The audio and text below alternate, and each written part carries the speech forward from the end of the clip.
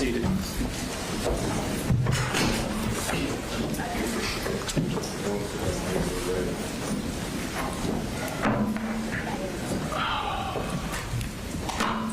Good morning.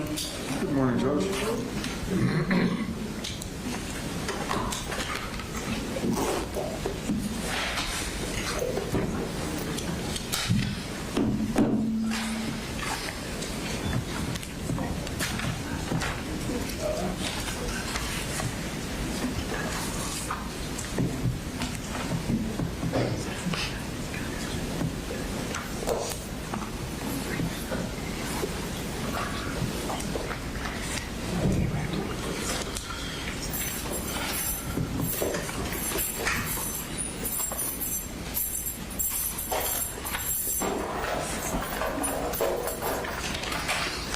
All right, we are all present for the record. If I recall, the investigator, y'all had finished direct with him, is that right? Yes, Your Honor. All right, ready for cross?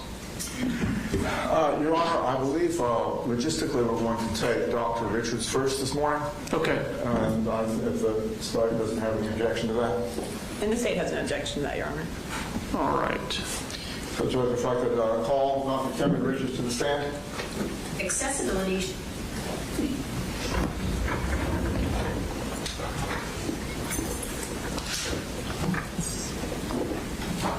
Do you need someone to go? Is there anyone? He may still be out in the hall. Dr. Richards?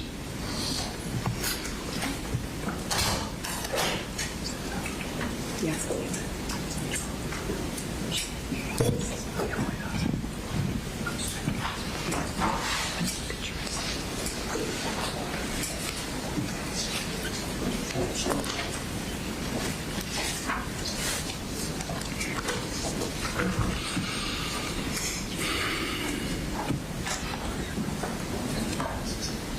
This is just what you sent us.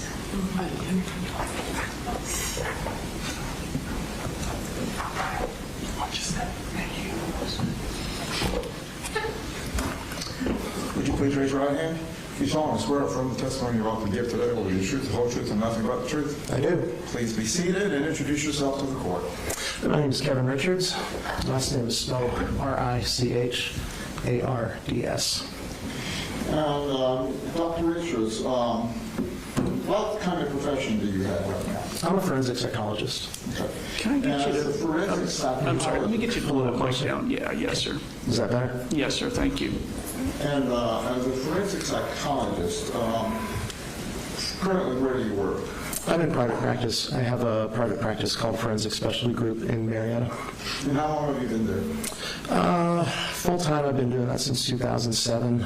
I actually started the practice in 2002 as kind of a side hustle when I was working for the state. And prior to 2002, did you work as a psychologist? I did. I've been working as a psychologist since 1991. And what kind of work did you do prior to 2002? Before I went into private practice full-time, I was working at Northwest Georgia Regional Hospital in Rome. It's since closed, but I was on I did forensic evaluations out of that hospital.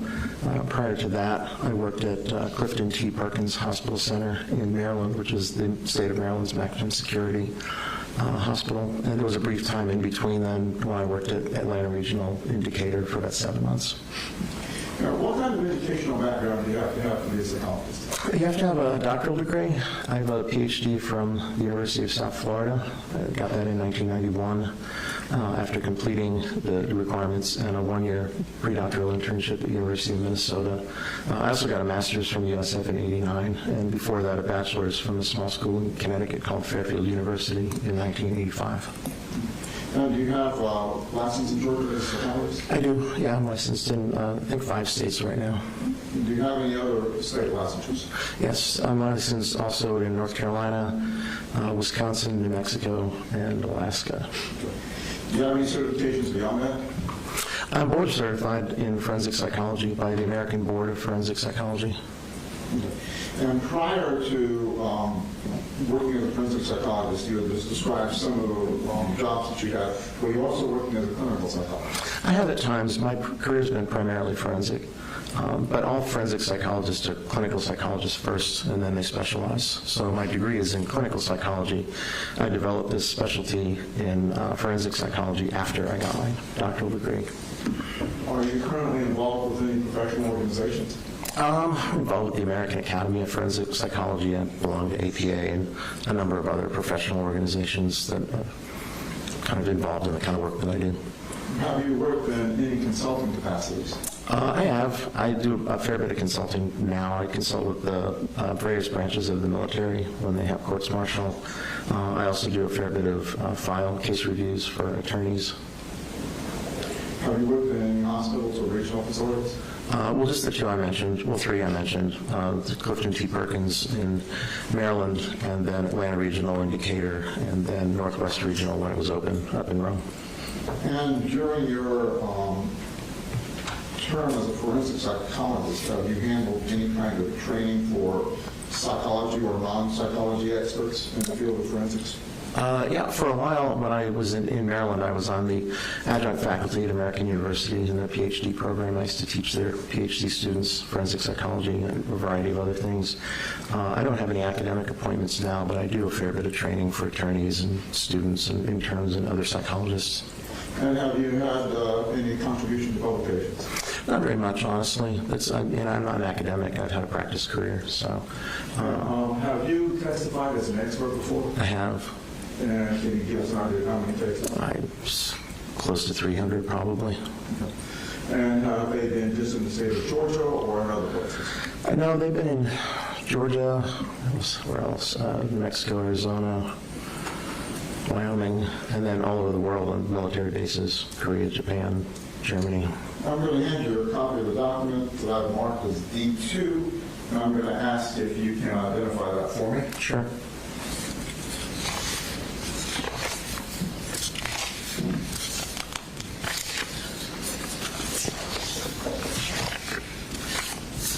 Yes, that's a copy of my CV. Did you contribute or compose that CD? Yeah, I wrote it. And looking over it, have there been any alterations since you drafted that?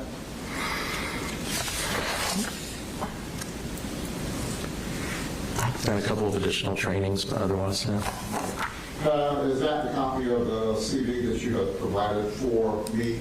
Yes, To distribute to the other parties? that's correct. Judge, at this time, I'd like to tender D2 in to the record as evidence. State, no objection on it. It's admitted. Thank you, Judge.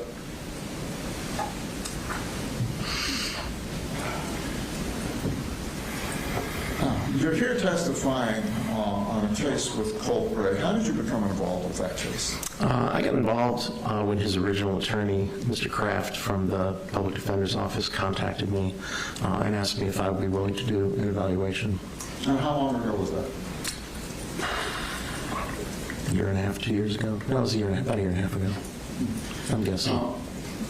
At that time, did he provide you with evidence or materials to look through? He did. He sent me a hard drive that had essentially, I think, the entire case file on it. And what kinds of information was on that?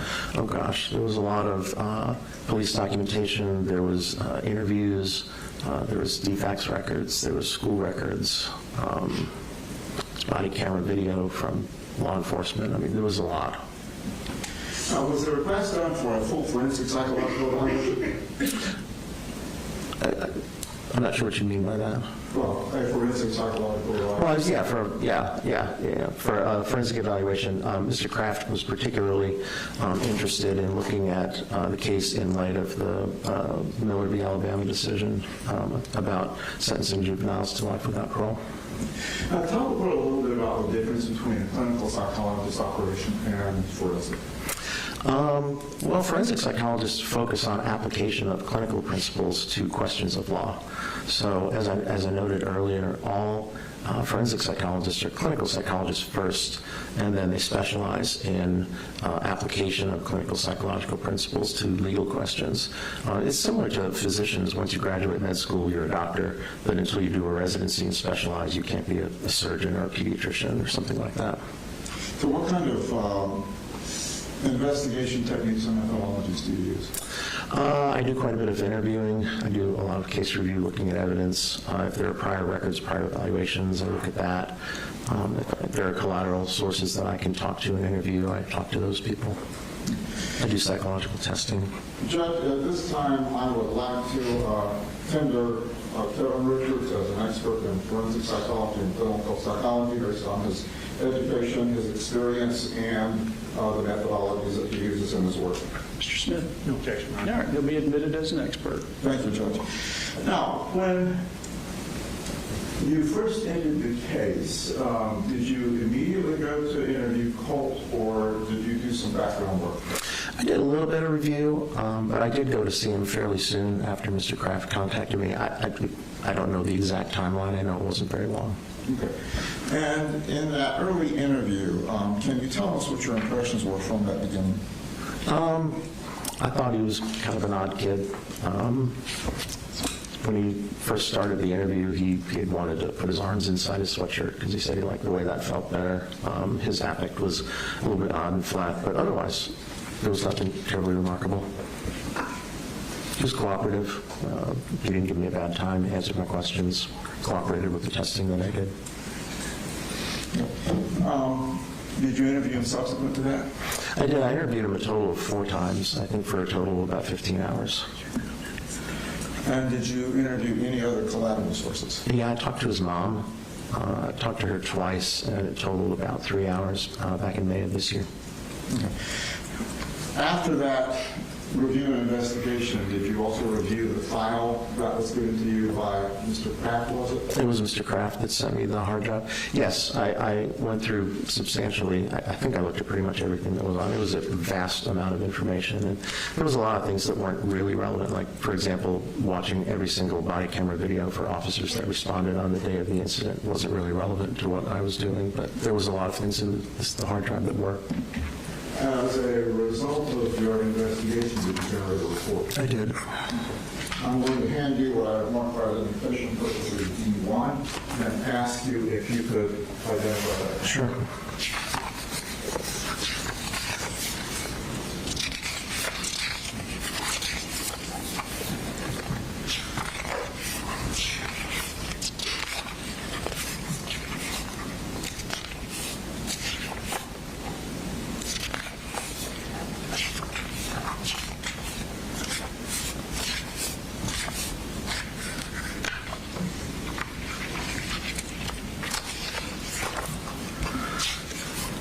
Sorry, I just want to make sure all the pages are here.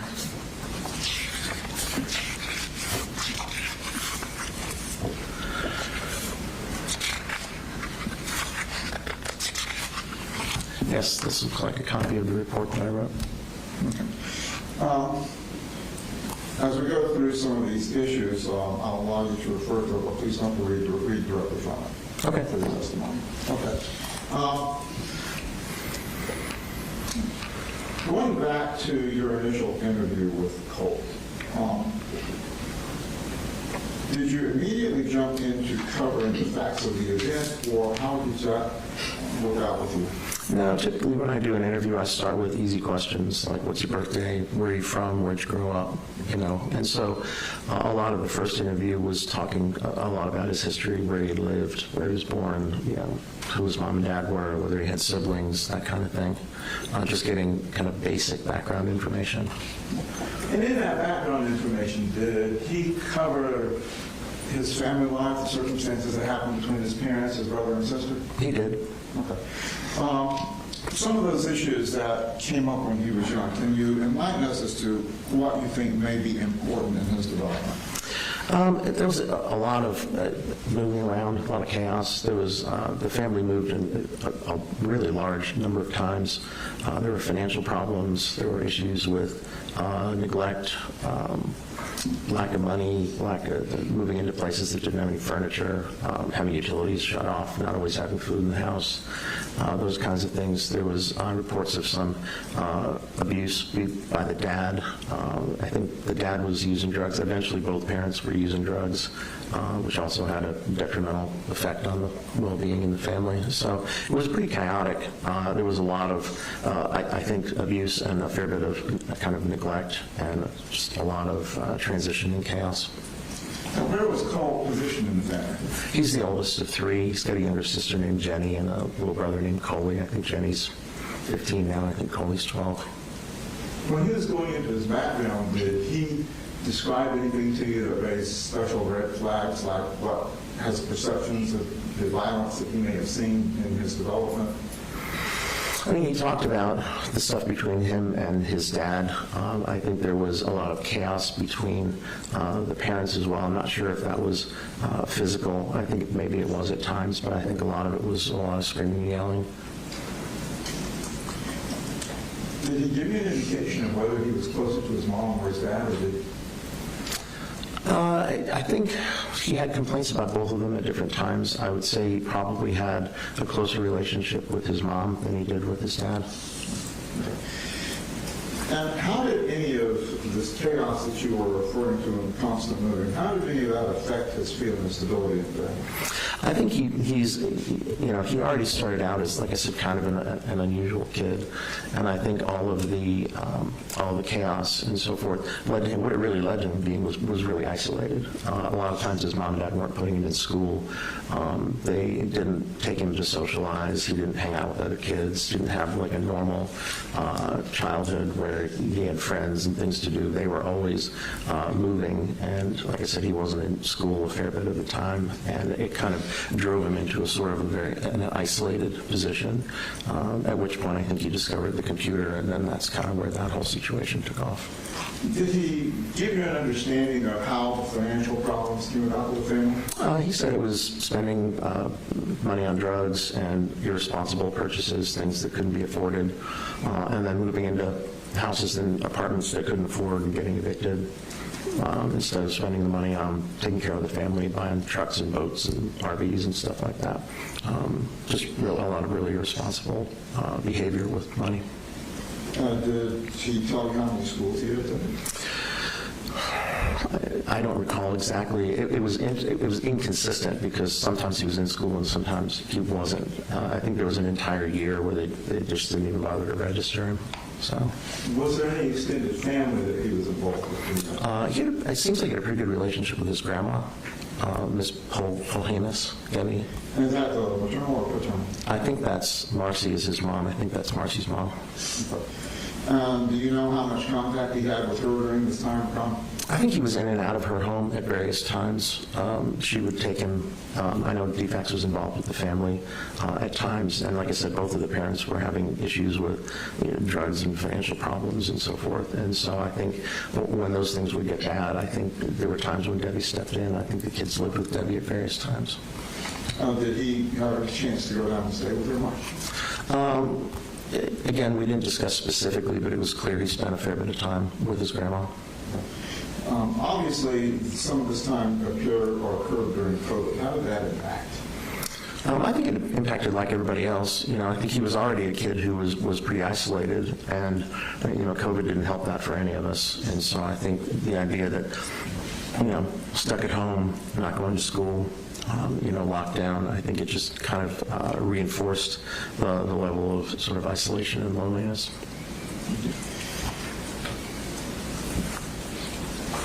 Now, you had indicated that you got involved a lot with the computer. Did he tell you any direction or any interests he had with the computer? I mean, most of his social life was on the computer. He was a gamer. He played online video games, but he was also spending a lot of time on communication platforms, specifically on Discord, which is a place you can go to play games, but also chat with people, look for people with similar interests. I think he spent time on Reddit, and then eventually kind of got really focused on this, what they call the true crime community, which is a group of mostly teens and adolescents that are focused on true crime primarily focused on people who do mass shootings. I mean, to the point of being obsessed. So in the context of social development, how does that kind of isolation impact the growth of a child going through the developmental stage? Well, I think what happens is that you end up, everybody's impacted by the experiences that they have when they're growing up. And I think if you're really isolated, those kind of normal social developmental, experiences that people have, you're deprived of those. And when you kind of go into the online world, it's fraught with problems. So if you're carrying on your social life or carrying on your, the substitute for a social life online, it can lead you into some dark places. During that time that he was getting involved with the true crime community, did he indicate to you he had any fixation on any certain types of crimes? It was primarily on school shootings, although he was focused on a fellow named Holmes, who was the individual who did the shooting in the Aurora, Colorado movie theater. That wasn't a school shooting. It was a mass shooting, but it wasn't at a school. He initially, I think, was focused on Adam Lanza, who was the person that did the school shooting at Sandy Hook Elementary up in Connecticut, and then ultimately became really focused on Nicholas Cruz, who was the person who did the school shooting at Parkland, at the high school, Marjorie Stone Douglas High School in Parkland, Florida. And that was the one I think he was most focused on, although he said he was more focused on Holmes just prior to the shooting. And as he was getting into this true crime community, did he impart the information to you that gave you red flags about his mental health? He was talking a lot about how he kind of related to these people, how he could, felt like they had similar histories. Kind of asked him what drew him to it, and he said, well, Nicholas Cruz was a lonely guy, and he had a bad family life, and, he was depressed, and he thought about killing himself, and I had all those things too, and so I felt like I could relate to him, and so it kind of, again, it eventually kind of turned into an obsession, but in terms of his mental health, I think it was, he became more isolated, more focused on the computer, and consequently, in parallel, his ability to kind of have relationships and interactions with people outside of the online world became impaired to the point where he even said, if I went out and tried to have interactions with people, it would be really hard. I just have panic attacks because I've been so focused on online. And it was clear by the time the shooting happened that his entire life basically was online. He didn't have any friends outside. He wasn't, I don't think, going to school very much. He mentioned knowing some kids at school, but he hadn't been at Apalachee very long. So there wasn't really anything going on for him aside from his intense focus on these online relationships, and these online relationships were in the true crime community, which is a pretty dysfunctional place. At what point did he indicate to you he began having suicidal ideations? That's been going on for a while. It's hard to know exactly when. I think it's waxed and waned over time. He's dealt with depression and anxiety, and I think at times, depending on circumstances in his life, getting worse or better, he would think about hurting himself or killing himself. He also did some non-lethal self-harming behavior, cutting himself. There was an instance he said he cut himself once with a butter knife, and he had some kind of he described it almost like a surgical tool that he used to cut his arms with, so there was that as well. I don't think he ever made an actual suicide attempt, but he thought about it and became feeling like he wanted to kill himself, but never actually tried. Are you familiar enough with gamers and TCC community to give us an idea as to whether that's a normal component or is that something that was unique to him? Well, I learned quite a bit about the true crime community just working on this case. But that seems those are the kids that are in there. They're kids who have issues, they're kids that have problems, they're kids that have mental illnesses, they're kids that are disaffected, lonely, suicide and self-harm are themes that come up a lot. This obsession, fixation on people who have done these horrible crimes comes up quite a bit. And so these are the people that are there. That's who you're interacting with when you're in that community, are people that have a similar kind of fixation and also have some, there were two people, I think I read about 50,000 messages, Discord messages between him and primarily two young women, and the relationship was extraordinarily dysfunctional. And as you were going through your investigation, you indicated you had interviewed some other family members. Yeah, just mom. Okay. What kinds of information did she give you about his young development? It was kind of parallel to what he said. She fleshed it out a little bit more, obviously, because she was able to provide information about him when he was very young, information that Colt wouldn't have had, kind of about his, perinatal development, meeting developmental milestones, what he was like as a baby, what he was like as a toddler and a young kid. And so that was helpful. In terms of the way that the family life progressed, I think, Mom clearly has a bias toward. She has her own way of seeing things. She has a tendency to blame most things on the dad. And I'm not saying he's without any faults, but that's kind of was her angle. But she did provide quite a lot of information kind of about the family moving and the financial problems. She was pretty forthcoming about her own issues with drugs and dad's issues with drugs and, how things just weren't getting taken care of properly with the kids. Did he ever give you any indication that the family had been involved with the Department of Family and Children's Services at any point? Yeah, I think there were various times when DFACS was involved. I know there was when his mother got involved in drugs, I think DFACS got involved then. I know they got involved right after the shooting as well, but I know there's been involvement. There were records that I got that showed that there had been contact with DFACS over issues with this family. Not sending the kids to school, not taking care of the kids, being neglectful. I remember specifically reading some records about truancy, about how he just wasn't showing up. They weren't. I'm not even sure he was registered. And to your knowledge, did he ever spend any time in foster care? Foster care, I don't recall. I know he was with his grandma a fair bit. I don't know that he was ever in any foster homes. Okay. In the months, or actually let's say weeks before the shooting, as you reviewed the records and the discovery that was given to you by Mr. Kraft, did you notice an increase in his statements and activities regarding suicidal ideations or related to acts like the shooting? He was talking to a young woman named Amanda, who went by Mandy, and he wasn't saying anything specifically about doing a shooting. They talked about school shootings a lot. Both of them were obsessed in a very dysfunctional way with Nicholas Cruz, but he was making statements to the fact that he was paranoid, that he felt suicidal, that he felt he was hurting himself, but he was also making kind of ominous statements about how something was going to happen soon. It was going to happen on September 4th, and I think Ms. Coots Mandy had an inkling that that's what he was talking about, but he never specifically said it, but he did say that something big is going to happen on the 4th, and it was almost like a countdown in their messages as that was approaching. And did you get any indication that he had reached out to his family for help on the suicidal ideations? It didn't seem like it. Oh, actually, I'm sorry, you said did or didn't? I said didn't seem like. I know he made statements to the effect that he was telling his dad that he needed help, and when I talked to Mom said she noticed around the time not long before that he was having more panic attacks, more anxiety, that his level of paranoia maybe was a little bit worse. So I'm mistaken, actually. Yeah, he did talk about that, and evidently there was some effort afoot to get him into a clinic. I had some messages. They were basically phone messages between Colt's dad and a mental health facility trying to set up an appointment for him, but they never took him to an ER or a hospital or anything like that. It was trying to get outpatient treatment.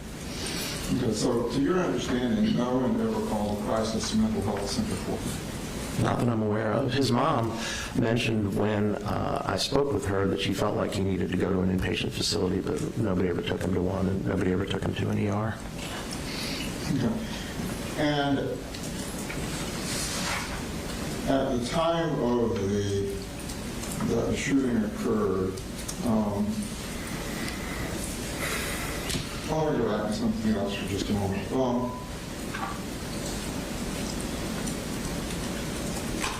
In your conversations with his mom, did she indicate to you that she had given him any kind of medication? Yeah, she started giving him Zoloft. She had a prescription for Zoloft. Colt did not have a prescription for Zoloft. And what she was doing was taking pills and breaking them up and giving him pieces of them. So there was no prescription, and it's unclear what kind of dose he was getting. Estimated, I think they were 100 milligram or 200 milligram pills she was breaking up, and she was giving him about a fourth of them at a time. But again, when you break them, that's not the way you're supposed to take Zoloft. But that's how he was getting it. It was from his mom. Did he describe how it was affecting you? Said it made him feel a little bit racy, a little bit wound up. Is that kind of like the opposite effect of what it's supposed to have? Some people do experience a little bit of activation with SSRIs. I mean, I'm not an MD, but I've been around them a bunch. Some people do get a little bit of activation, but they also help with anxiety and depression. I think he said he felt maybe a little bit better, but they made him feel kind of racy and sped up. How intense at that time was his depression? I think it was pretty severe. I mean, it waxed and waned. I think it was pretty severe. I think at the time of the shooting, the anxiety and paranoia were probably prominent, although the depression was always kind of there. And the thoughts about hurting or killing himself were always kind of there. But I think around the time of the shooting, it was primarily the anxiety that was prominent. What kinds of characteristics did his paranoia take on? He talked about being afraid that there were plots against him. He talked about believing that people were talking about him, like if he was out in public, he'd see people talking. It's called an idea of reference, when you believe that seeing something happening in public refers to you. If you see two people talking to one another and you think they're talking about you. He talked about believing that the teachers were plotting against him. He mentioned this to his mom and also to Mandy. And so it was that kind of a thing. He also had this idea that somehow his computer had been, he used the word infiltrated. He wasn't sure who did it, but he kept changing his usernames, and he was storing information, I think, on the little SD drives like you use with a camera, and he was taking those out and destroying them, breaking them up because he was afraid. He never was able to tell me who he thought was doing it or why, but felt like somebody was probably keeping track of him. He said some more, I think, more outlandish things that I'm not sure, about cars going by the house and seeing people. I'm not sure how much of that was, maybe a little bit of an exaggeration, but I did believe he used to kind of conflate his paranoia and anxiety. He was real anxious, but he was worrying about things, and so there was an element of paranoia that he used to kind of conflate with the anxiety, and the two of them kind of coexisted like that, so. And are those kinds of things that can impair someone's judgment if they're going through those episodes? Sure, yeah. I mean, if somebody believes that there are, forces marshaling against them, that can certainly impact the way that they carry on their life. Certainly he was doing certain things in response to the beliefs that he had, like destroying the hard drives or the SD cards and changing his usernames. But I don't think he was really doing, other things in the service of them. Now, you made a reference to his thinking the teachers were against him. Was that teachers at his current school or his older school? The teachers at his current school. Were you familiar with the circumstances that took place when he was in Jacksontown? I'm not sure specifically what you mean. When the FBI came out to investigate?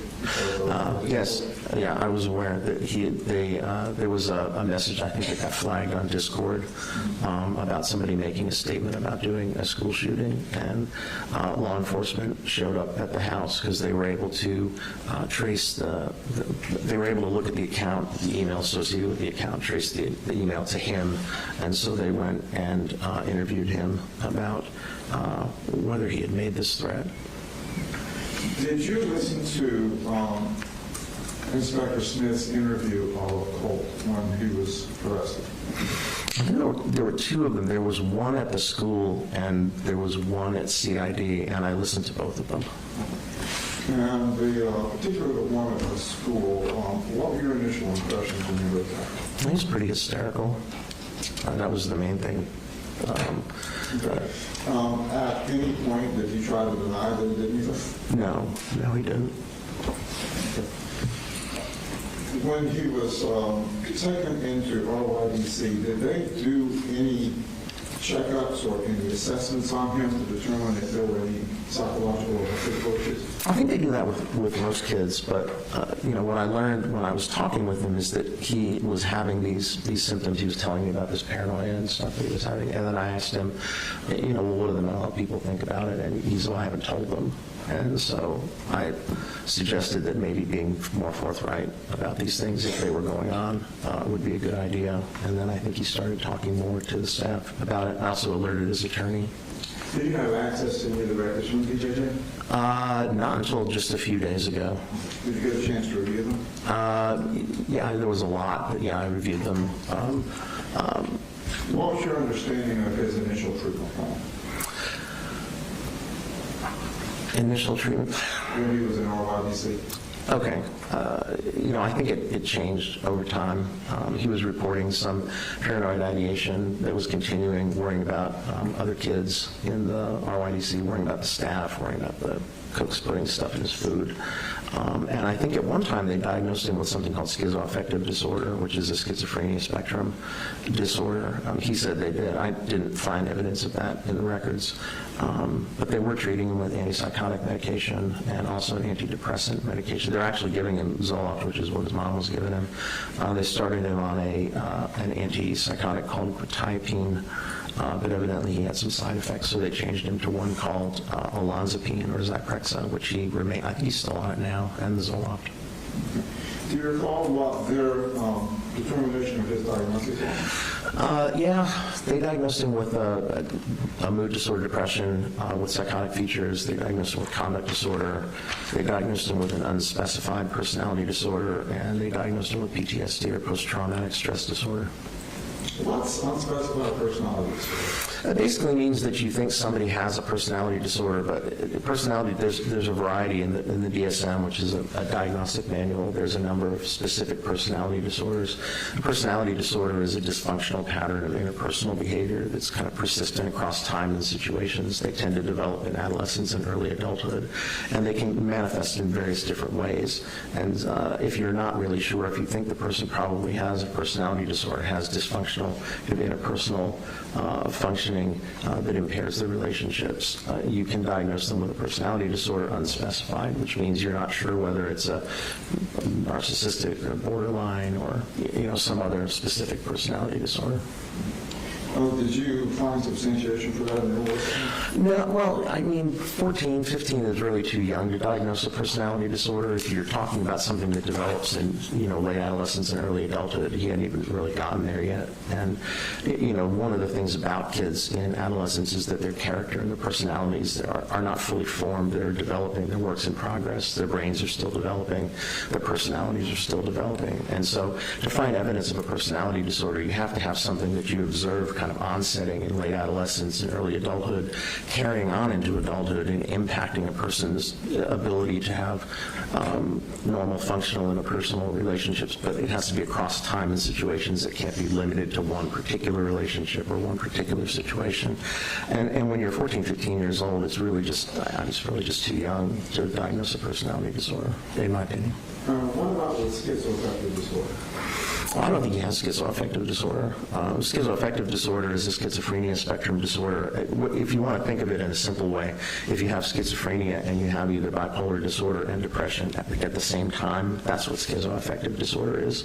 So a person has what we call the main criteria for schizophrenia, which is psychotic symptoms, hallucinations, delusions, disorganized behavior, that kind of thing, at the same time that they're having either a manic episode or a major depressive episode.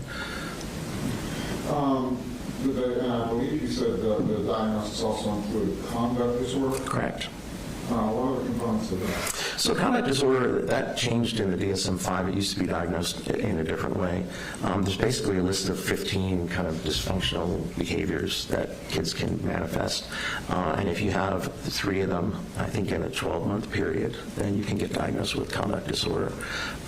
There are also specifiers about your kind of emotional function. If there's a more kind of characterological developing pattern of these kinds of behaviors that are, again, occurring across time and situation, like personality disorder would later, then you can get diagnosed with, I think it's called with like limited emotional function or something like that.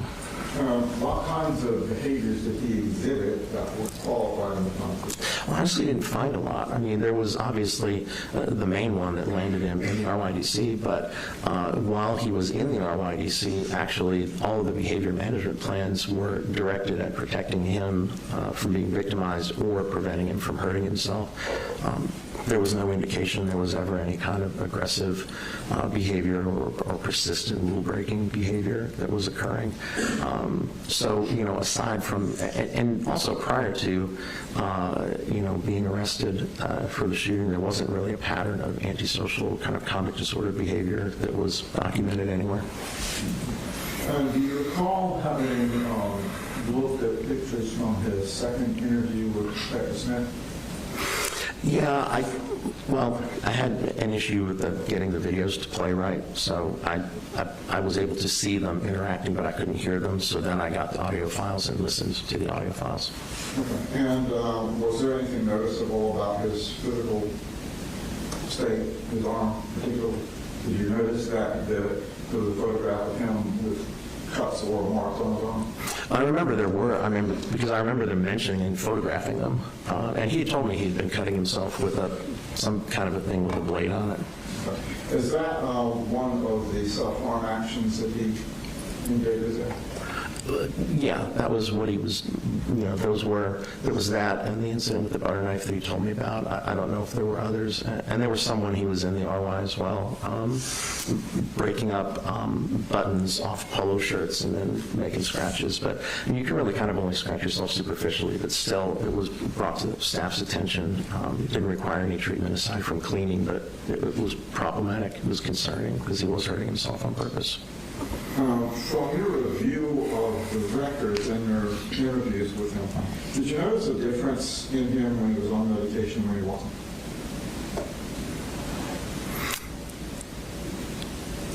In terms of kind of just normal day-to-day interaction, I would say not particularly. He seemed pretty depressed and anxious most of the time when I was talking to him. He said that the medication helped some with the paranoia, but he was still talking about being worried about people.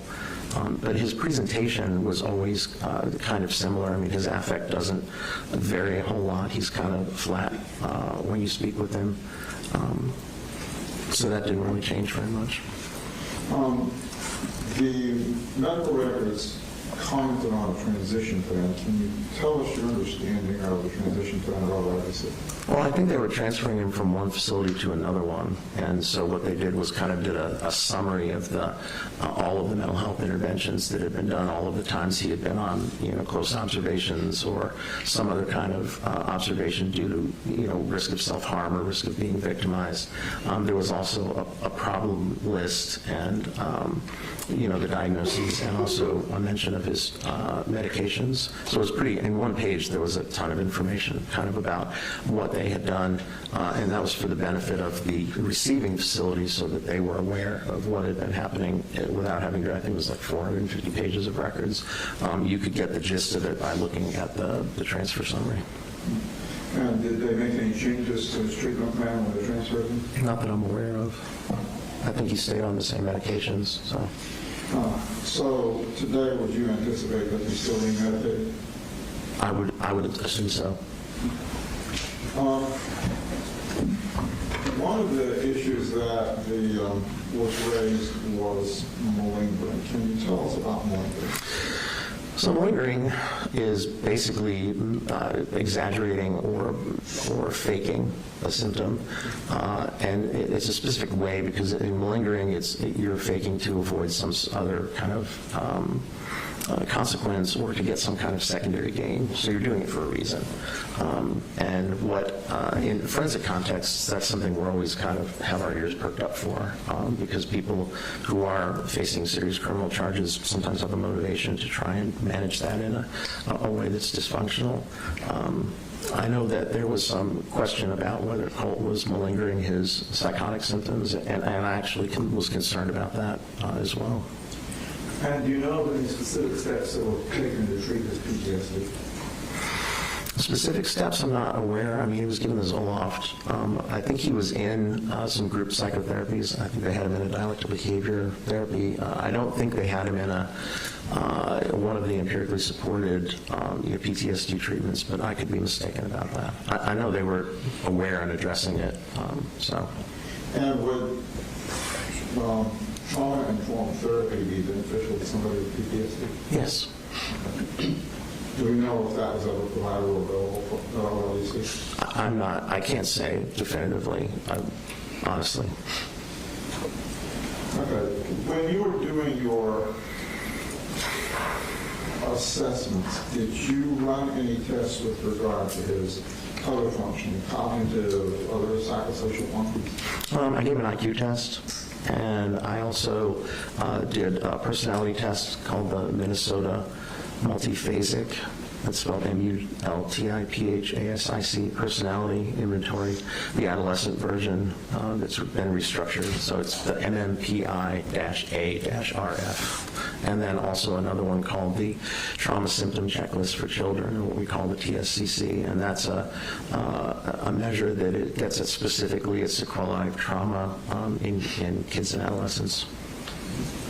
And following those tests, did you come up with your own probable diagnostic direction for him?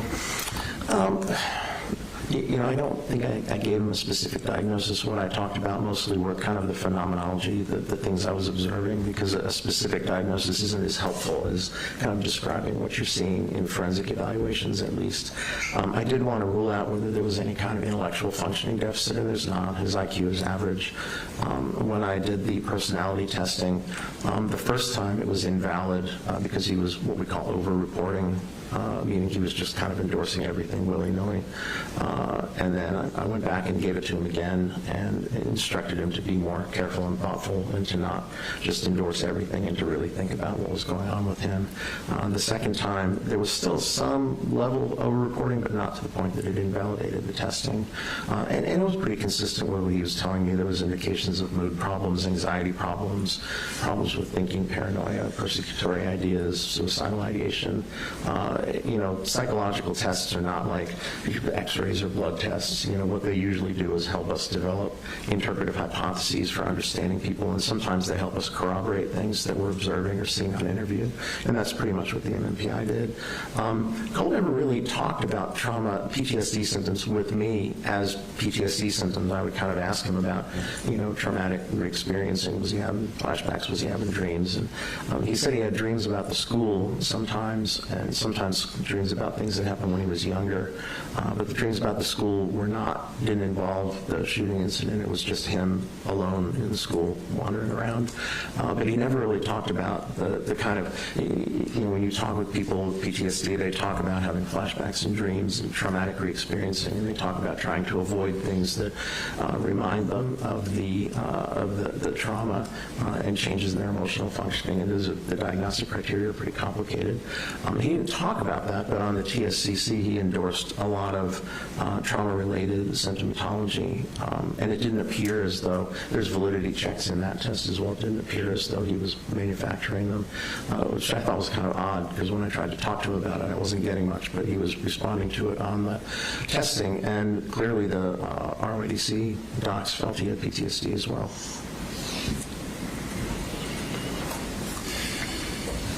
Just the water. Yeah.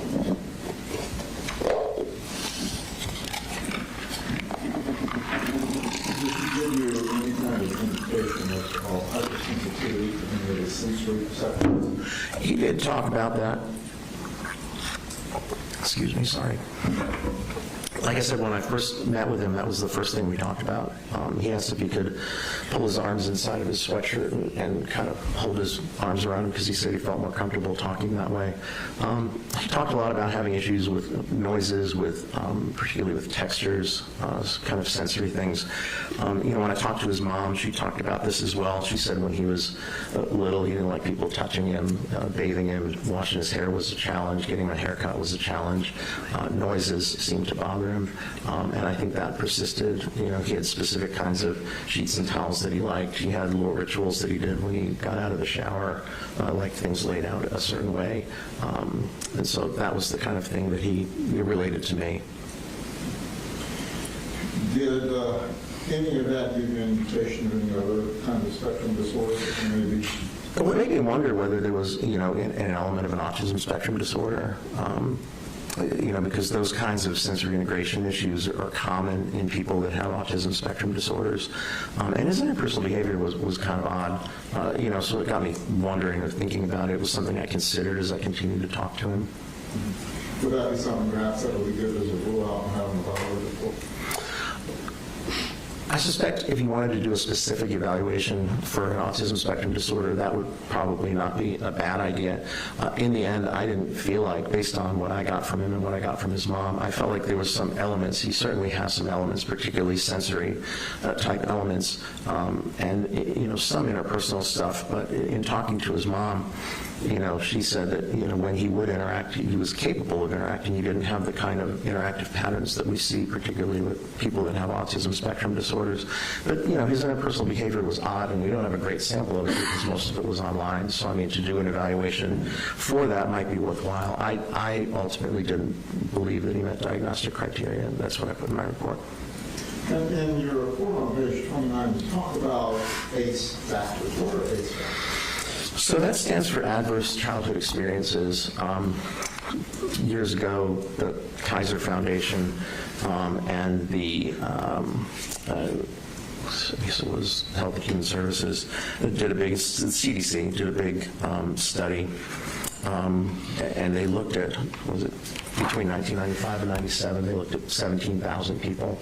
And what they identified were a set of adverse childhood experiences, things that people could experience when they were in their developmental period that tended to be correlated with adverse outcomes when they got older. And some of these were psychological, psychiatric. There was increased levels of depression, anxiety, you know, PTSD, substance abuse in people that had experienced these adverse experiences as children. But what they also found interesting was that there was kind of what we call a dose response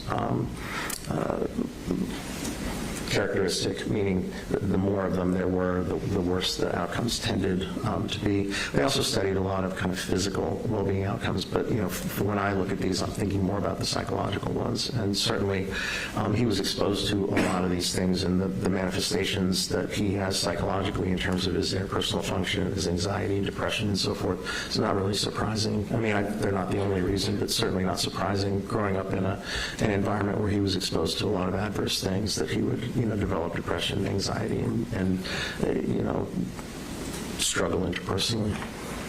What is the concept called dose response? How does that relate to this fact? It just means that the more of them there are, the worse the outcomes are likely to be. And I think you said he had experienced most of the factors. Most of them at one time or another. Yeah. The last one I think was an incarcerated parent. That's only been recently. That wasn't when I was growing up. How does all of this relate to his overall functioning around the crime issue? Well, I think he was, you know, basically he was a lonely, dysfunctional kid who was anxious, paranoid, depressed, and, you know, immersed in this highly dysfunctional world with these people that were obsessed with folks who had done school shootings. So his interpersonal behavior was very dysfunctional and kind of layered on with the psychological issues. You know, he had just kind of disappeared into discord and disappeared into the true crime community, where he wasn't really having interactions or relationships with real people on the outside. I mean, there were real people online, but not real people on the outside. And with the things that he went through, what would be the normal course of treatment if somebody were to seek treatment for? Well, it would depend on the specific, you know, kind of manifestations. I think with him, certainly symptomatically, you would try and address the depression, anxiety, you know, any level of paranoia. You would want to try and do that to get some symptom relief with medication. But then, you know, kind of intensive therapy. There are therapies that have been empirically derived to deal with those specific kinds of things. So doing that to try and work through those things things or disentangle them, kind of, particularly with a young person, would be the way that we would go, kind of do the symptom, address the symptoms, and then work on the interpersonal behavior, work on the coping skills, work on the ability to kind of have a normal life in the outside world, would be the things that would be the targets in treatment. Given your interactions with him, would therapies have helped him? I think so. Yeah, I mean, anytime a kid is struggling with the psychological, psychiatric problems, and you've got someone whose brain isn't fully developed, whose personality isn't very developed, who doesn't really know very much about the world at 14, who hasn't developed a mature set of coping skills, and then you kind of turn them loose in this dysfunctional environment with these things going on, and coming from a home where there was a lot of neglect and probably some abuse, and not really any kind of normal interpersonal contacts. It's not surprising that he kind of ended up the way that he did, and having had some kind of psychiatric, psychological intervention well before he was this happened, the shooting happened, would have absolutely been beneficial. And you're talking about the development of 14-year-old teenagers growing up. Someone without psychological burdens that he has, will they develop in a way that they can make more normal decisions? I think, it's kind of, you think of it as, all teenagers, adolescents, young adults, the brains are still developing, and particularly the frontal lobe is developing. The frontal lobe is important because that's kind of where that controls decision-making, impulse control, anticipating consequences, making good decisions, planning courses of action, considering alternatives. All of that kind of stuff lives in the frontal lobes, and those keep developing into the 20s is what we know now. There was a big study done a number of years ago where it found kind of what we clinicians had known for years is that kind of cognitive development lags behind chronological development. And so, you take somebody who's a normal 14-year-old, they're still going to have all these issues. It's kind of the reason we see adolescents and kids and young adults do more dumb things than adults do. Part of that is because of the way that their brains are underdeveloped.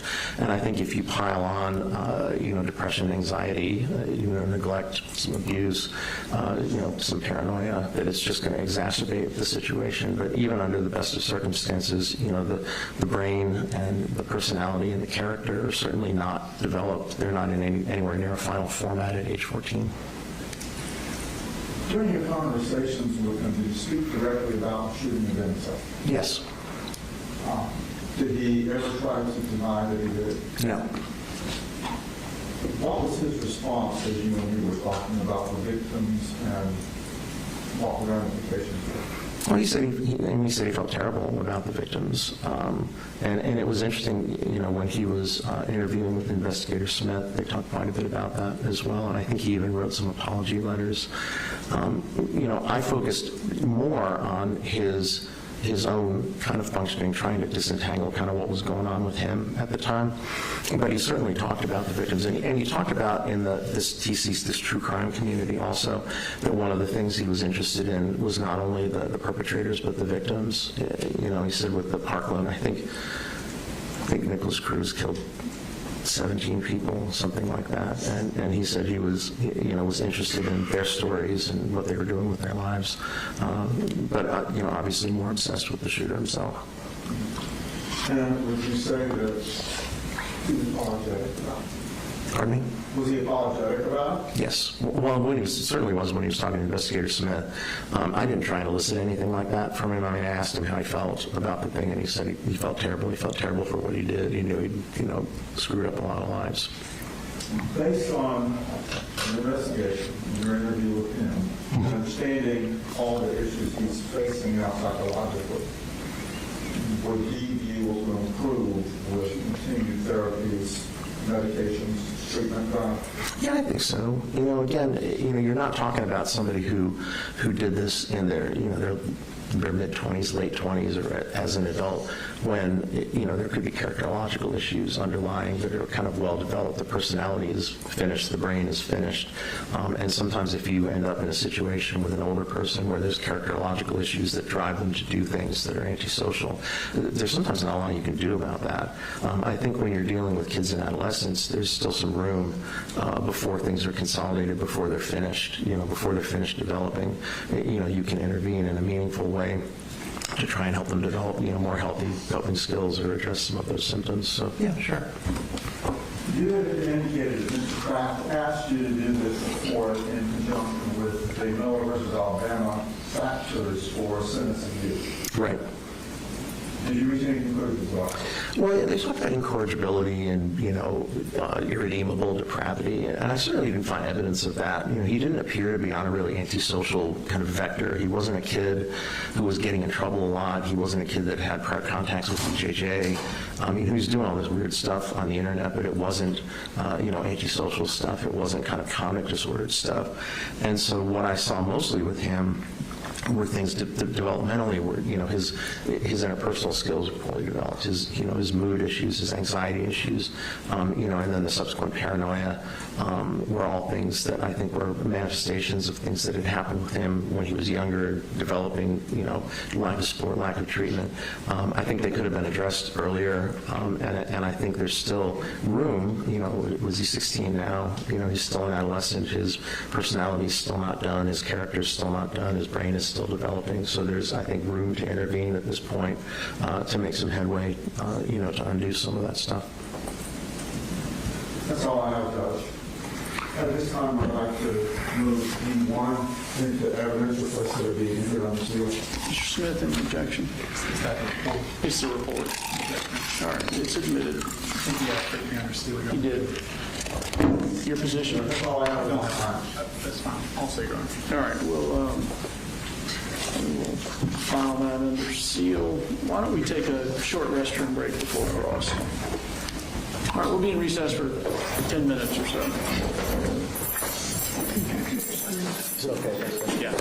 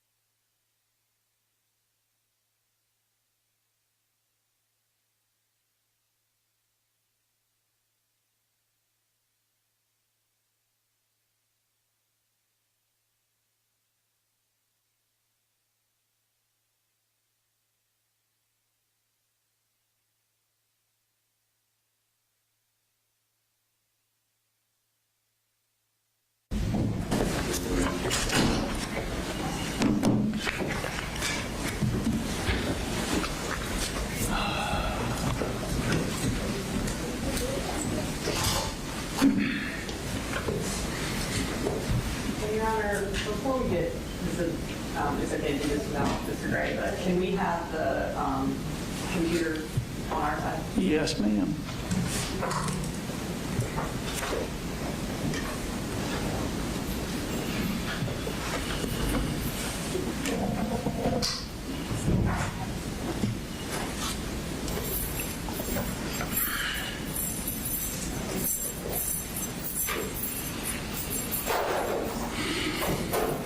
All right, for the record, we're all present. Mr. Smith? I'm Dr. Richards. I'm Brad Smith. I'm with the District Attorney's Office. Good morning. Ask a few things here.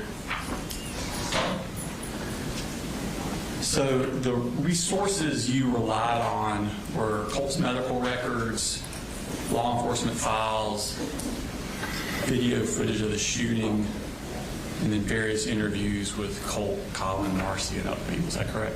That was the bulk of it. I mean, I had like I said, I had a hard drive with a lot of stuff on it, but I think those were the highlights. Yeah. How much time and energy did you put into each of those things?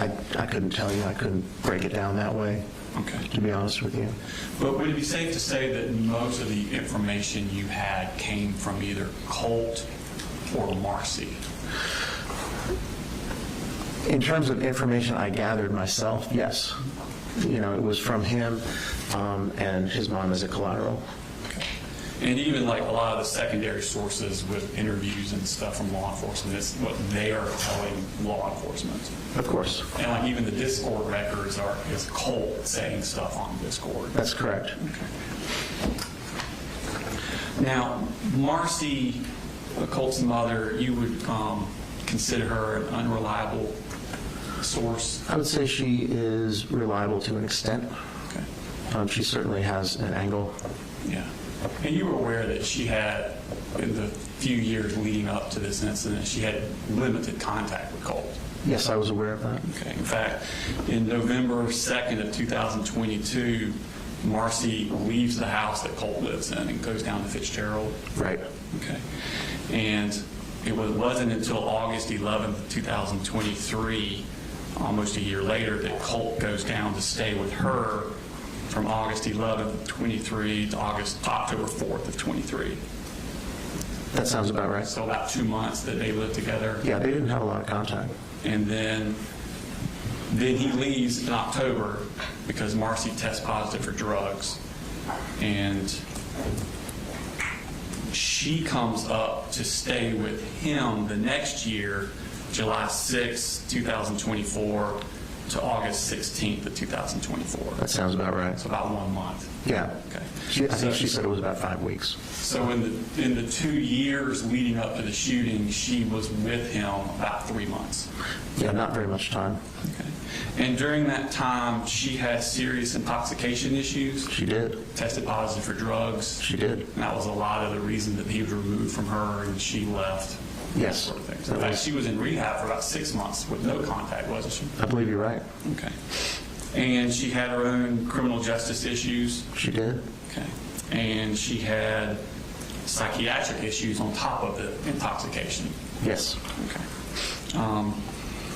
Were you also aware that Colt and her, even when they were separate, did not speak to each other very much? It didn't seem like he had a lot of contact with her. There was a brief period of time not long before the shooting when she was living up there in Winder.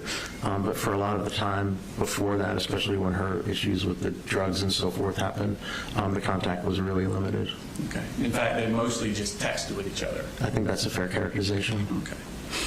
Now, your first interview with Colt was May 16th of 2025. That sounds right. Okay, and that was 8 months after the shooting. Right. Okay. I'm going to go into Colt a little bit. Were you noticing that Colt likes to mimic other people, and especially like the other shooters, and things of that like that. There was some stuff, like some photographs that he took of himself, and I think the dyeing his hair orange was a manifestation of that.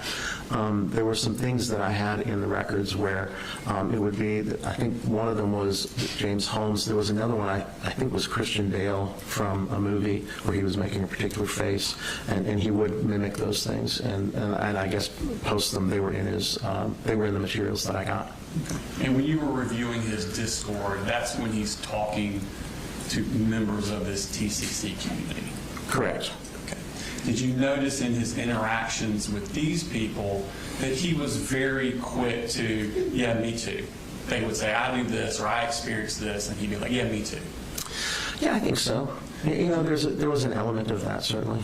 Did you notice where he would, even within the conversation, say one thing and then change it to accommodate and be more like the person he was talking to?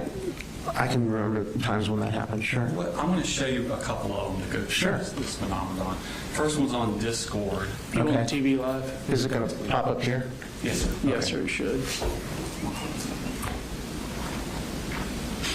Okay, I got it. Okay. So this is him talking to the Mandy. Right. And Mandy's in the light green. Can you tell color difference on your monitor? Yeah, I can tell who's who. And it also has their names. And Colt is occasional burner. Right. And he is in the blue. And this is August 29th of 2024, so a few days before the shooting. And they're talking about Nicholas Cruz and Right. their obsession with Nicholas Cruz, correct? That was what they talked mostly about. Okay. And Mandy asked him, have you put a cookie in your sub yet? And he writes back, cookie in my sub, question mark. Okay. Okay, so this isn't them talking, this is them writing and reading each other's writing, correct? Yeah, I think that's what it I don't know if they ever actually talked. I think it was all these text messages on Discord. So when he types in cookie in my sub, question mark, he doesn't know what she's talking about, does he? Either he doesn't know or didn't remember. I mean, clearly he asked her for clarification. Okay. And then she says he would put a chocolate chip cookie in his sub sandwiches, referring to Nicholas Cruz. Right. And then Colt immediately says, oh yeah, multiple times. I see that. Isn't that him kind of like, first he doesn't even know what she's talking about, but then, oh yeah, I do that all the time. Yeah, I think there were probably times that he did that. And I mean, again, I reviewed between Caitlin and Mandy like 50,000 messages. So, I mean, there were times when he did But this. that's an example of Colt changing his answers about things to fit in with these people. I think that's not an unfair characterization. I think he was very invested in trying to fit in with this unusual community. So, I mean, it seemed like he had plenty of his own independent information, but certainly this is an example of a time where he accommodated based on what somebody else said. And if, let's say, for example, putting cookies on your sub sandwich was a sign of psychosis, this would be him kind of malingering, exaggerating that symptom. Yeah, I mean, I don't think it is, but Right. yeah, I mean, but yeah, I mean, it could be that. It's hard to know because we're looking again at a small sample. But certainly, I would agree with you that he was interested in being perceived as somebody that did this same thing that Nicholas Cruz did. Yeah. If he actually puts cookies in his subs. Let's put another example that's a little more pertinent. Sure. This is also on the Discord with Mandy and again. Okay. So, sorry, this is not me. So, Can I ask, are these, is there an exhibit number? Your Honor, I'm going to need a little indulgence. Our next witness is going to put all of these in. I believe the Discord is in. It's in the Florence Business Record section. It was entered earlier. I would say the one I showed earlier was page 13 Okay. of the occasional burner account. There's an occasional burner account and there's an F-bomb account. This is page 59 of the occasional burner account. And the exhibit number? I'm sorry, I missed I that. can put it on record shortly. Okay.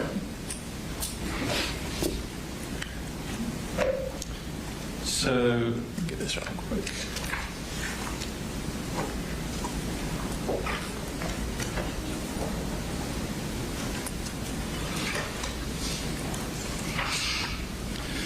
In this one, genderless black hole at the very first top there says, I'm on 6 different meds, and they really don't do anything but make me stoned ASF.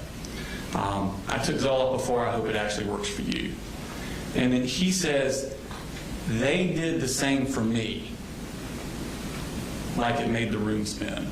Now, she's talking about 6 different meds, and he says they did the same for me.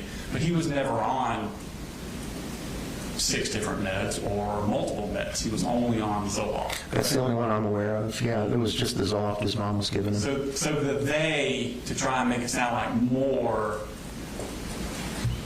he's trying to, again, fit in with this genderless black hole, and he's changing the amount or types of medicine he's taking. Correct? Yeah, you could read it that way. I mean, he could be referring to meds as they, but the only one he was on is Zoloft. That's true. Okay. He wasn't on 6 different meds. He skipped down a little bit into the middle of the green there. Okay. Genderless black hole says, the worst side effects I've had were with hallucinations, but that wasn't on Zoloft, thankfully. And then she says, still get you hallucinations somewhat, though. And then he says, mine are auditory, correct? Yes. And that means he hears voices. Right. That would be hearing things that aren't really there. And then he says, although it may be schizophrenia, who knows? Right. And then she says, oh my God, same twinsies. I have visible ones too. And he says, same. Right. So when they talk about hallucinations, he first says, I have auditory hallucinations. Full stop. Right. And it's not until she says, well, I have visible ones. And then he changes it and says same. Yeah, I agree. That's what he Again, him did. changing, talking about his mental state, what he says his mental state is, he changes it to fit in with this group. Right. He adds onto it. Okay. And then let's go to page 61. In this case, you have them talking about drinking a lot. This is another person he's talking to. I do not know the gender of this person. But they're talking about getting blackout drunk. Right. And Colt is talking about how often he gets blackout drunk. Is that correct? It looks like it. Okay. And then at the very bottom, the next to the last one, Colt says, I literally just steal it from my dad. I see that. Okay. Did you listen to Colin's interview about his home life? A long time ago. Do you remember him saying that he didn't drink and he didn't allow alcohol in the house at all? That rings a bell. Yeah. Okay. And do you remember Marcy's interview where she says the same thing? Right. Okay. Yeah. So he says, literally, I steal it from my dad. That's not true. No, it's not what he told me either. Okay. So. And then he says, sometimes I'll ask some random dude to walk in and get me some. Again, I never followed Colt around. I'm sure you did. But based on your understanding of how often he actually got outside his house, does that sound like something he would do? Seems unlikely. That's what I was thinking. Okay. And then we move to page 62.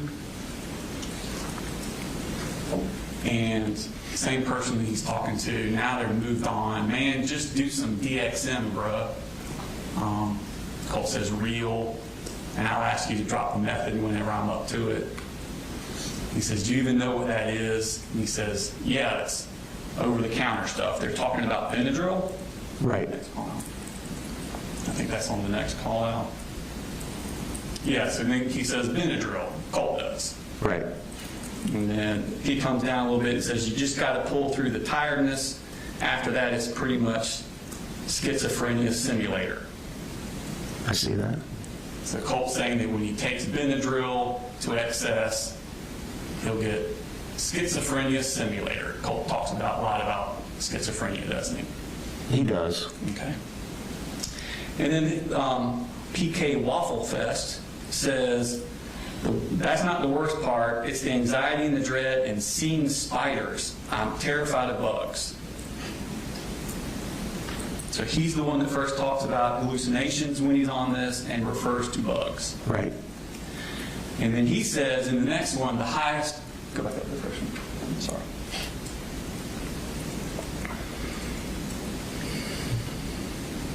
All right, so then PK Waffle Fest says, the highest I've ever gone is 450 milligrams. And Colt says, 725 here. It appears he's trying to one-up PK Waffle Fest. Looks like it. Okay. Again, exaggerating for attention. To fit in, yeah. To fit in. No, I agree. Okay. And then the last one, PK Waffle Fest asks him, what kind of hallucinations do you experience? Colt says, knocking, beating on walls, it's weird, and then bugs. Right. Which is exactly the same hallucination that PK Waffle Fest had. Right, he was just talking about spiders, so yeah, same thing. So now Colt is changing his hallucinations to fit this other person's hallucinations. Right. Okay. Because Colt lies a lot to get attention on Discord, doesn't he? Yeah, he does. He created an entire other personas, lied about his age, name, location, so. And Colt studies and emulates prior mass shooters. I think we talked about it earlier. Yeah, he was kind of obsessed with that group of folks. I think the main one timeline-wise was Adam Lanza, and that was the Sandy Hook Elementary shooter. That was the first one that he identified becoming obsessed, quote unquote, but then said that he wasn't so interested because there wasn't that much information to find about him. In my perception was that Nicholas Cruz was the one he got most focused on, and then also I think it's James Holmes, the Aurora, Colorado. Those were the two that he was most focused on, although there had been a period of time.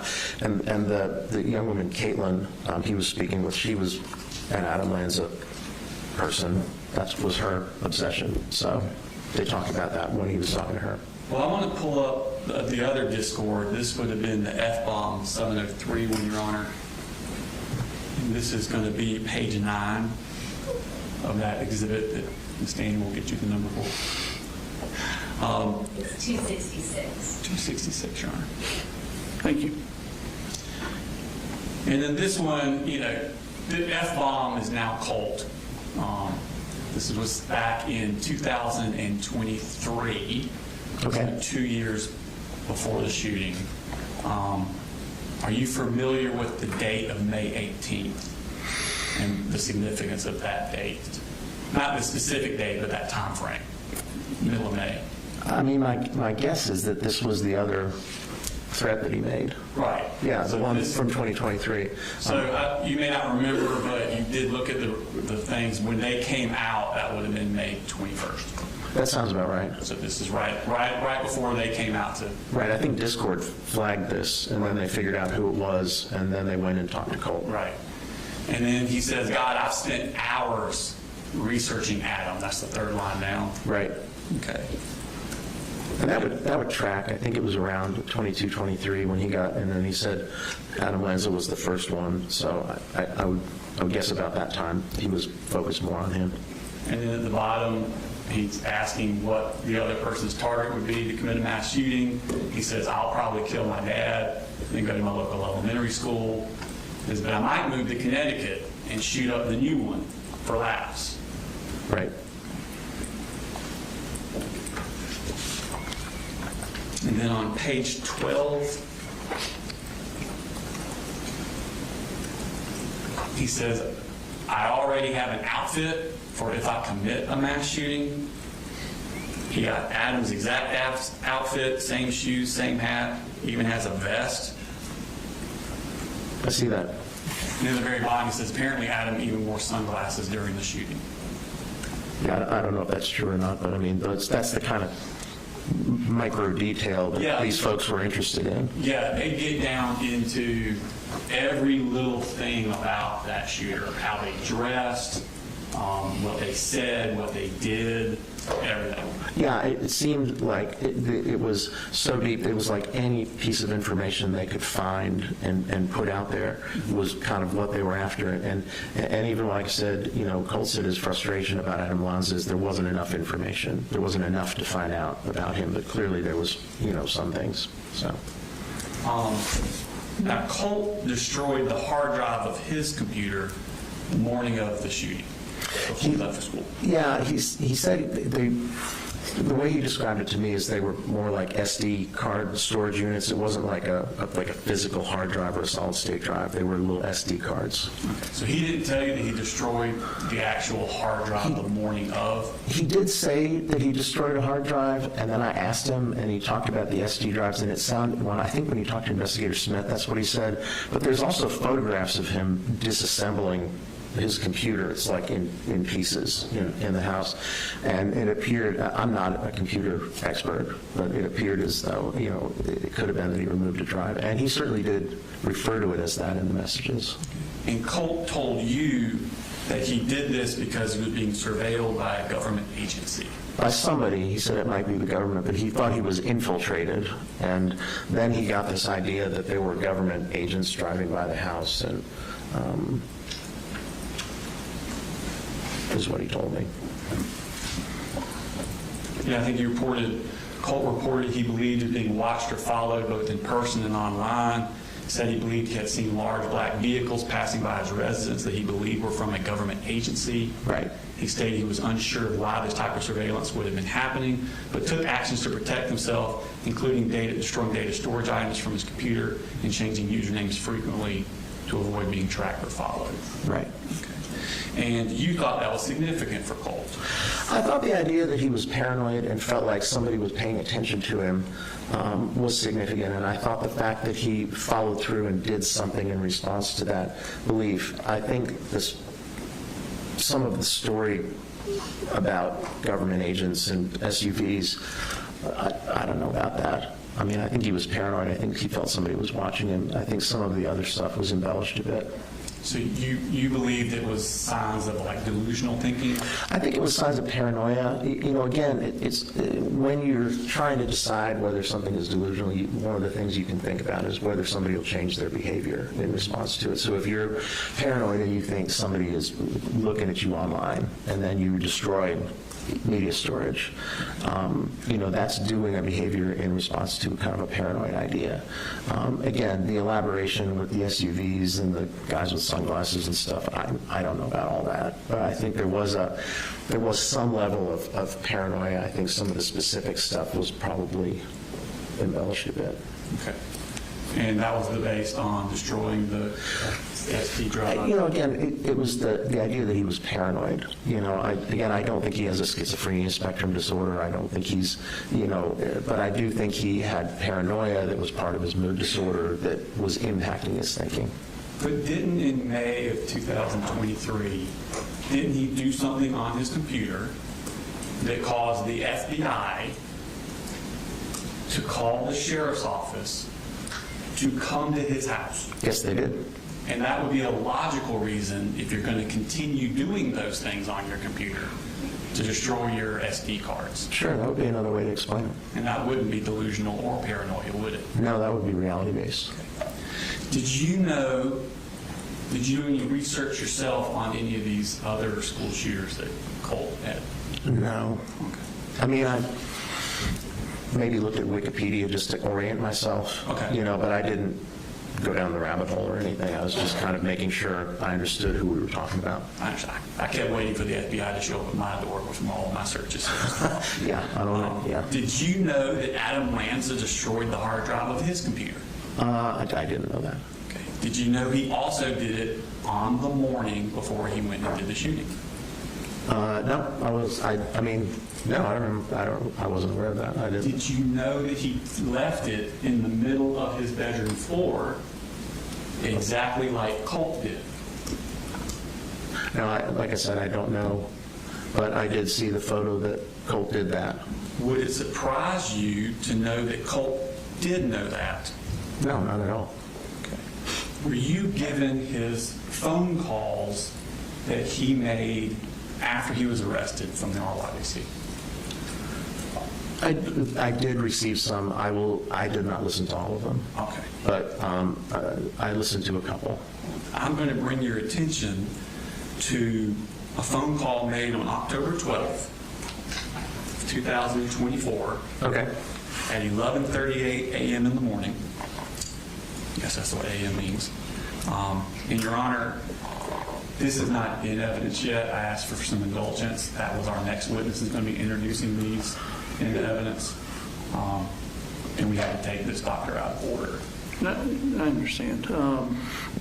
What exhibit number will it be? That's a good question. So the jail calls are being introduced as exhibits 267 through 335, and they are labeled by date. So on the thumb drive that we'll give you, it'll be within that range, and it'll have the date of October 12th on there at 11:38. All right, thank you. So this is going to be October 12th, 11:38 in the morning. It's a phone call between Colt and his mother, Marcy Gray. And we're going to play the clip part from 8 minutes, 34 seconds to 8 minutes and 53 seconds. Okay. Next comment, how could anyone look at this kid twice and think that he was just like Lanza, in quotes? I guess. So what they're doing is they're looking through posts on the internet, and people on the internet are comparing Colt to Adam Lanza. I got you. That's what they're talking about. Okay, thanks. People have been saying that. My room just get really connected to the computer on the floor.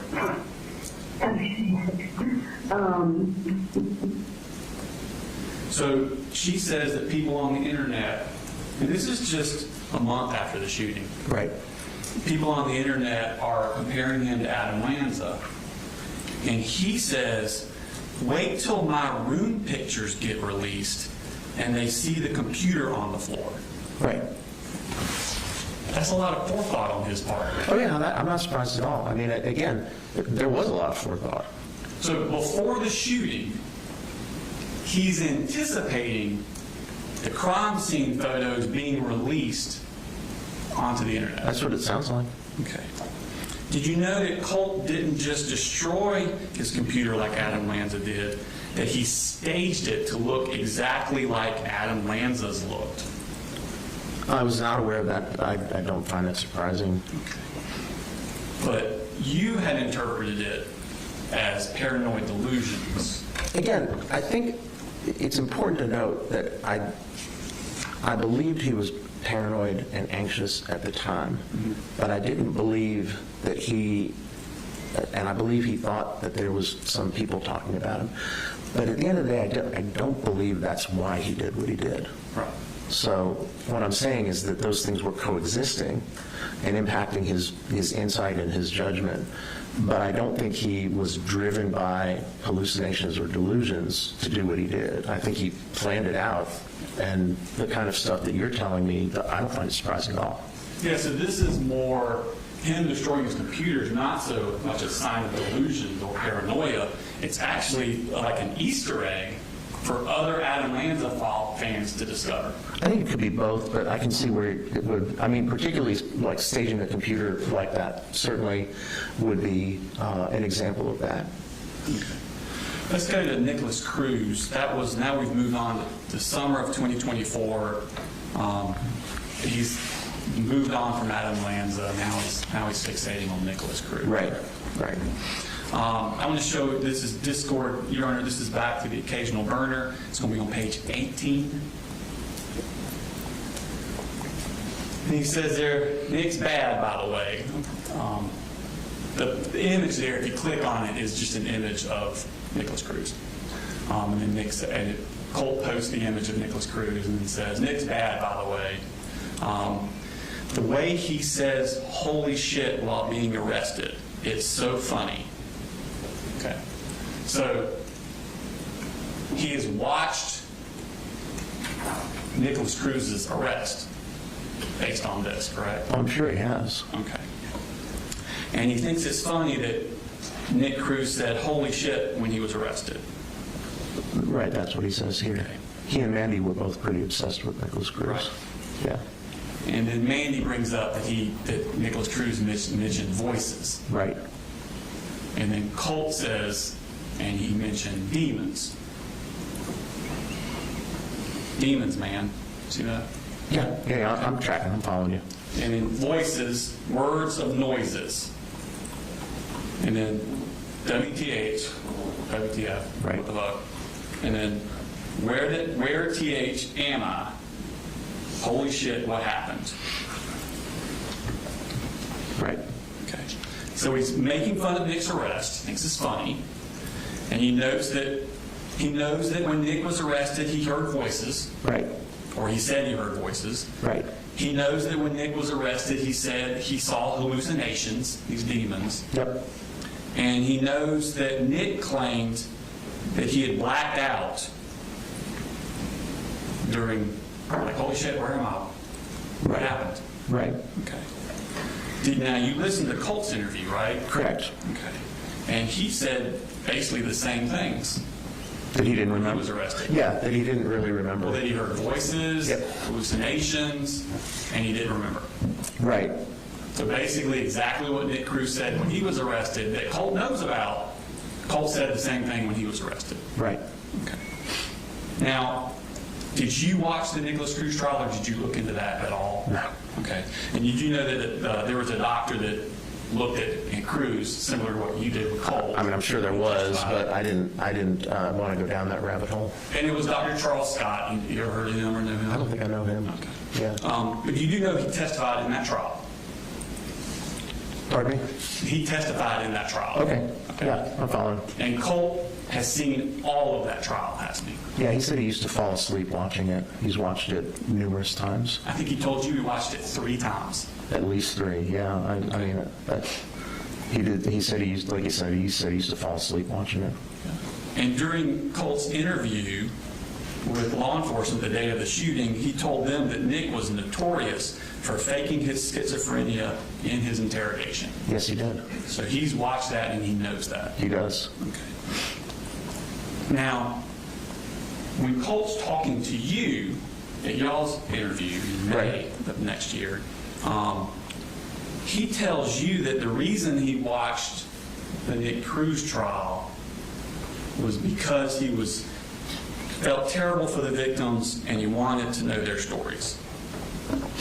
Yeah, he did say that. Okay. He said a lot of his looking up stuff with Nick told you was because he wanted to know more about the victims because he felt bad for them. He did say that. I mean, clearly there's way more to it, but he did say that. And he told investigators the same thing that day. Right. Okay. Now, did you corroborate that statement with Colt's Discord at the time? The statement about... About that he was looking into Nick and watched the trial of Nick because he was feeling bad for the victims and wanted to know more about the victims, Nick's victims. No, but I mean, I didn't think that was the only reason he watched it. Okay. So. Well, let's go to the occasional burner Discord account. This is on page 9. Okay. And this is Mandy. She's talking about when I watched the impact statements, I had so many panic attacks because, like, why do they feel the need to be so hateful? So these are the victims at Nick Cruz's sentencing giving their victim impact statements. Right. Sort of like our victims did in this case. I don't think you were here for No, that. I wasn't here for that, but I mean, I'm sure that happened. And then Colt says, if it wasn't for Nick, I would have blown my brains out months ago. And then he responds to her, I know, right? So inhumane. Talking about the victims, talking mean to Nick. That sentencing, yeah. And then she says, like, begging for him to get raped and killed. And he says, and people say Nick's the monster. Right. Okay. So that doesn't sound like he's identifying with the victims. It sounds like he's identifying to Nick, and he's mad at the victims for being mean to Nick. Yeah, like I said, you know, I was reporting what he told me. It was clear, if you read the messages with Mandy, there was way more to it. I mean, it was a whole deep intense, obsessed, even sexual thing, and the idea that he may have looked at researched the victims was always part of the kind of the TCC thing. I don't want to give the impression that I think that's all he was doing. No, I'm just saying this is what I'm showing you is complete opposite of what he told you. Right, but not surprising based on his obsession. In fact, continuing on with the same conversation, this is just the next thing down. Okay. She says, some made me sad. That, to be honest, I had, like Nick, so I just had a hard time with empathy. I only feel real empathy towards Nick. And then he says, God, I hated the black-haired bitch. Sam, I think. Did you know he's referring to Samantha Fuentes, one of the victims that survived the shooting department? No, but that sounds right. She testified that she had still had the shrapnel in her eye. Right, okay. And then he goes on to say, Nick should have blown your fucking brains out, Sam. It's okay, though. 4chan leaked her shit. This is the exact opposite. He's telling you he's remorseful. He's telling you that I was just looking at this stuff because the victims, I cared about the victims. And then but he's actually saying this stuff. Right, well, I read these messages as well. And again, I don't want to give the impression that I thought that's all he was doing. The obsession was clearly way beyond that. But in this TCC, kind of researching the shooter and researching the victims is part of the thing. Yeah. But yeah, this is all pretty hateful. Okay. And then the next page, the next line on page 10, let's jump her. Again. Now I want to go to page 16. That was just one of the victims. Okay. At the very bottom.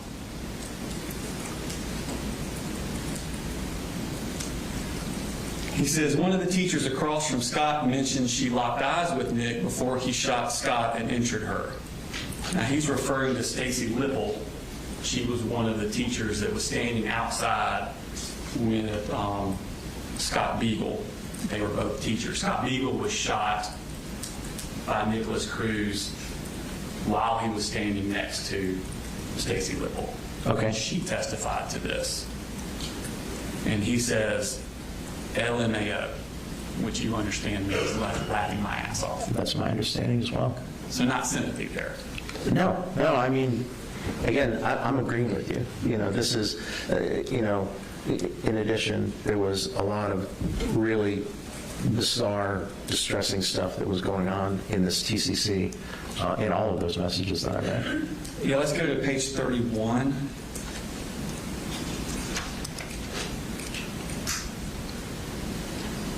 Now, you click on the first image, an obituary will come up.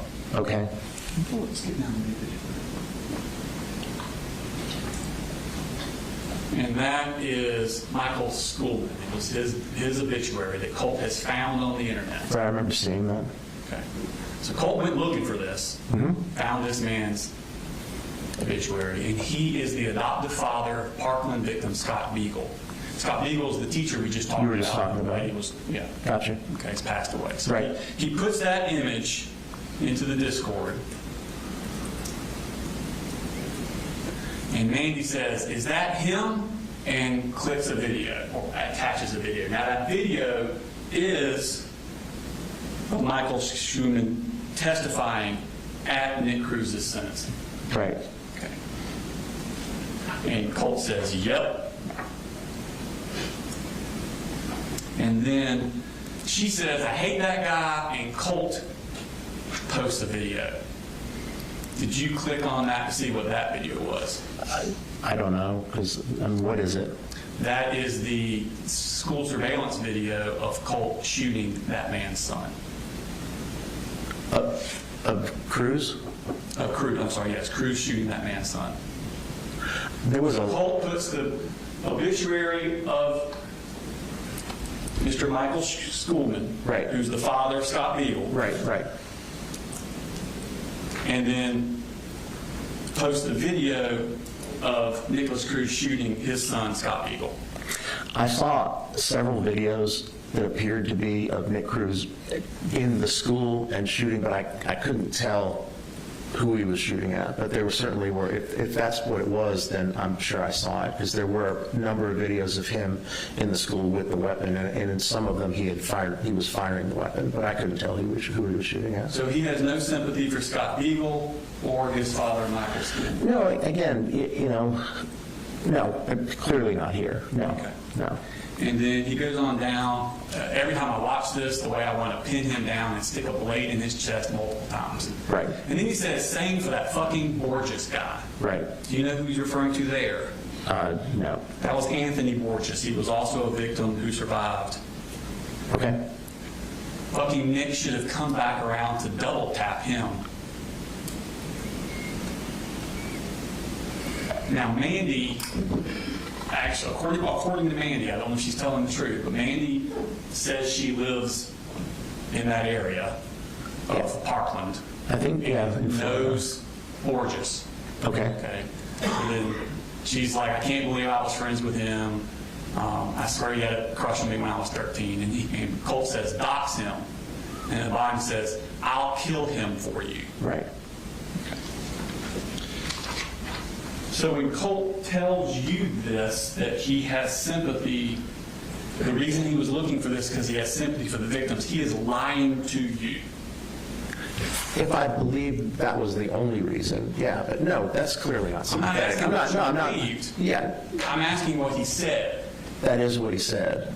Yeah, and that is him lying to you. it would appear so. Okay.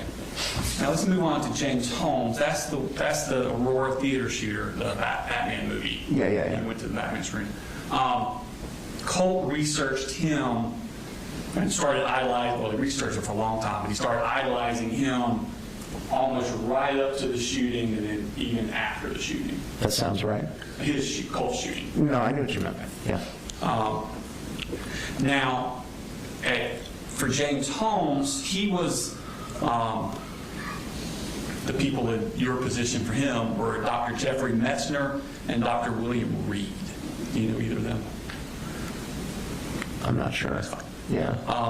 But they were the ones that evaluated James Holmes and testified at the trial. Right. And did you know that with the Dr. William Reed, they actually tendered video of Holmes's psychiatric evaluation into evidence? I wasn't aware of that. Yeah. So where like when you met with Colt and did all your stuff with Colt, Right. they actually videotaped it. Okay. When Dr. Reed did it, and that tape was put in the trial. Okay. Okay. Tracking. Did you know that Colt watched all of it? Not surprised. Okay. Did you know it was 15 episodes long, 8 hours each, according to him? Yeah, and again, it's consistent with this obsessive fixation. So yeah, I'm not surprised that he would have done that.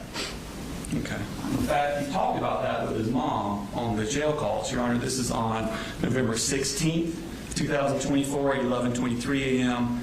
This is from the 10:05 minute mark to the 11:18 minute. Thank you. So Galen, you know, that I went through the usual email I love use and stuff like that. And I'm excited about these responses compared to that. Okay. And that I've really been fixating on James Holmes, and I think that looking to him that he would find a lot that was correlated to me in him. Okay.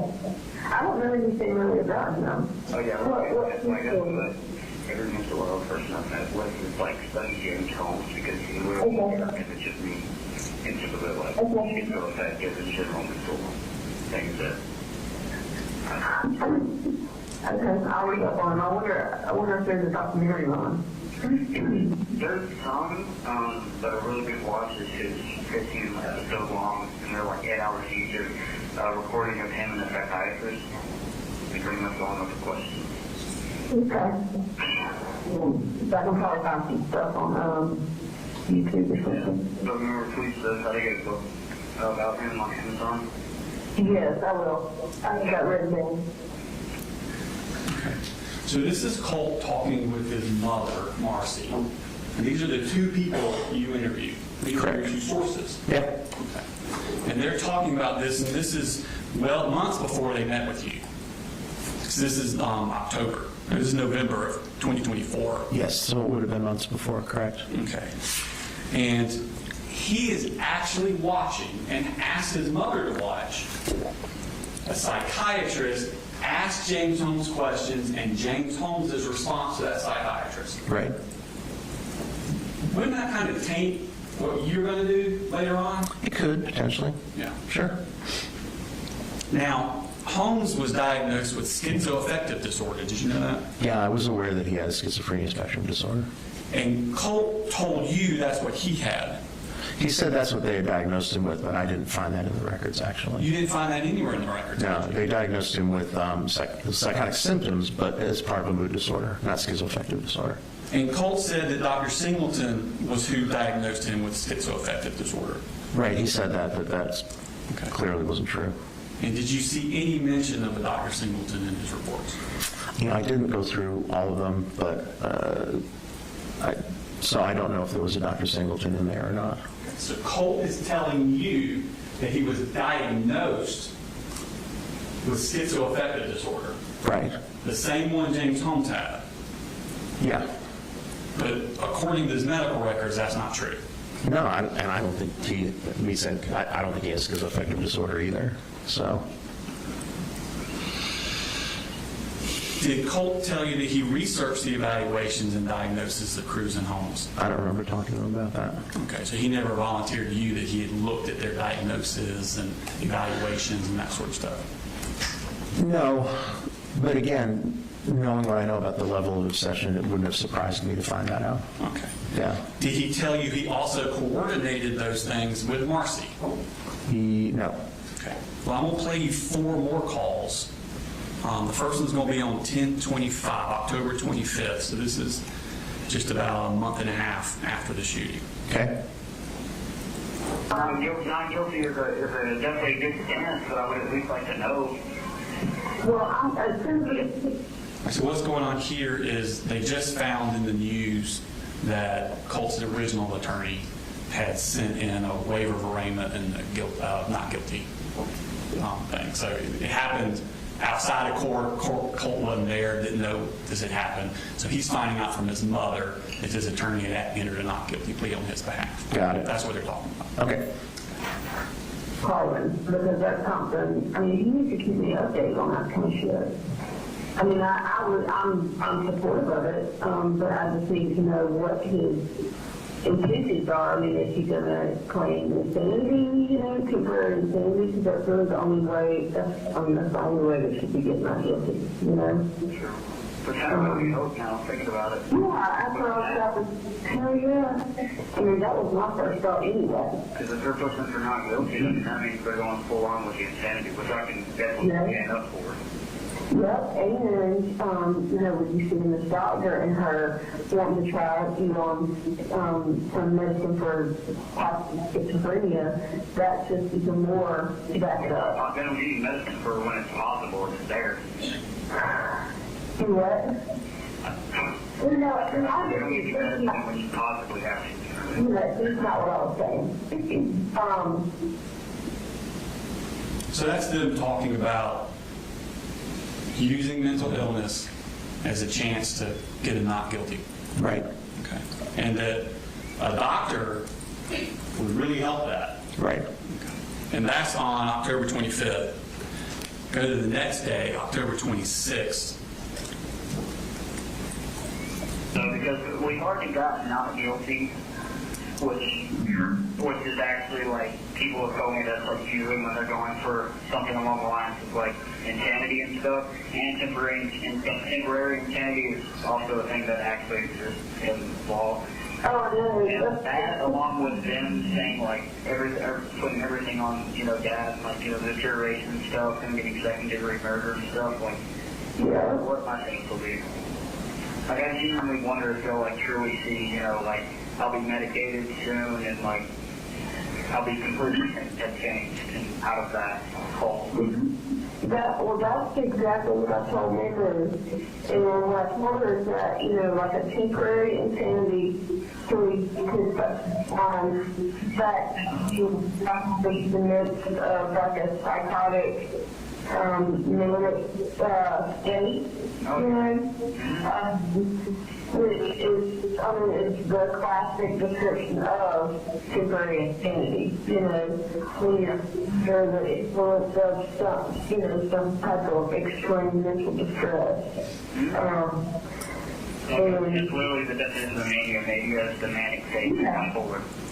Exactly. That's where you have these bursts of manic, just, and for me, it flips from manic to feeling very happy and euphoric, like saying, you know, just feeling like on top of the world. That's exactly right. Almost like you're high on. Yeah. Exactly. And so, it, you know, if that plea is accepted by a jury, which, you know, it's likely that it would be, of course, I'm going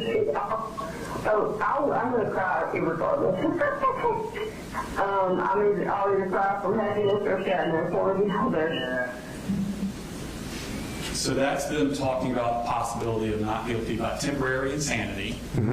Colt seems to know a lot about manic psychosis and psychotic and things of that nature. Yeah, he even talked about that with Investigator Smith right after he was using words like schizophrenia and And he's mania. telling his mother the symptoms of that. Right. And this is the person you use to corroborate those symptoms.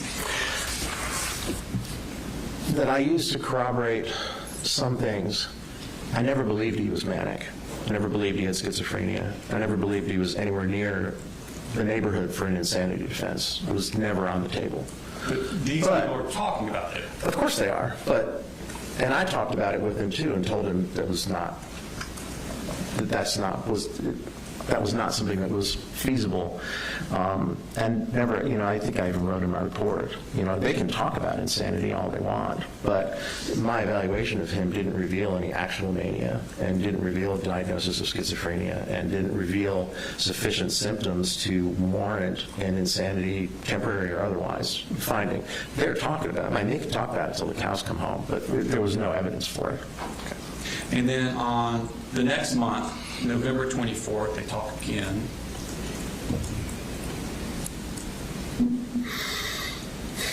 Oh, Also started looking to James Holmes today because I think you can find a lot of correlations. Can you look into this case? Oh yeah, I got some. I want to recommend to you. okay. It's by a guy named Ape Huncho. His channel is Ape Huncho. Can you spell Huncho. Huncho. Ape Huncho. That's it? Like the guy. Probably understand. No.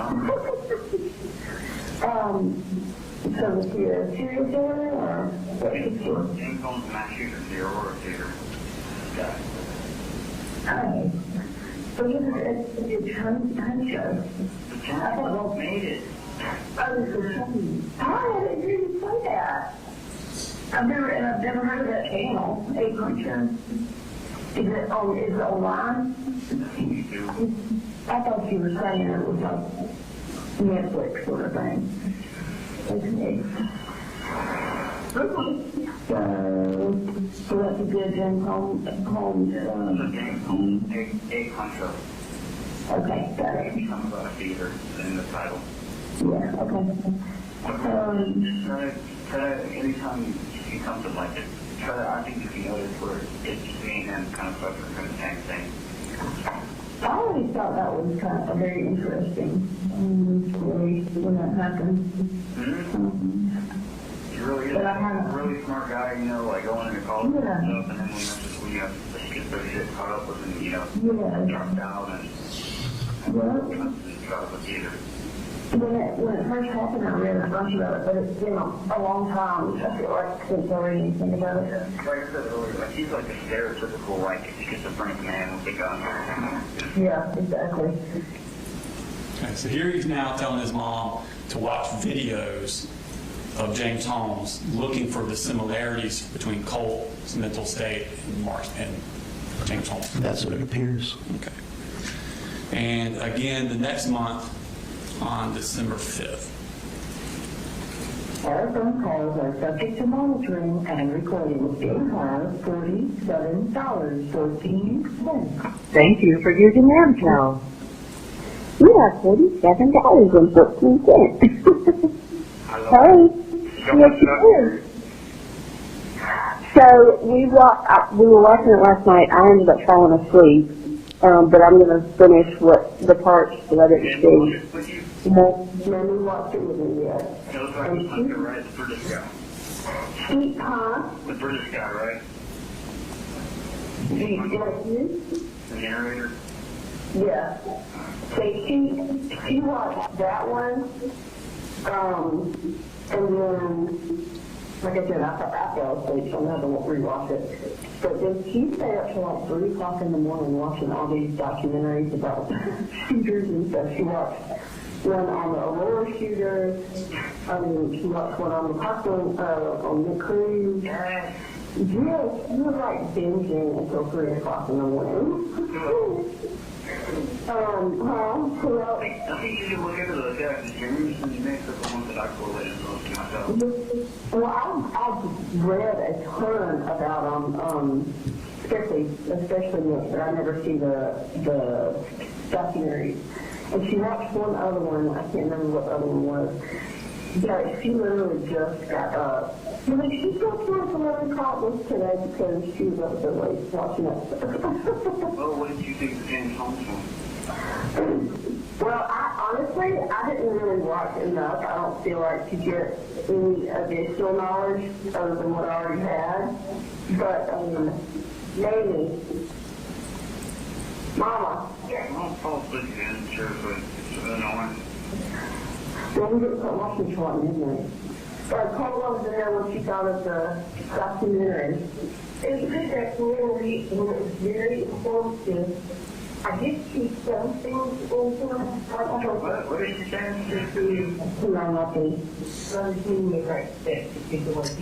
She said that it was very informative. It sounded like she was giving a book report.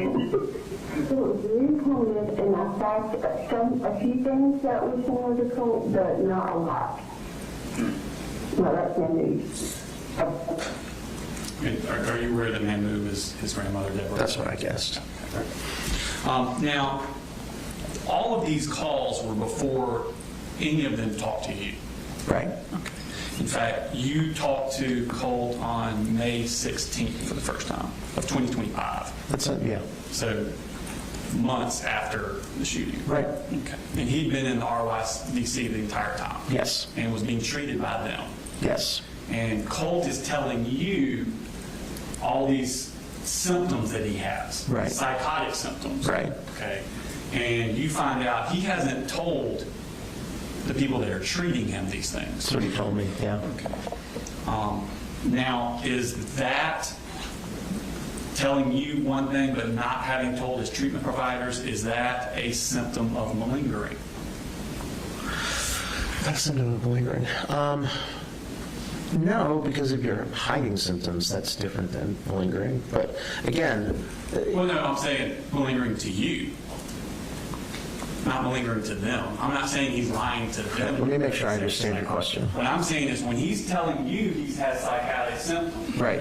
but he hadn't told anybody treating him for months about it, Right. isn't that a symptom that he's malingering to you? It's possible. Now, malingering is generally to avoid punishment. Right.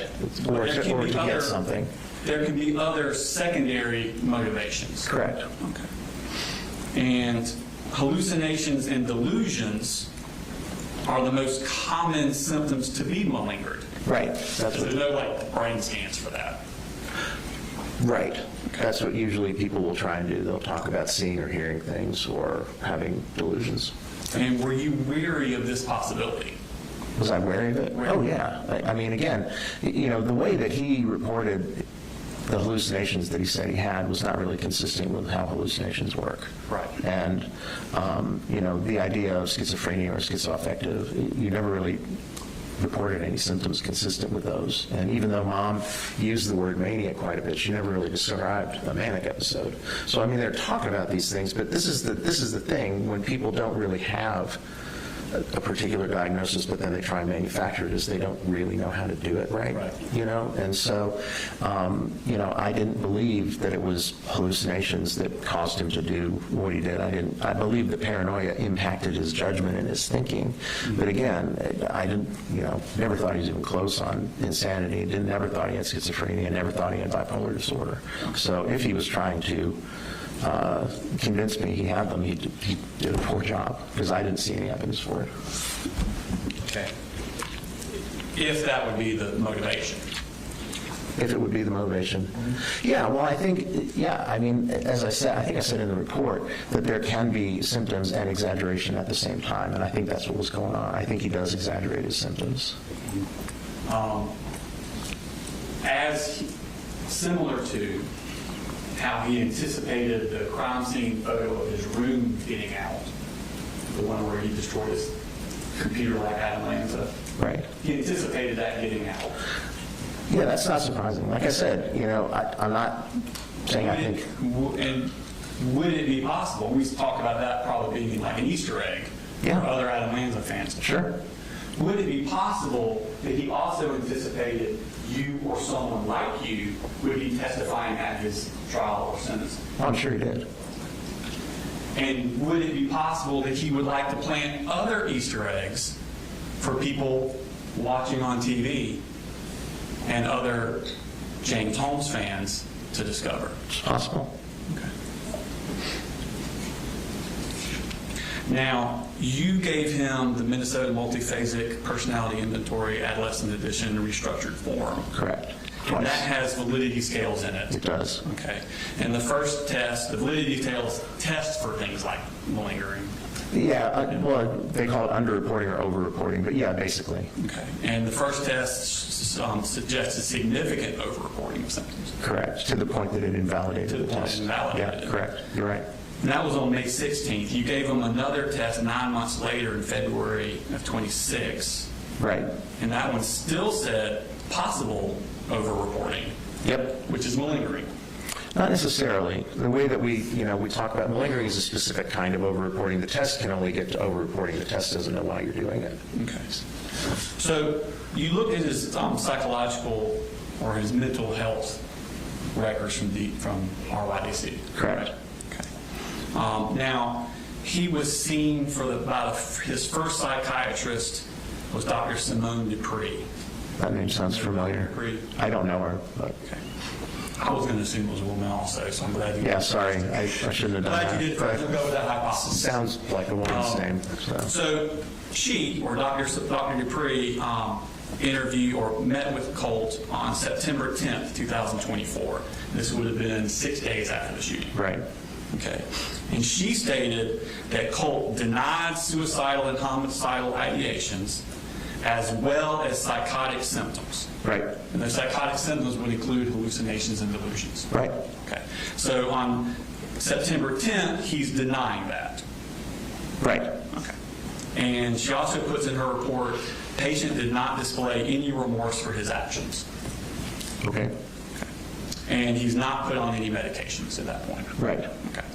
Now, the next day, September 11th, 2024, he meets with a psychologist, which is Christopher Ackerman. Do you know Christopher Ackerman? I don't know him, but that name is familiar. Okay.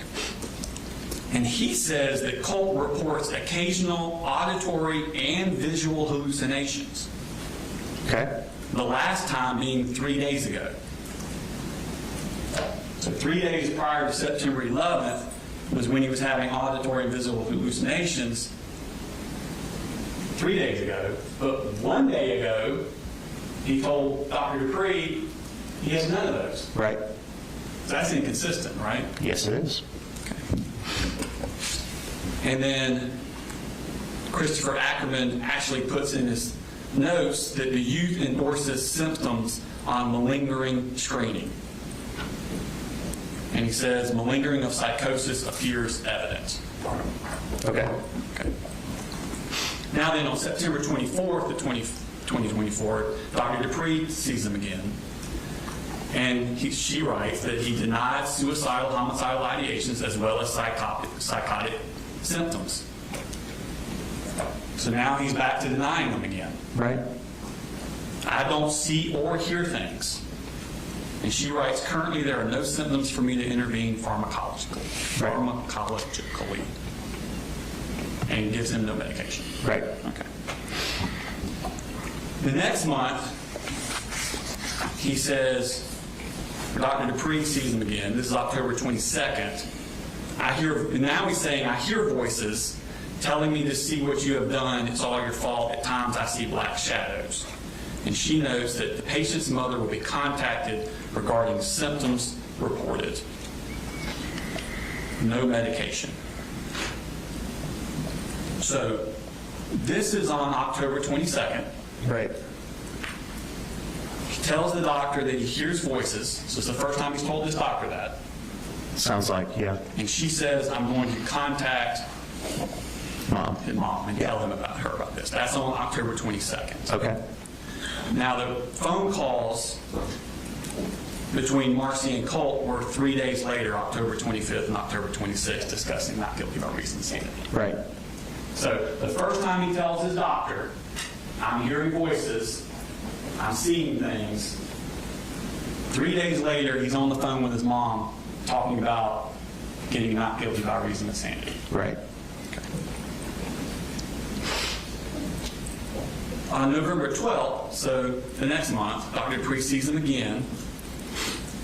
He says, something happened yesterday. I felt that everything was muffled. I felt that I was like in a tunnel, heard whispers berating me. But he denied psychotic symptoms. And she writes, youth endorses symptoms on malingering screening. What's that last word? Malingering screening. Screening. Oh, screening. I'm sorry. Test. Yeah, I don't hear well They gave him a sometimes. test to Got test it. for malingering. Yeah. And he indicated they had symptoms of that. Okay. And still don't give him any medication. Okay.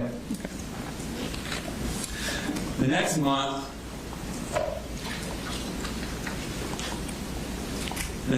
is December 9th. Dr. Dupree meets with him again. And he tells her, I see frogs in my room, Tuesdays and Wednesdays mostly. I close my eyes and they disappear. They don't come on other days. And she writes, one does not hallucinate on specific days and be free from them on other days. Right, that's a good example. Yeah, and that's a good example of someone that doesn't know how hallucinations work. Right, so he's lying to Dr. Dupree about Sounds hallucinations. like, yeah. And again, I feel like I need to coming back. I was clear in my report. I think he makes things up. Right. I think there's some level of paranoia, but then some of the more outlandish stuff, I never really believed. So, the thing about some of the things that he said he was hallucinating and some of the magnitude of the psychotic symptoms, I didn't think were actually genuine, and I didn't think they were the reason that the way that he explained it to Investigator Smith, that, it was because of voices, and I never thought that was the reason. Now, on January 6th, they meet, still no medication. Right. February 4th, they meet, still no medication, because he's not telling them things for them to medicate them, correct? Right. Okay. February 5th, of 2025, he's actually transferred back to Christopher Ackerman, the psychologist, because they're not using medication. Okay. Okay. They actually say transferred to him as patient because he's not prescribed meds. And youth is stable, doing well behaviorally and emotionally. Right. Then on April 11th, Colt claims to Dr. Ackerman that he claims to smell gunpowder and sees shadows in his peripheral vision occasionally. And Dr. Ackerman says that the youth endorsed a high number of malingering items on SIRS, S-I-R-S, a few months ago.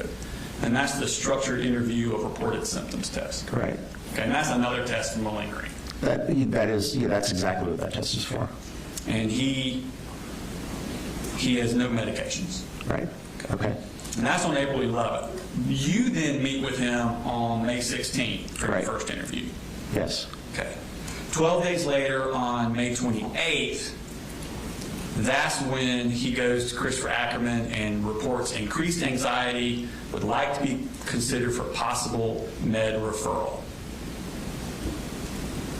So after he's met with you, he then goes, like you told him to, Right. goes to Dr. Ackerman and says that he has increased anxiety. Right, I think that's something he actually did have. Right. But Christopher Ackerman, Dr. Ackerman says that his speech was normal tone rate, his thought process was clear and goal-directed. Right. He did not appear visibly distressed. Okay. Put that in his notes. Okay.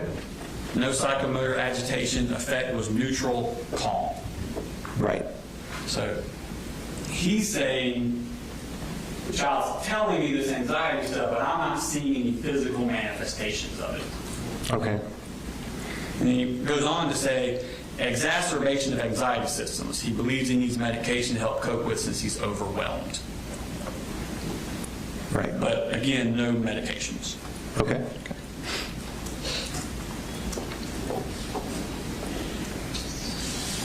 Then you meet with him again on June 19th for 2 hours. Sounds right. Okay. So a few weeks after that. Right.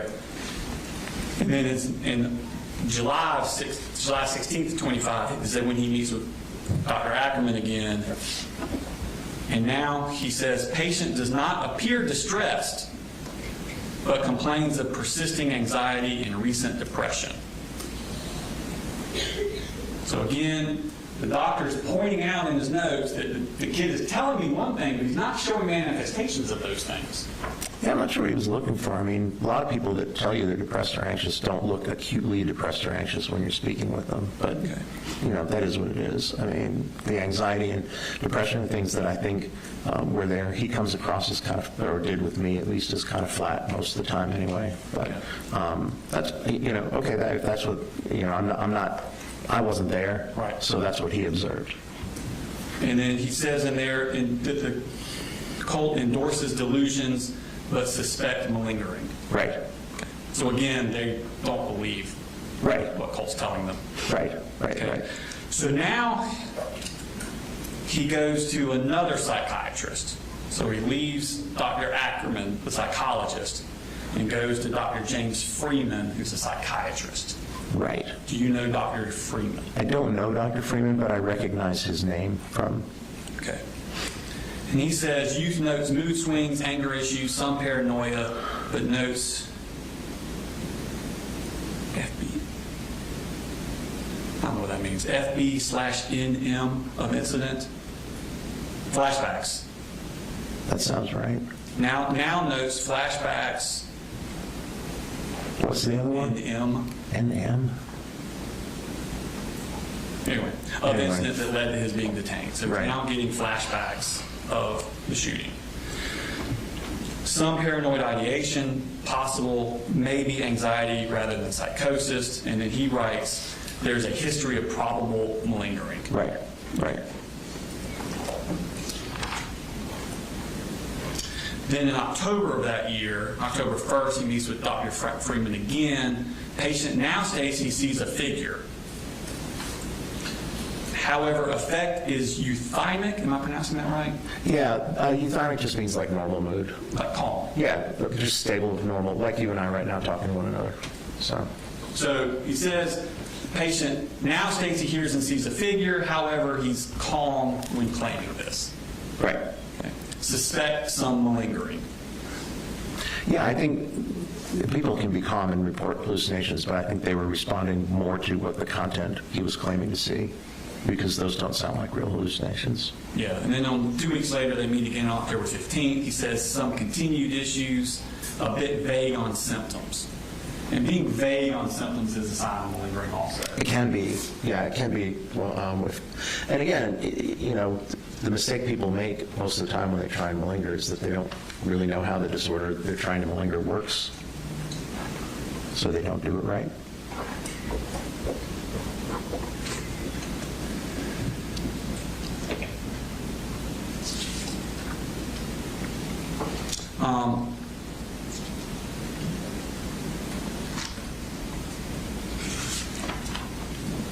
On December 4th, 2025, Hughes states he hears and sees his father.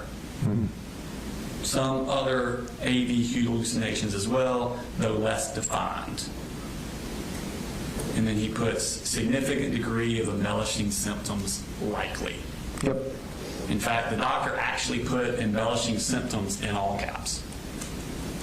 Right. I saw that a few places in the records. That'd be significant, wouldn't it, that they put it some words in all caps? I suppose, yeah. Okay.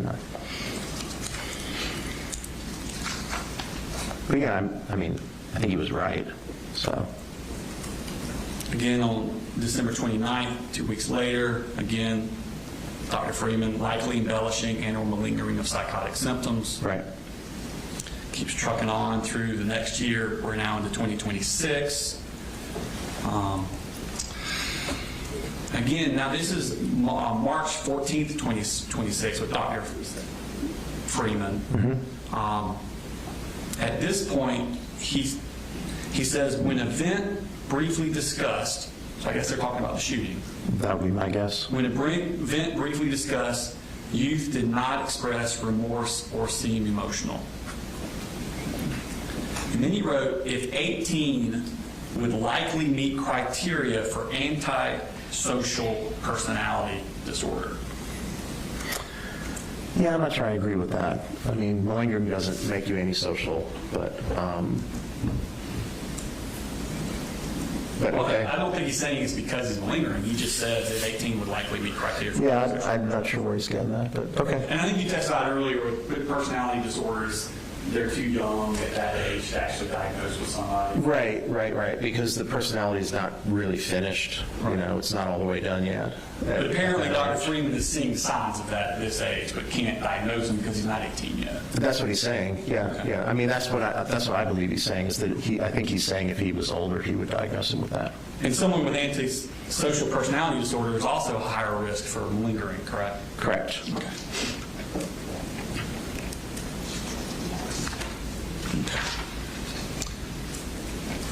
Now, other signs of malingering. So now we have both of your scales say he's malingering, and all three of his treating physicians believed he was malingering. Yeah. Correct. Great. Other signs of malingering are inconsistencies and contradictions, correct? Can be. Okay. When you watched Colt's interviews from the day of the shooting, did you check them for signs of malingering? Did I check them for signs of malingering? Yeah. A lot of the stuff it didn't seem. Again, I keep coming back to the idea that I know that's what he said on the day of the shooting, but that didn't. The way he was talking about psychosis and schizophrenia is like not how they work. Okay. You know what I mean? And so I've never thought he did the shooting because he was hallucinating things. And so if he was telling investigator Smith that, then I don't think that was true. Okay. Now, one of the things he said,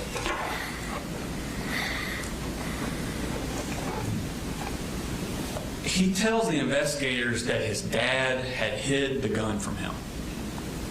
Right. Okay. Now, this is the interview he gave at the school. Right.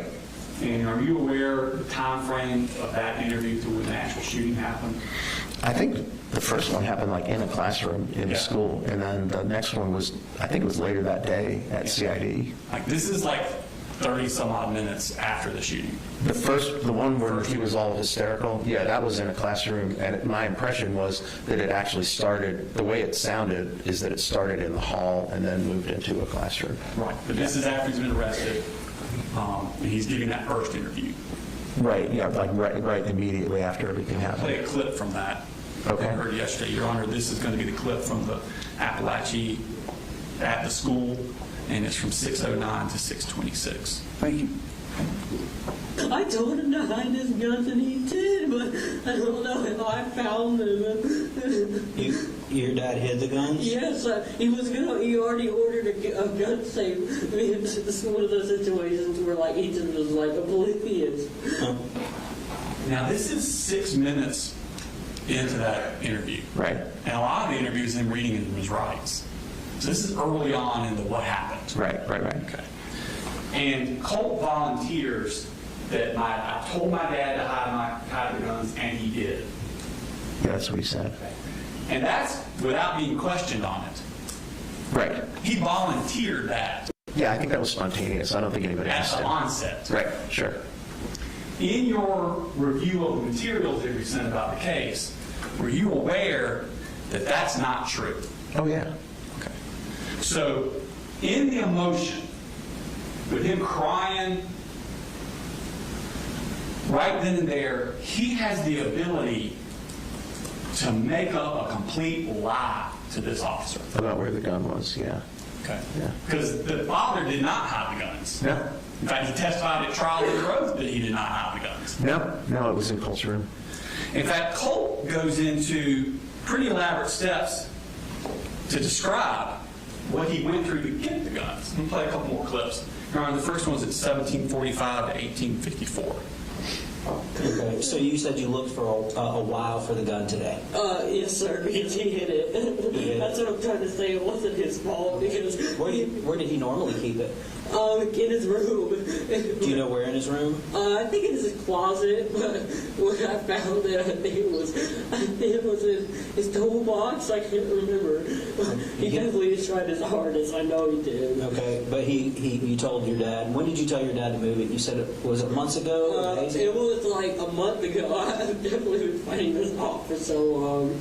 Oh my God, this is so dramatic. I know for all of you, I'm so sorry. And you said you think it was in his toolbox? I think it was, yes. It was somewhere really well hidden. Okay, where is his toolbox? In his truck. And you know, like trucks they have. Okay, so you found it in his truck? It was either a truck in his truck toolbox or some kind of case that he had locked up. In his truck? Yes, sir. When did you get the gun? I got it like right before I left. So he's saying that it was in his dad's truck, and he got it right before he left. Right. And this is immediately after, this is like his first interview. Yeah, it seemed like he was trying to protect his dad. Yeah. And then, but we know that's not true, right? Right. Because the dad actually left in the truck before Colt came out.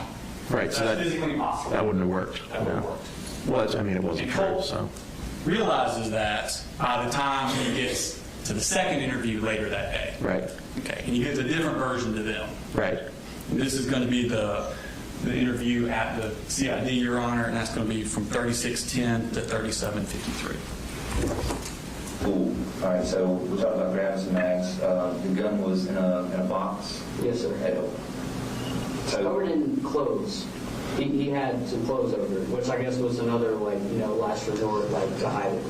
All right, so that's my next question. To you, is that hidden, or is that somewhere where you know to go find it? No, that's hidden. I looked for it for a good while. That was a really good, that's not him just half-assing, I'm going to hide this. He knew at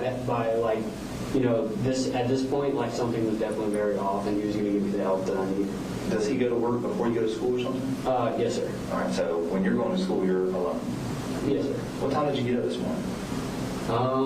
I didn't get up this morning. I've been awake for so you just stayed long? Yeah. Okay. So it was just that was most of that just stemmed from the sheer fight of just trying to fight off this urge and this bad. So once your dad left for work, is that when you started looking for the gun? Yes, sir. What other, preparations did you make? That was pretty much about. I remember just grabbing whatever thing I saw that could somehow conceal it, which at that point was just horrible because somebody was thinking along those lines, which in this case I'm assuming was paper from what I can recall vividly. Paper, poster maybe was wrapped around it. Where'd you get the poster from? I think it was just lying around. It had pink stuff on it. Yeah, it's just in my house. I just picked it up. Is it something your sister made? I don't know. I didn't look at it. I just wrapped it around because the outside was white. And I did the same thing. You do that. So now he's changing it from, you realize now it's inside the house. Right. Found it hidden under clothes. Right.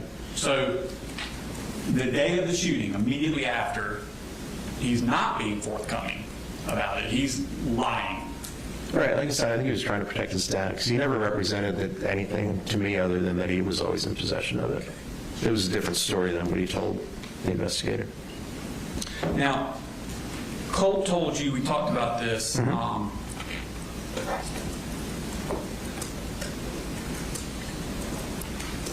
about the computers, destroying his computer. Right. And he told you that government agencies were surveilling it. Yeah, that's what he thought. Okay. Was suspected. Gloves and all where he was laying down. Sorry about that. But he told investigators that the teachers had somehow gotten into his computer. Okay. He made no mention of government agencies to the No, he investigators. didn't. No. Okay.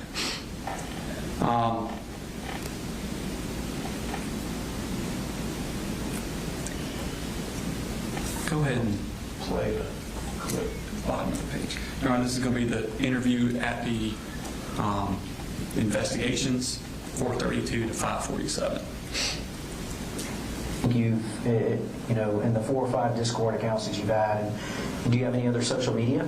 Nothing I know of. You don't have a Facebook account? No, like as far as like chat, social media, no. I've never used those. Okay, no Instagram, Snapchat. Any account that I've had previously is probably wiped, deleted. Okay.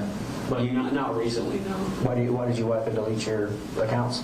I'm talking like months ago, like, and honestly, I don't know. I mean, that's just a habit. I mean, that's like, making new emails, like thinking. How many different emails do you think you've had? It's only limited for phone numbers, so like 6. Okay. What's your current email address? I have 3, I think. That you know of? Yeah. What are your 3 email addresses?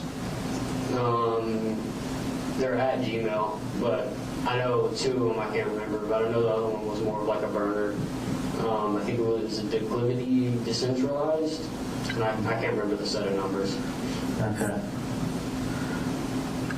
Declivity? Yeah. What does that mean? I don't know. It just shows like really unique words. So you said that Colt told you that the reason he changed his passwords and usernames frequently was because of government surveillance. Yeah, or somebody tracking him. And you use that as another example of him having delusions. Yeah, I Paranoia. think he was paranoid. Yeah. But that's not what he told them is why he did it. He told them it's just a habit he does, like changing his emails. Okay. In fact, all the time, all his delusions with the investigators was that it was students and teachers out to get him. He never mentions the government at all. No, and the government, again, was to do with speculating, because I even asked him, like, why would the government want to track you? And he said he didn't know. And he talked about students and teachers as well. And that's what he talked to Mandy about, and I guess his mom, too. So.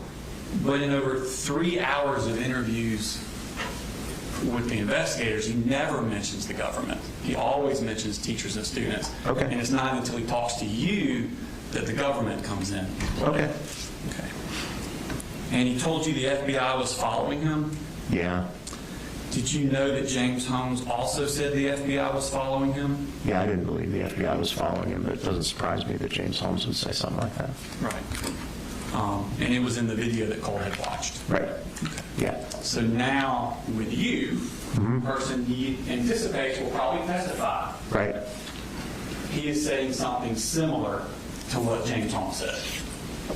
Right. He's planning another Easter egg. I suppose so. Now, Colt told investigators he was wearing purple gloves. Right. Okay. Are you aware that that's not true? I only saw a little. You may not, because I don't know. Yeah, I only saw a tiny clip, and it was when he was being arrested, so I didn't know whether that was true or not. Okay. Well, let's play the clip. I remember him saying it when he was talking to the investigator, but I didn't have any, I didn't know. Right. Your Honor, this is from the one at the school, and it's 2447 to 2521. That's when the bathroom. I guess I would assume I just got ready. I don't know. Help me understand how you got ready. I guess just putting gloves on. Okay, so you put gloves on. What kind of gloves did you put on? I think they're out there. I don't know. I think they're purple. I can't remember. Like the little rubber ones? Like the little thin ones? No, I don't. I think so. Maybe I think they were purplish. Like purplish. They were fully purplish. I know. Okay. I think. So you put gloves on. Okay. So Colt tells them 4 times he uses the word purple. Mm-hmm. Okay. They were actually just the standard yellowish tan work gloves.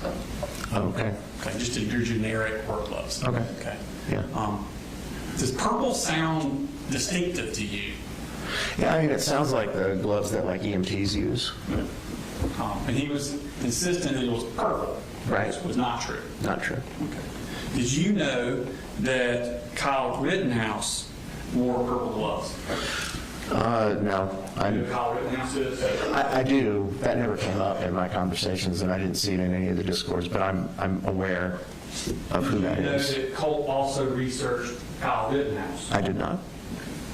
And then when he's telling these investigators something that's not true, it's another Easter egg for fans of Kyle Rittenhouse to see.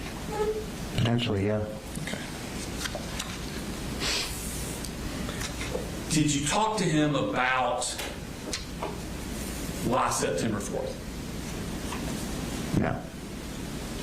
Did you hear on his interview why he told the investigators September 4th? I don't remember. I don't remember. Okay. Do you remember him telling them it was because voices were telling him that the teachers were going to strike on that day or the next? That sounds about right. He told me when he went to the school, he believed something was going to happen that day. Okay. But it wasn't. He didn't tell it to me the same way he told it to the investigators. He just said he had a feeling something was going to happen. So he had to do it that day because he thought something was happening that day. Yeah, I mean, when he talked to me, and then when I read the Discord messages, the way he represented it to me was that he believed something was going to happen at the school that day. I was not as clear at how focused he was on the 4th until I saw the messages with Mandy. Right. Yeah. So his version, it almost sounded like a preemptive self-defense against these voices that were going to do something to him. Potentially, although it was clear it was clear from the messages with Mandy that he was going to do something on September 4th, but he never said what it was. Okay. Yeah. Did you look at his Discord to see what his actual motivations were for September 4th? For that specific date, I didn't know that there was any specific significance to that date. I mean, I think, again, my formulation for how the whole thing happened was this obsession and getting lost in the true crime community and all of the things that get you cred and get you, noticed in that group, and, kind of just disappearing into that subculture where different things are valued. I mean, I never thought it was because of psychosis, but okay. So let's go to the Discord. This is going to be the occasional burner Discord account. This is going to be page 32. Okay. In Colt's occasional burner, Mandy says, Colt says, also September 4th, can you be awake like at around 8:30ish, 9ish in the morning? Right. And this is August 31st. Right. I mean, he clearly knows he's going to do something on the 4th. Yeah. I mean, in retrospect now, we can... 5 days. Right. We know. 5 days before. Sure. And she says, what's happening on the 4th? He says, I don't know. Right. Something I have for Nick. Right.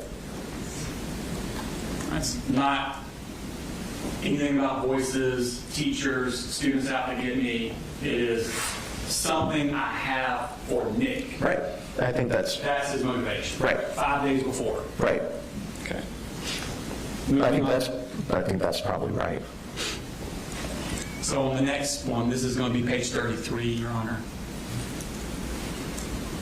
So they're upset because Mandy and Colt have sent messages to Nick and he's not responding. Yeah. And they're upset about it. Right. So Like, how the fuck are they not responding? Like, it's just a slow-ass company saying how, whatever those words are.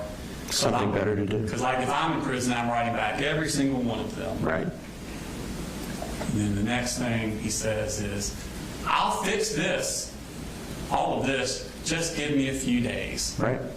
How? I'll surprise you. And at the bottom of that page, he says, sorry if I seem distant. I've had to clean up a few things. The 4th is indeed approaching quickly. Right. So he's upset that Nick Cruz is not responding to him. Right. He's upset too. And he says, I'll fix this Right. in a couple of days. Right.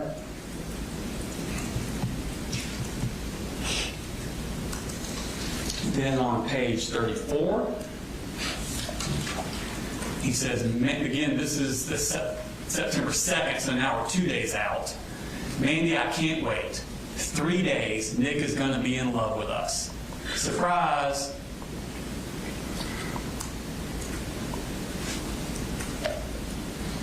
LMKAO, laughing my something ass off. Yeah, I don't know what the K is for. So again, this is so Nick will be in love with him. Right. No mention about people at the school conspiring against him, teachers are going to get him on that day. It is all to get Nick Cruz's attention. Right. You and I have been agreeing about this for about an hour Yes, now. sir. Okay. I'm just saying. I'm just piling on. I know, you are. I get that. But I'm just saying, you realize we're agreeing over and over and over Absolutely. again. Okay. Page 36. My love for Nick has formed into something in which I can find no other resort that can prove my love and affection towards him. I mean, that's pretty much it right there, isn't it? Yep.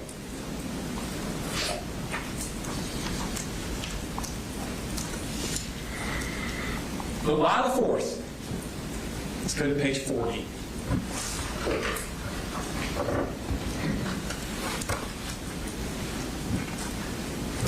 Mandy says, also, I don't mean to pry, but why did you pick September 4th to do something? And he says, 4. Nick chose the 14th. Because the shooting at Parkland was on February 14th. Okay. I vaguely remember that. And then on page 41,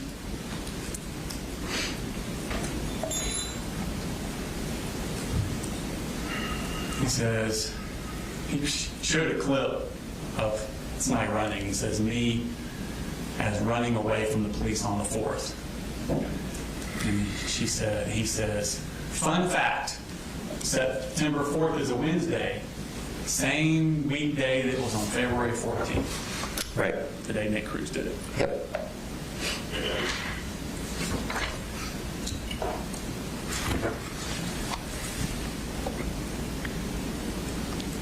Did you remember Colt telling investigators that he called a suicide hotline in the bathroom immediately before the shooting? No, I don't remember that. You don't remember that? No.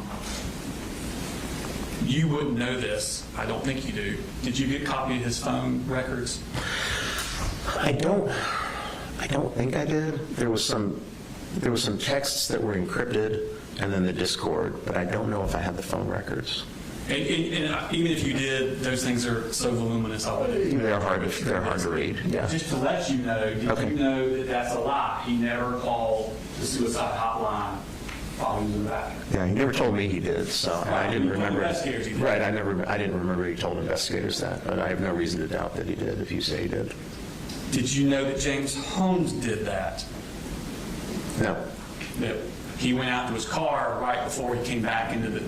He went into the theater, then went back out to his car to get ready and go back in. And while he was out there, he called a suicide hotline. Did you know that? No. Okay. Did you know that Colt did know that? I'm sure he did. Okay. Just pull up, Your Honor, this is going to be the same Discord, page 24. So he says he's talking about James Holmes. Dude, toward the bottom, dude, he's like the forgotten mass shooter. He called a hotline right before he did it, too. Okay. So Colt knows that about James Holmes. Yeah, not surprising. when Colt is being interviewed by the investigators the day of the shooting, he has the mental wherewithal to lie, tell them he did the same thing James Holmes did that he actually didn't do. Right. Again, another Easter egg for fans of James Holmes to discover. Yeah, I mean, it seems that way. Again, since I didn't go down that rabbit hole, I mean, I wouldn't have known these things, but the way that you're framing it and characterizing it, I mean, it makes sense.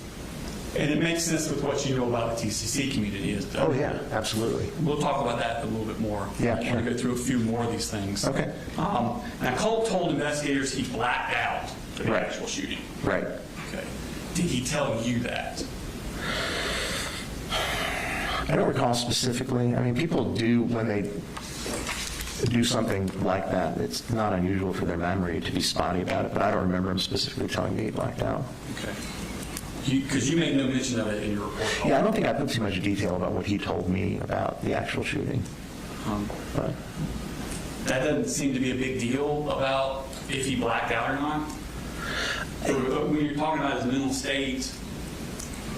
Again, I've talked to lots of people who've done terrible things, and it's not unusual for them to say that they blacked out or don't remember parts of it. So if he had told me that, I would not find that to be inconsistent or particularly noteworthy. Okay.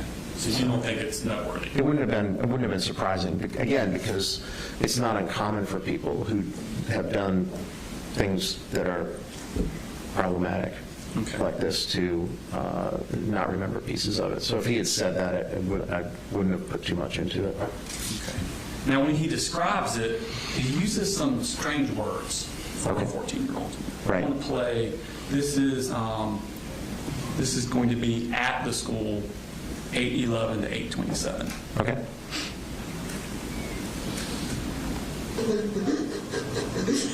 Where's the bathroom that your book bag I was in? think it's down there. I completely just became decentralized through all of it. I came back and I was on the floor. I completely just became decentralized through all of it. Yeah. That's a strange word. It's an odd word to use. Yeah. Did you know he used that word before? I was not aware of that. In fact, he tells investigators that his email is decentralized declivity. Right. I did remember that. Yeah. Or declivity decentralized. I think it was the other way around. But because they asked him what declivity meant, and he said he didn't know. He says he blacked out during the shooting and uses the word decentralized. Right. But he had the wherewithal and the forethought to, before the shooting ever happened, to make an email account with that same word in it. Yes. It's almost like he can predict the future. And by I'm not predicting the shooting because we know he was planning that. Right. We're predicting the blacking out part. Potentially, again, yeah. I mean, I don't know if he knows what the word means, but I think he goes on throughout his interviews and says phrases, transformed into a state of psychosis. Right. Says that twice. Yeah. Almost a blackout state of mania psychosis. He says that once. Right, that's not a thing. Then one time he says, like psychosis state of blackout, because that's an actual thing that people can have. Sounds kind of pre-thought out, doesn't it? Yeah. I mean, he's clearly, there's no question that he's researched mental disorders. But it seems like he already has those things ready to say. Yeah. But again, whatever the blackout mania psychosis, I mean, that's not a term I would ever use, so I'm not sure what he was referring to. But you're right. I mean, it seems as though that was teed up. Yeah. And again, that's the same thing that Cruz said when he was arrested. We've already shown that Discord. Okay. So he's now setting up the blackout Nick Cruz Easter egg. Right. To do right after. Yeah. And, again, since I didn't go down the rabbit hole with them, it's an interesting way to think of it. I think you're probably right. And again, not surprising the way that he was had disappeared into this true crime community. It seems like something somebody would do. Yeah. So you do know the basic synopsis of the shooting. He's in the bathroom. Right. He comes out of the bathroom, goes to one door, it's locked, goes to the next door, goes in, shoots the room, runs back down the hallway, shoots some people going down the hallway, and he's arrested at the end of the hallway. Right. Law enforcement had put together a PowerPoint timeline that was really helpful for me to kind of orient. I didn't realize how quickly it all went down until I watched that. And he tells investigators that he was in the bathroom, he blacks out, and when he comes to, he's on the floor in custody. Right. And doesn't remember anything in the middle. Right. And that's what he describes to them. Right. But that's not what he says on jail calls the next month with his mom. And this is going to be on October 21st, 8:24 p.m. from 10 minute 10 second to 12 minute 14 second.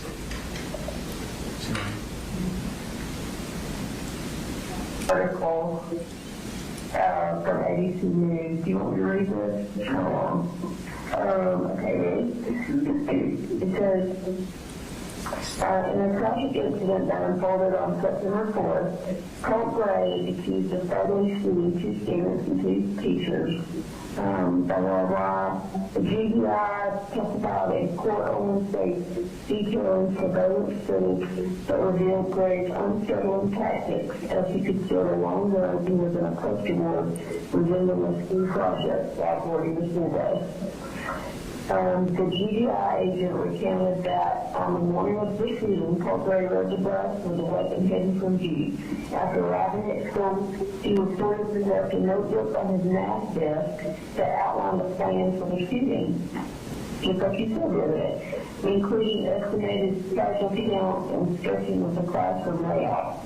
Gray then proceeded to the restroom, emerged with gloves on and the poster board covering the AR-15 style rifle, which was allegedly tried to conceal. As he attempted to re-enter the classroom, the classmates spotted him through the door's window, prompting her to alert the teacher and initiate a lockdown. So apparently they talked about how you left that notebook out on your desk.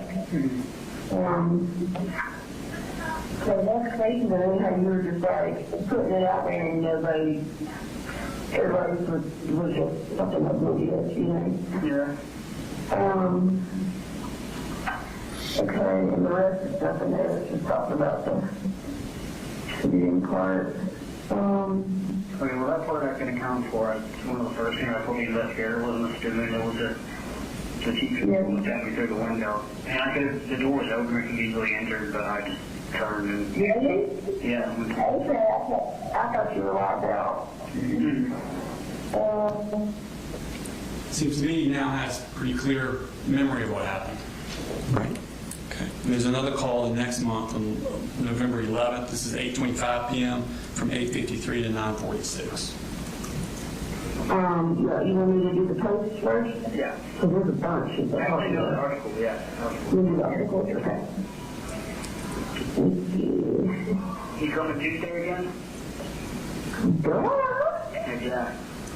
You know it. Okay, the first one.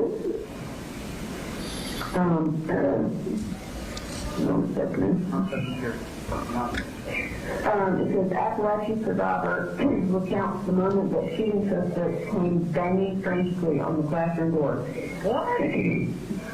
That's bullshit. Ashland Dosa. You heard somebody called me Ashland? No, but I did not. I know for sure I didn't bang on that fucking door. That was probably the gunshots in the other room. Probably.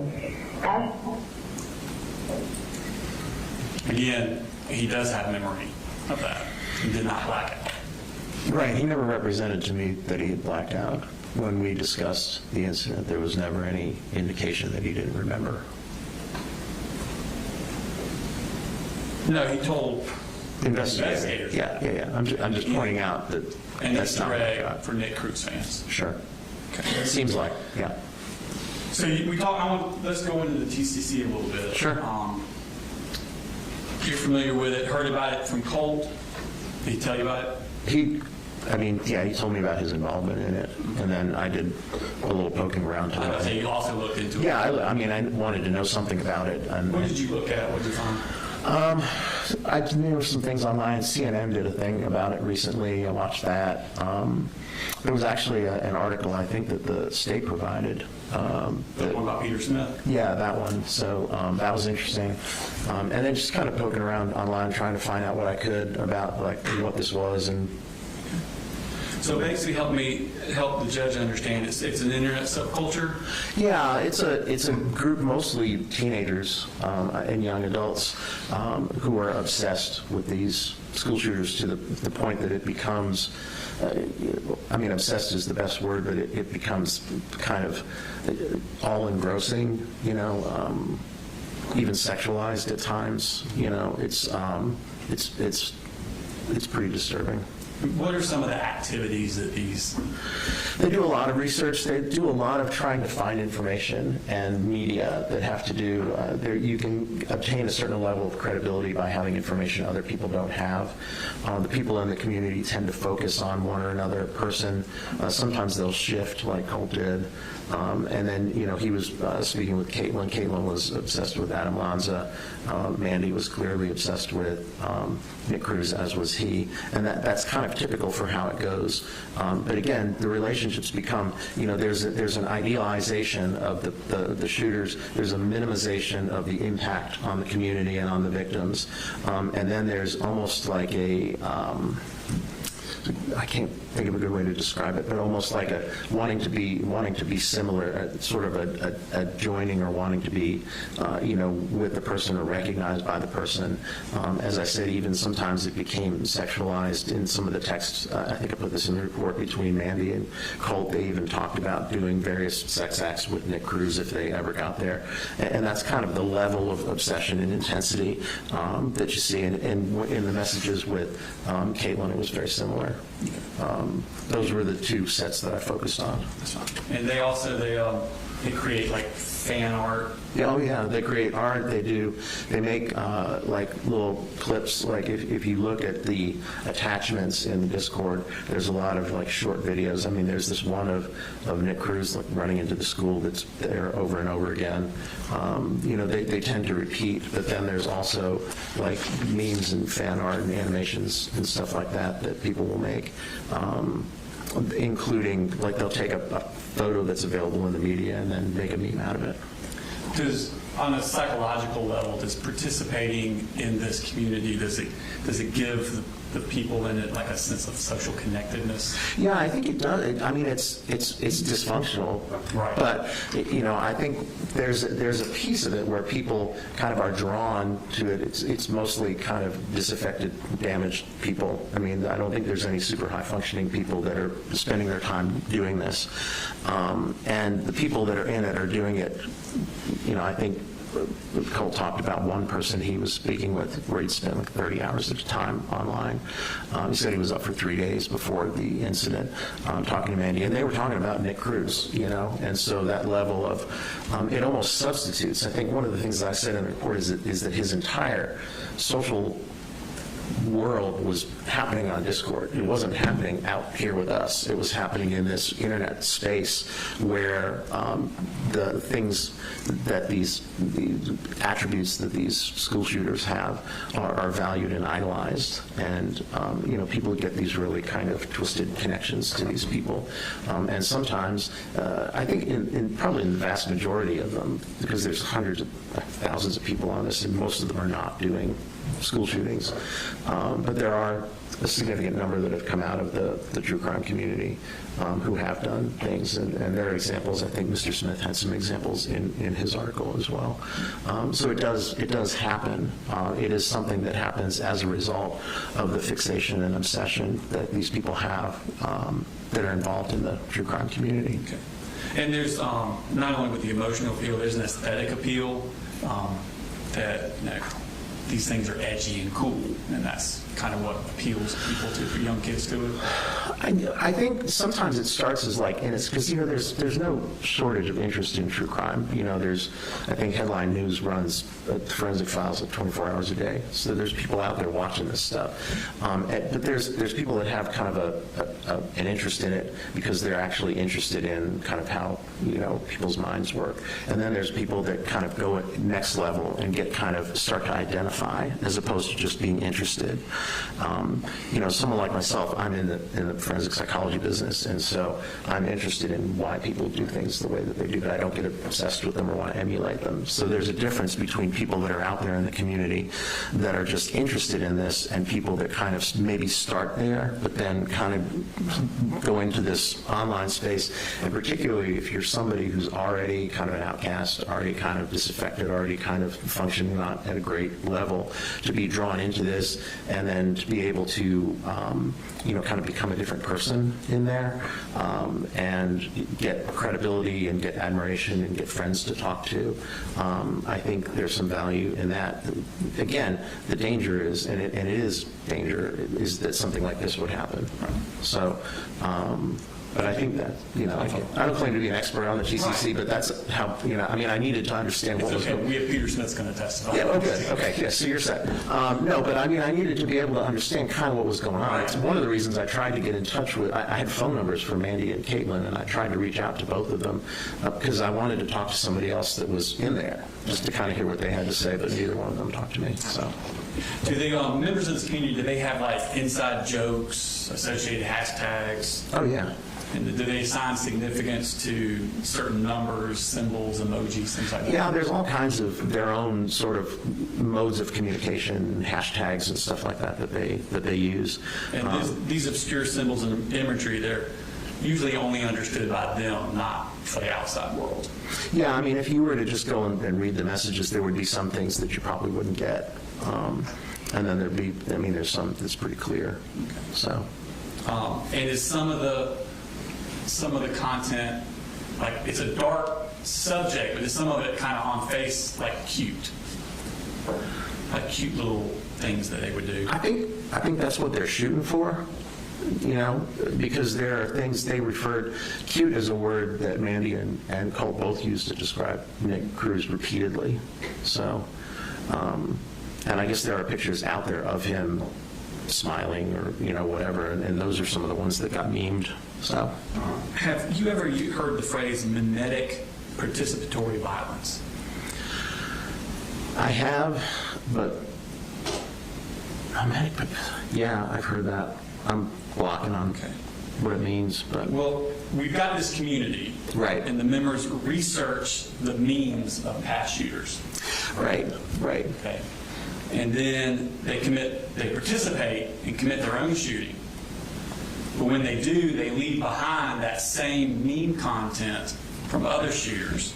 Right. Mimetic meaning based on memes, which is based on the things that we're going. Yeah, it's coming back. So they research, they find out all this stuff about the people in the true crimes community, the TCC generate in the door. Right. And then when they're doing their own act of violence, they put these Easter eggs in for those members of the community will then see them. Right. Okay. And by that way, they can gain fame and status within the community. Right. Okay. And I think we talked about malingering earlier. Most people talk about malingering, the primary motivation being to get out of trouble.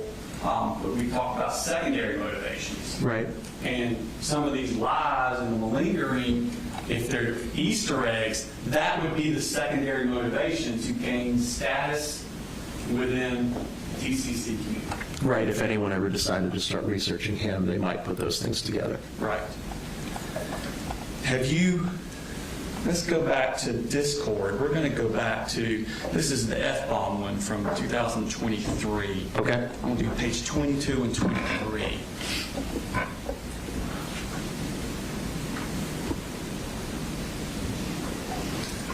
So this is him. He's talking to Smiggles again from earlier. And again, this is 2 years before. And they're talking about, God, I wish we could commit it together. And next, That's what I'm looking for. Okay, there it is. Okay. So God, I wish we could commit it together. God, people making edits of us would be fucking strange. So he's already thinking that. Right. Way back 2 years before the shooting, he's thinking, do the shooting so that we can get the edits. Seems like. And then on page 23, I want to make history. To put it short, I want people to remember the pain I caused and research me for hours. Yep. So if this is his primary motivation, Right. Nick's love, fame, research edits within the TCC community. Right. Fame within them. Sure. Okay. He laid those Easter eggs, a lot of them, the blacking out like Nick, calling the hotline like James Holmes, purple gloves like Kyle Rittenhouse. Thank you. All of these things that he said, there were lies, that he said in his interview after the shooting was laying of these Easter eggs. It seems like. Seems like. So if his ultimate goal is fame within the TCC,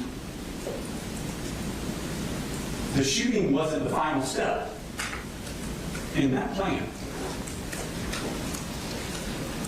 Because he continued the plan after the shooting.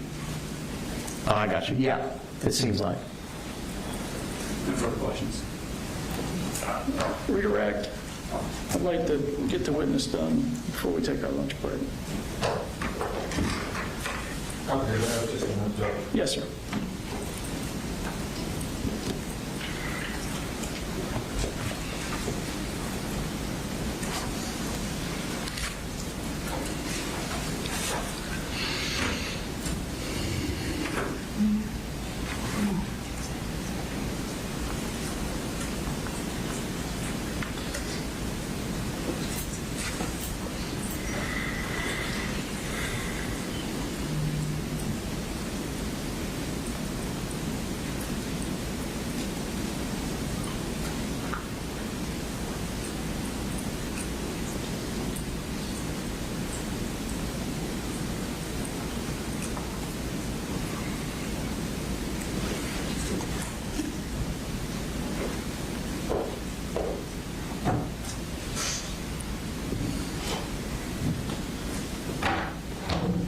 So, obviously, Colt was involved very much in his social media with this work, right?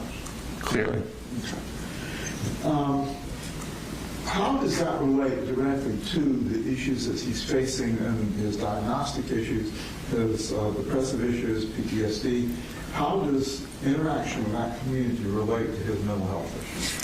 Well, I think, people that have those kinds of issues, that have I guess it could be depression, anxiety, but more like have that kind of history feeling, disaffected, isolated, are the exact people that end up in there. And so I think it's not surprising that he ended up in there, given the issues that he had. People with those issues don't end up in there sometimes too, but I think if you wanted to make a connection, it would be because of the way that he was in the world, and kind of his prior experiences that had kind of isolated him to this point where he then goes into the computer and then his whole world is in there. And that's what I think happened. Do children his age have a tendency to mimic those around them in the community they want to be a part of? They can, sure. When they're 13, 12, 13, and 14, how reasonable is it to assume they want to be accepted? Well, I think most people do, and I think teenagers and early adolescence, I think that's a period of time where kids are real sensitive to that kind of thing. Well, it's fair to say that Colt, for a lot of years, felt as though he wasn't accepted and a part of his family because of the way the troubles and the chaos went. I think that's a fair characterization. And I believe when you were talking earlier, you said that when he dug down into this community, he kind of put himself in his own world. Right.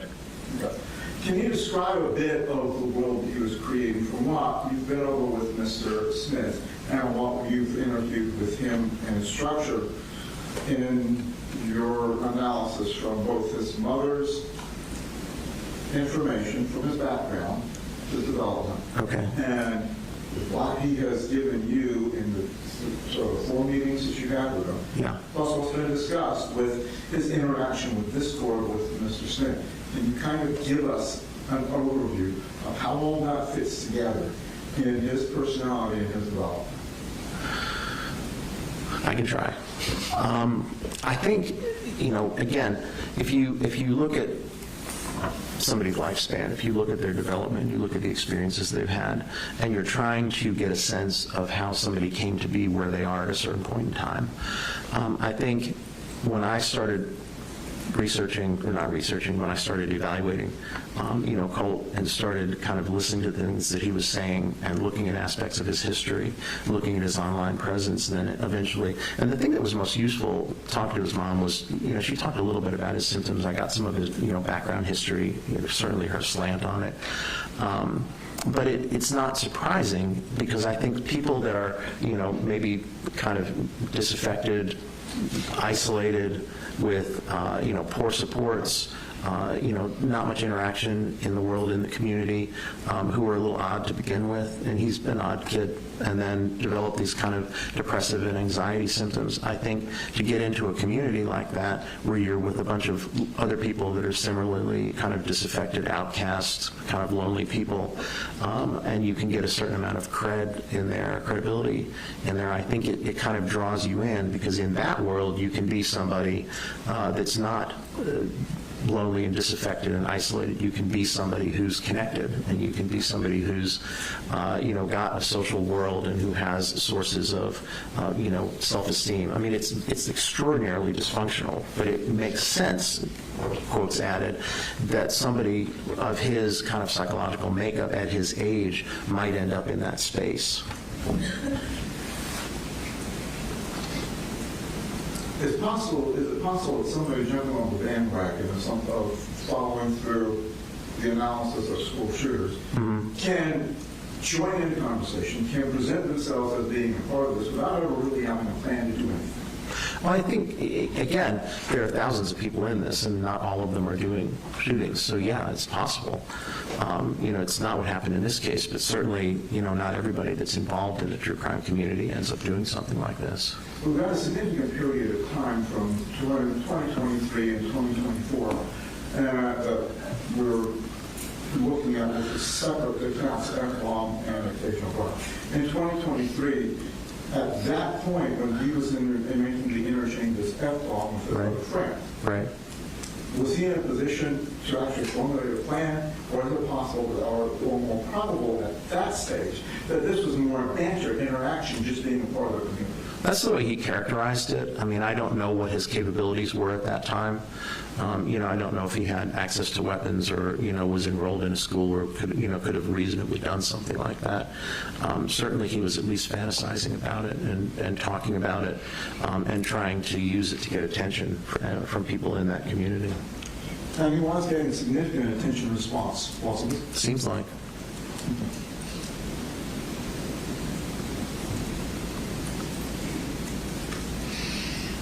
Now, if someone is on the cusp of developing a paranoia type syndrome, like we've been discussing with Colt, right, wouldn't it be reasonable to assume that once, say, the FBI contacted him, that would heighten his paranoid response, and that's why he would take down accounts, destroy accounts, and do other steps? Not necessarily that he was planning something, but the paranoia was triggering, and he was responding to the circumstances around him. It could be an element of it. Certainly, if you had had an experience with the FBI, being worried about having another one, that has a certain realistic aspect to it. I mean, it doesn't mean it can't also be, paranoid and unreasonable, but if the FBI's already visited your house, to be concerned that they might visit again if they saw similar material is not really delusional. Now, you indicated that you really didn't believe the hands washing, anything but that. Right, and yeah. How does paranoia manifest if it's not in delusional suspicions? Again, I think he conflates paranoia and anxiety. I think he's anxious. He's an anxious kid who spends a lot of time worrying about things. Some of the time when he was saying paranoia, and I pointed this out a few times in the report, he was really conflating it with anxiety. What he was talking about was not paranoia. I think there were elements of paranoia. I don't think it was the primary thing that was going on with him. I think the anxiety and the depression were the primary things that were going on with him. I think there was some level of paranoia. I don't necessarily think he was hallucinating the way that he's described it. But I think the paranoia, again, could have directed some of his behavior. But again, there was a realistic basis for it as well. And the fact of the anxiety related to the FBI visit to his home, that would have an impact on his behavior, right? Well, one would think it would. One would think it would change one's behavior, but it would also make somebody a little more alert, being aware that people are monitoring, and might be paying attention to what you're actually saying. On Discord, he didn't seem to be, because these Discord messages are available, he wasn't destroying those. I'm not sure what was on these SD cards that he was destroying, because we have the messages and we have all the stuff that he said on the messages, so he wasn't covering his footprint that well. Is it possible he didn't actually destroy it? It's possible, yeah. I didn't see him do it, and I don't believe they found any crushed up SD cards.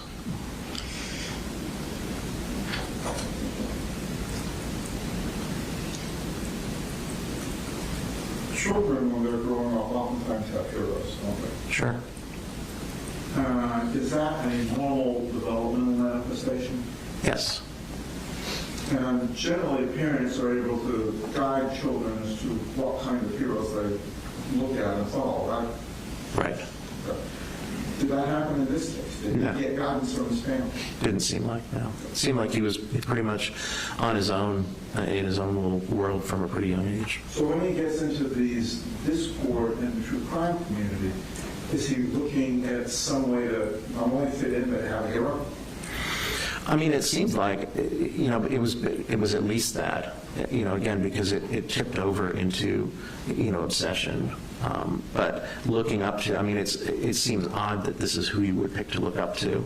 It makes sense that you would feel a certain kinship with somebody else who was disaffected and lonely, but there's lots of disaffected and lonely people that don't do these things. I think the explanation for getting into the true crime community is it kind of gets merged. I think maybe sometimes people start innocently just really actually being interested, and then they get into this community, and then they find this place where they can be accepted, and then they start talking about, fantasizing about these things or glorifying the things. That's a major piece of it, is the kind of glorifying and idealizing the shooters and minimizing the impact on the victims and minimizing the aftermath, and then idolizing them in a way. Again, it probably doesn't make sense to the average person, but I think if you're looking for a way to belong, you can end up in a healthy way to belong, or you can end up in an extraordinarily dysfunctional way to belong. And I think that's what happens to the people that get mired in this true crime community. I think Colt even had an inkling that it was unhealthy, because he mentioned two people he used to talk to, and he talked about them getting better. He said, well, Caitlin got better. She got therapy, and she doesn't do this anymore. And Calvin was the other one, got therapy and got better. And I think Calvin was even trying to get him to quit, being in there, recognizing it was dysfunctional. And given your testing and talking to Colt, would you say that he was emotionally appropriately developed for a 14-year-old, 15-year-old when you were talking to him? No, he didn't seem to be. I think his emotional development was really problematic. He was missing a lot of the things that kids get when they're growing up in terms of, attachments and stability and peer relationships and all of those things, and, healthy parents that are nurturing and present and not having a lot of their own issues and not neglecting them and not abusing them. So there was a lot of things that occurred in his childhood that were abnormal or that were not normal, not usual, and stunted his development kind of emotionally and interpersonally. And I think that, kind of, again, when you think of it that way, the idea that he would have found himself kind of immersed in this true crime community and overvaluing these other disaffected people, even though they had done these horrible things, I don't want to say it makes sense, but you can kind of see how one got from point A to point B. The similarities to some of the other shooters that Mr. Smith was alluding to, how does that play in his trying to feel a part of the community, if that was the goal, or how does that play into satisfying whatever hole he had in him in creating this world? Well, again, you've created now kind of a mythology around yourself, because you've done this thing and you've, shown a similarity to these other people, and then, it creates a certain amount of status for you in a again, extraordinarily dysfunctional way. But again, it's this, I'm going to do something that's going to, stand out. I'm going to do something that people are going to notice. I'm going to do something that Nick's going to notice. As kind of twisted as that is, it is an attempt to belong in an extraordinarily problematic way. And is it safe to say that it would then fill a hole that he's been trying to fill? I think so. Does that mean that he is at a point that he can't be treated and brought back to some level of normalcy? Well, as I was saying earlier, when you're talking about kids that are teens and adolescents, even when they get themselves into problematic places, the fact that their brains aren't fully developed and their personalities and characters are not fully developed. Clearly, he was immersed in this. Clearly, he was obsessed with this, and clearly, he was guiding a lot of his behavior at getting attention and credibility in this community. But the idea that you could, at age 14, 15, 16, that you would kind of say there's nothing you can do with somebody whose brain and personality and character are still in a state of flux, are still developing, and also if they haven't had, kind of a realistic shot at treatment. I think to just say at this age we know it's pointless kind of ignores how development works. And if Colt were exposed to something other than this community or taken out of this community, how do you think that would impact his emotional growth going forward? Well, if he could really get himself extricated from it and really kind of work on pro-social personal interactions and learn how to cope with things in a healthy way and learn how to manage the feelings that he has, and process the things that he understands, certainly you could find a different way of relating. Tell me a little bit about antisocial disorder and why you think it may not be applicable. Again, he's doing a lot of things in the aftermath. There's doing a lot of lying and, the malingering, but those are not necessarily indicative of an antisocial personality organization. Certainly he does some things that could certainly lead to that. He's clearly been able to do things that disregard the rights of others. He's clearly been able to do things that had an extremely adverse impact on the lives of others.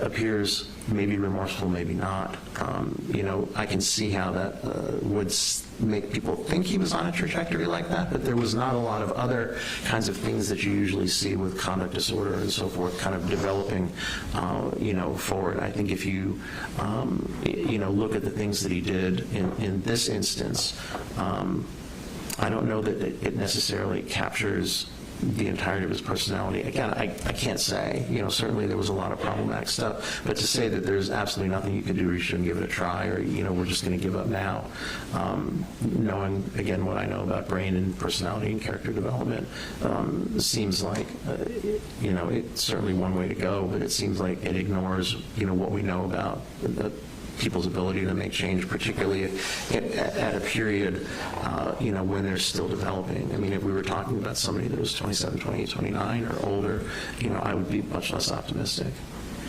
There's been some comment about his blank effect, the fact that he doesn't seem to be overly emotional and showing remorse. Is it possible that someone who is not in a normal social environment may not know the nonverbal cues to trigger that so others will understand what they're feeling?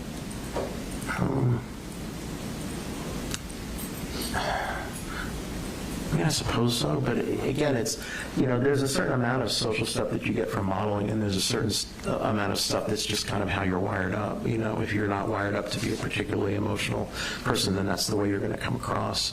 I think it's hard to tell with him. I mean, I think there's, again, evidence to suggest that he did know, and when he communicated remorse, maybe he was or was not remorseful, and it was hard to tell. I couldn't speculate, to be honest with you. I know I just talked around in circles a bit there, but it's hard to know.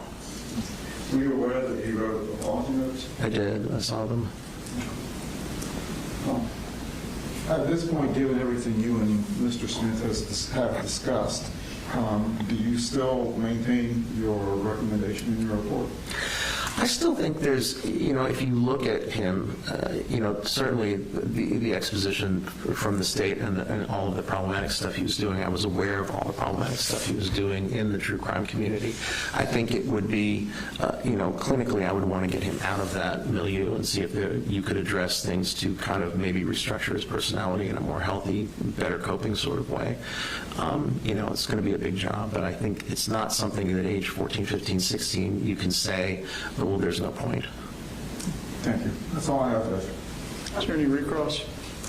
Just a second, Your Honor.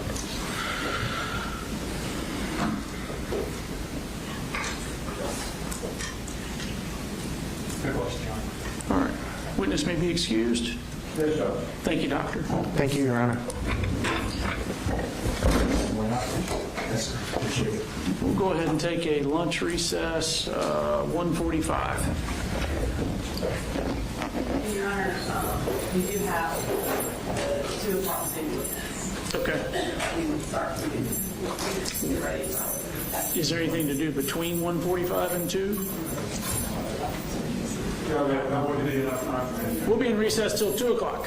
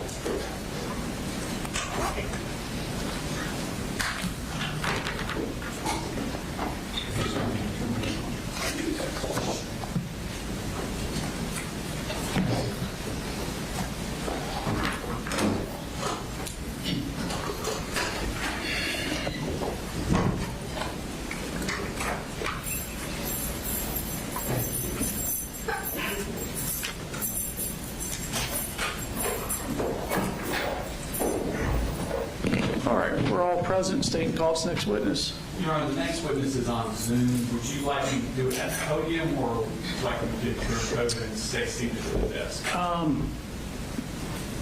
I'm okay with either as long as the witness can hear you. Are you able to hear Mr. Smith? Mr. Smith, are you able to hear Brad Smith, the DA? I will say that was a little garbled. Can you hear me now? Yes, sir. I think this will probably work, Your Honor. All right. And this is Peter Smith, is that right? That's correct, Your Honor. All right. Do we need to turn the video on? Yeah, I suppose we do. All right, so Mr. Smith, if there's any issue that comes up with you being able to hear or see us adequately, just do something to get my attention and we'll address that. Otherwise, I'll assume everything's working correctly. All right, everybody ready for the witness? Mr. Allen, we good? Yes, Judge. Okay. Mr. Smith, before we start, if you could raise your right hand, please. You swear the testimony you'll give in the matter now pending before this court will be the truth, the whole truth, and nothing but the truth, so help you God? Yes, sir. Okay. You can put your hand down. And if you could introduce yourself for the court. Yes, my name is Peter Nolan Smith. I'm an extremist researcher and journalist living in Canada. And how long have you been a researcher on extremism? Probably the last 6 or 7 years. It's been full-time. And how did you get involved in this? Initially, I was a beat journalist. I'd run a few projects in college where I would look at kind of harmful or pernicious cults, and then I started to apply that to my work. Now, I'm generally out of journalism, but work for a variety of NGOs or private companies providing information about extremist movements, particularly the far right, the Islamic State in Kurdistan province, and more recently, nihilistic violent extremism, which includes the true crime community. Okay. So how did you get to be involved looking at the true crime community? It started to intersect with extremely violent neo-Nazi movements, participants who were part of online spaces that we would call part of the true crime community, or TCC, were also parts of kind of online collectives or communities that would have similar kind of worship or lionization of mass killers. Have you done any writings on your research? I'm sorry, sir, could you repeat that? Have you done any writings about your research? Yes, sir. I've been published by a variety, like I said, of NGOs, particularly one that focuses on Canada, the Canadian Anti-Hate Network, and then multiple news publications, as well as the U.S. Army's Counterterrorism Center, their academic journal called the CTC Sentinel, specifically on the subject of the true crime. This time I tender him as an expert on the true crime community. Mr. Allen.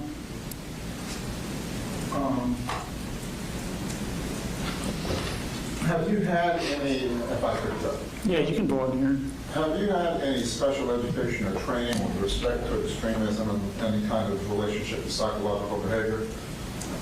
I'm sorry, sir. Could you repeat that? Yeah, you may have to. Have you had any special education or training with respect to extremism and the impacts on psychological behavior? No, sir. Okay. Do you have any educational background with regard to the sociology of extremism and its impact on communities? No, sir. I was a political scientist. Okay. And in your studies as political science, what did you concentrate on? International relations, security, but yeah, predominantly international relations. And you had indicated that you work with anti-hate group in Canada, is that right? Yes, an NGO that monitors and tracks the far right. Okay, and they are an advocacy organization, is that right? Yes, sir. Okay.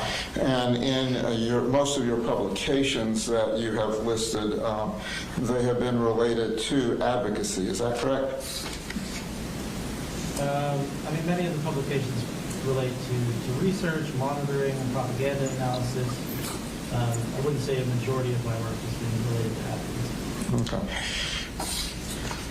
What other training have you had with regard to international relations and or the extremism community related to the TCC?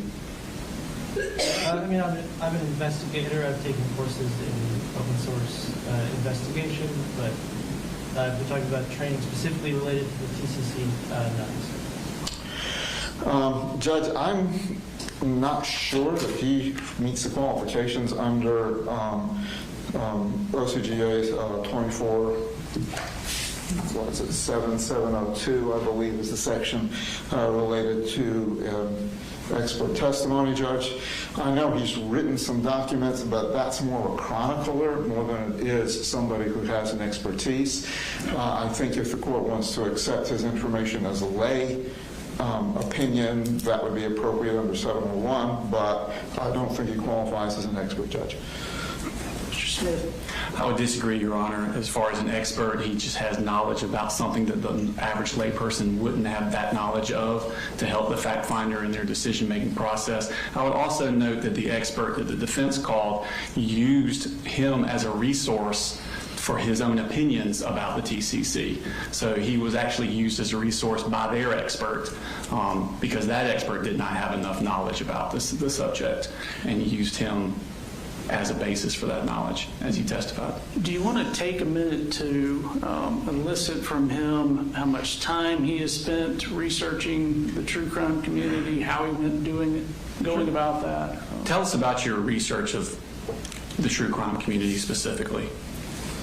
Yes, sir.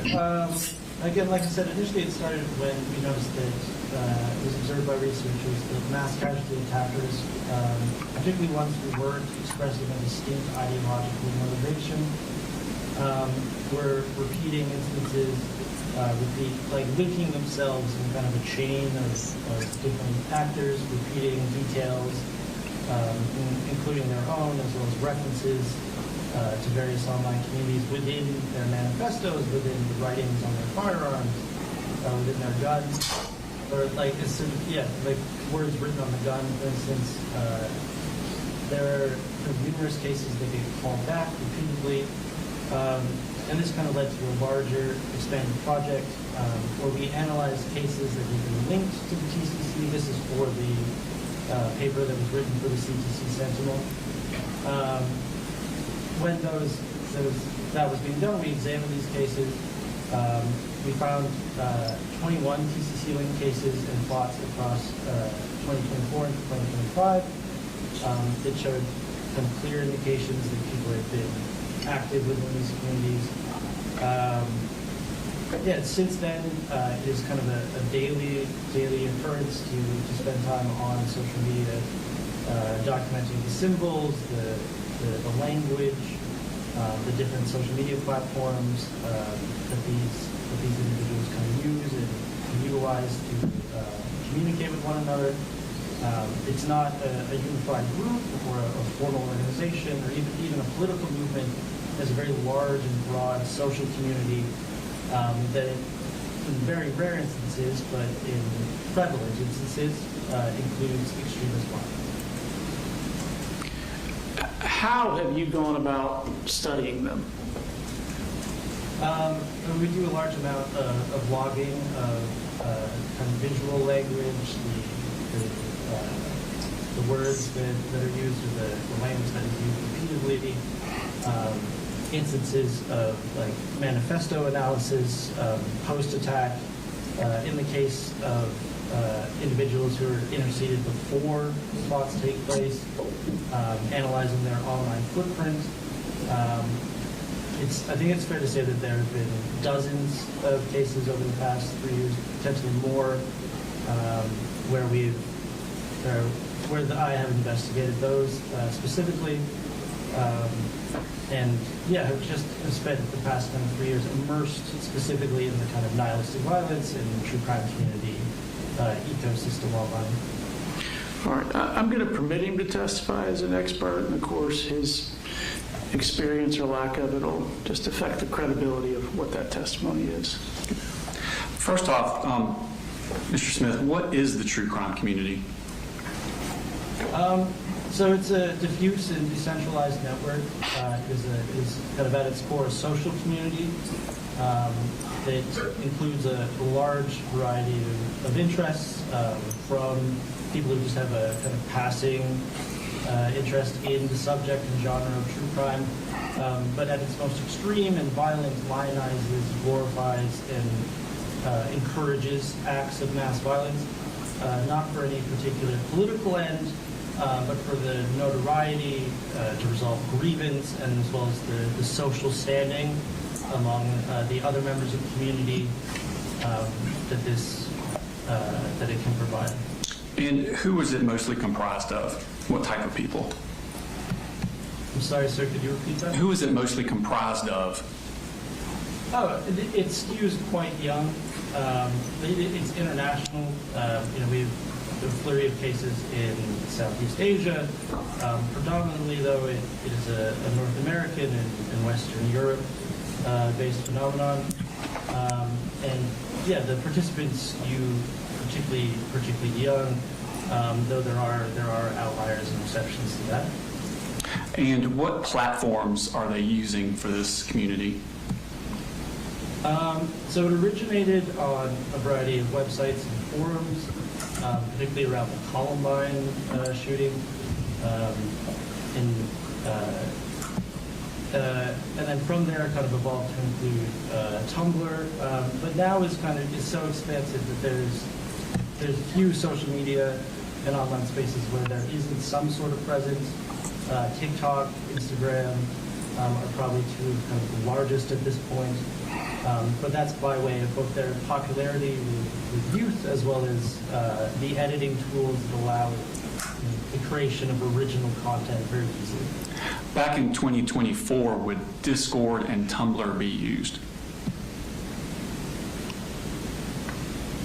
Were you able Sorry, what was that, please? Back in 2024, were the platforms Discord and Tumblr used?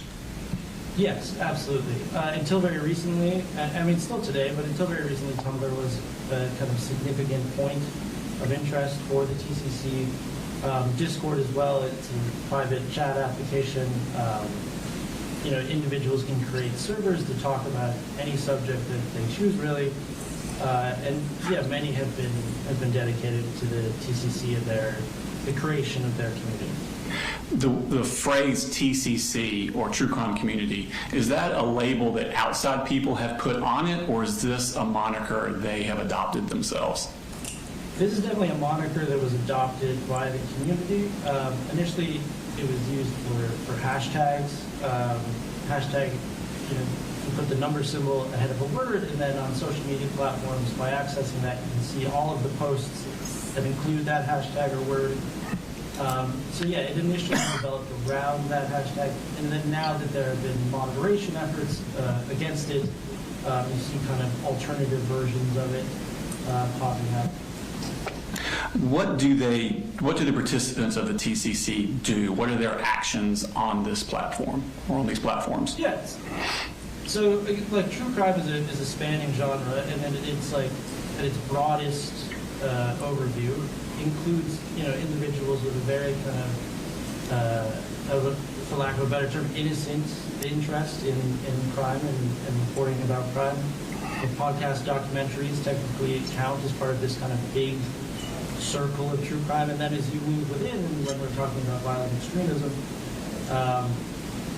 you have different like layers of participation. So the first is the kind of broad one that we all interact with, whether we watch like a Netflix documentary or read a book about it. The second tier, you start to have kind of parasocial identification, where individuals start to identify more with the attacker and potentially sympathy for that individual, as opposed to the crime itself or the victims.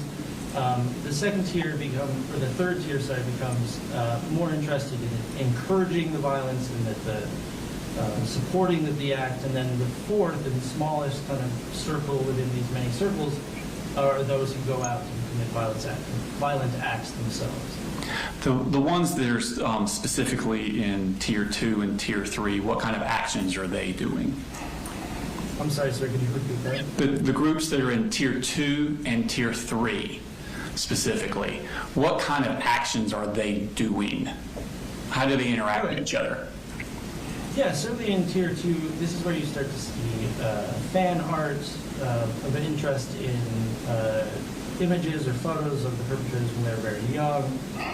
This is where the identification or the sympathy starts to come into play.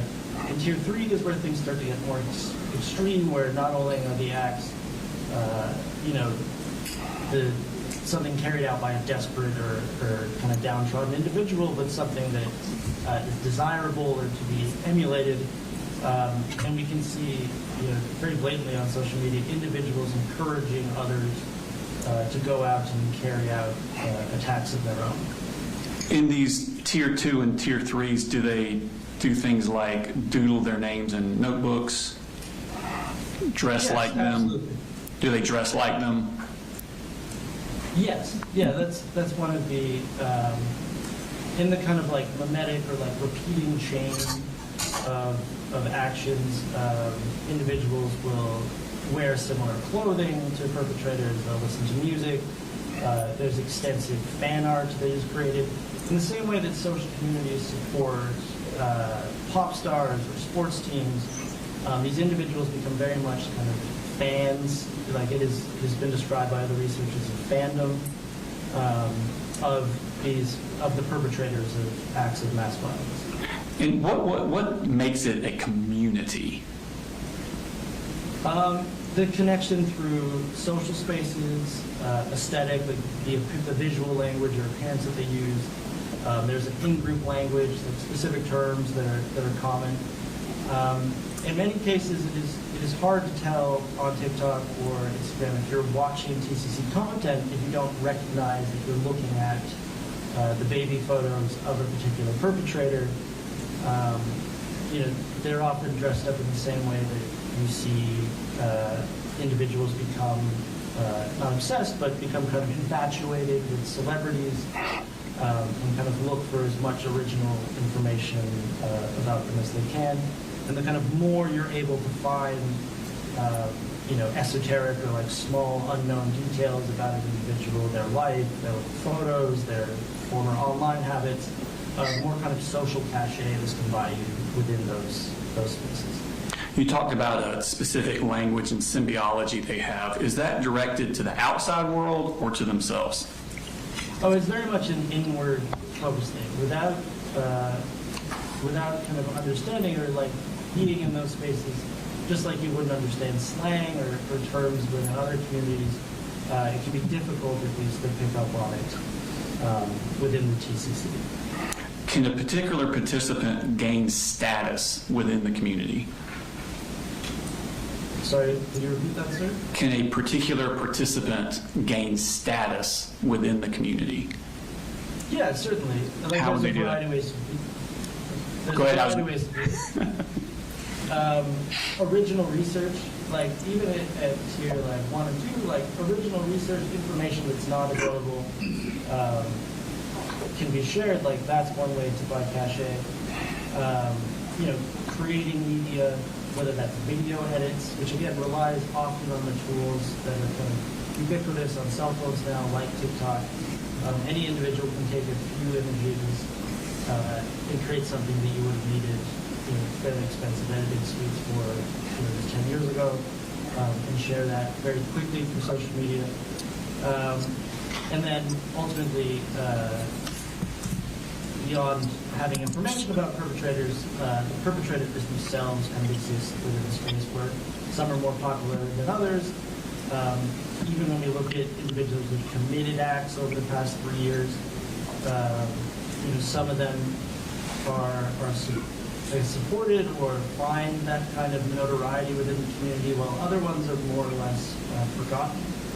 There's no like formula for that specifically, but yes, like status is obtained through original research, original content, and then ultimately the status of the perpetrators themselves. Okay.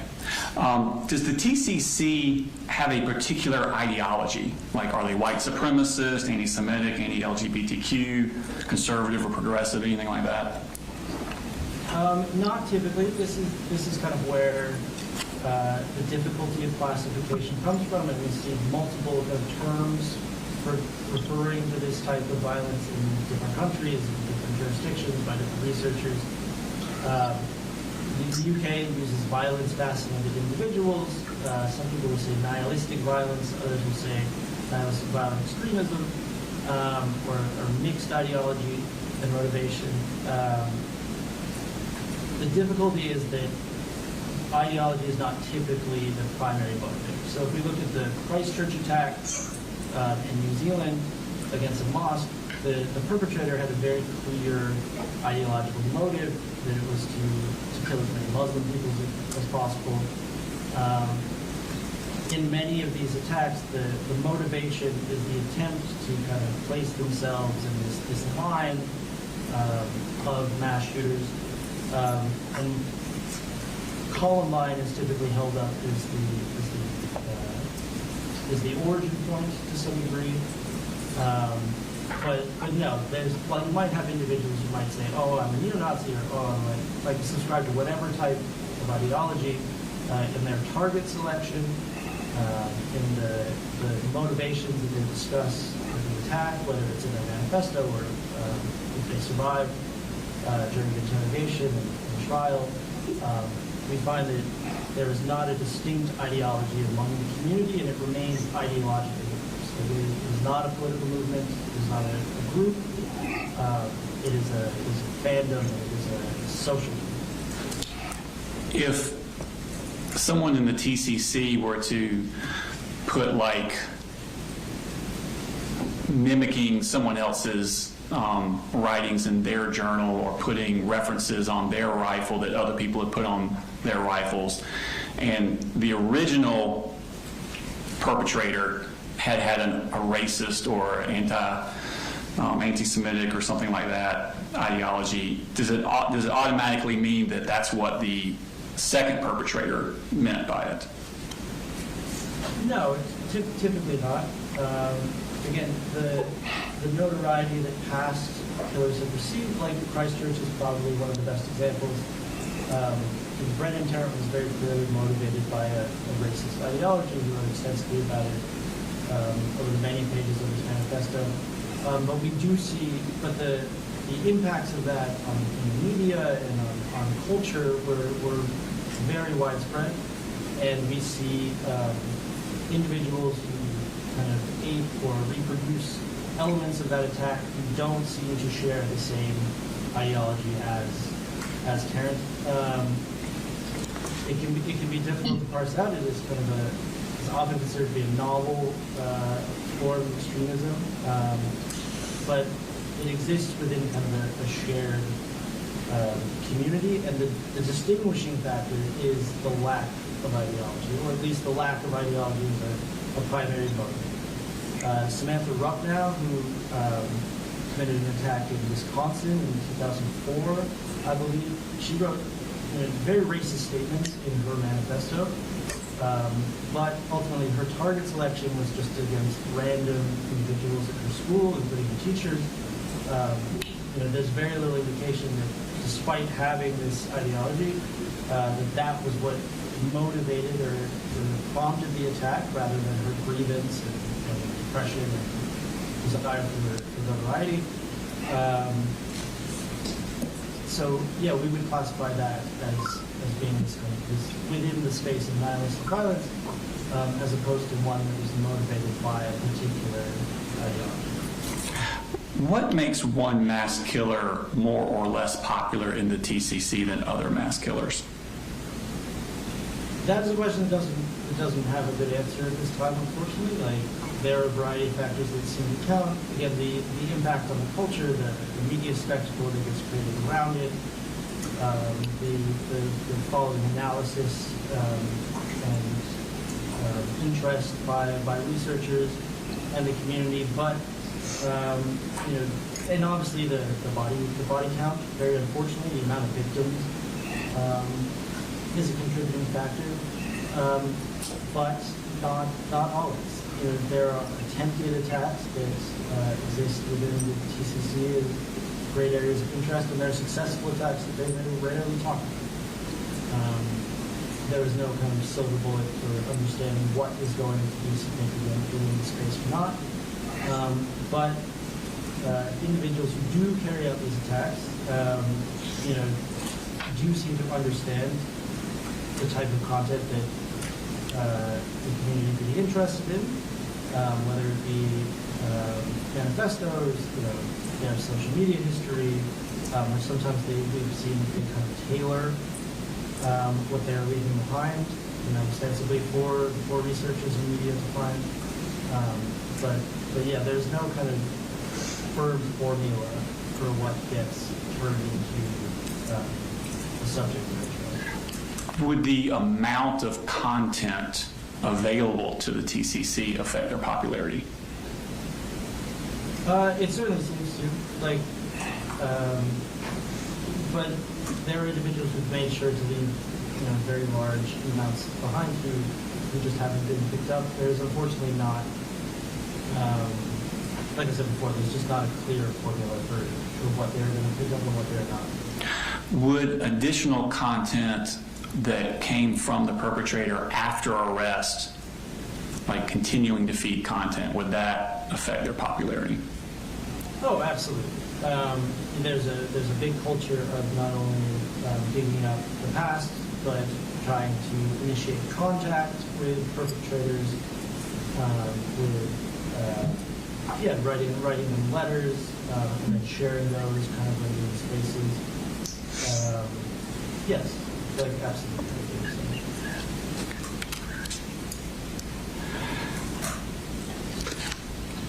That's all the questions I have. I think the attorney would have some questions for you. Mr. Allen Cross.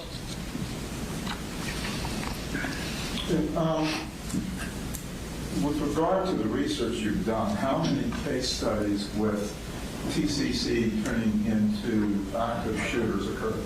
Oh, thank you. Were you able to hear that? Yes, sir. Okay.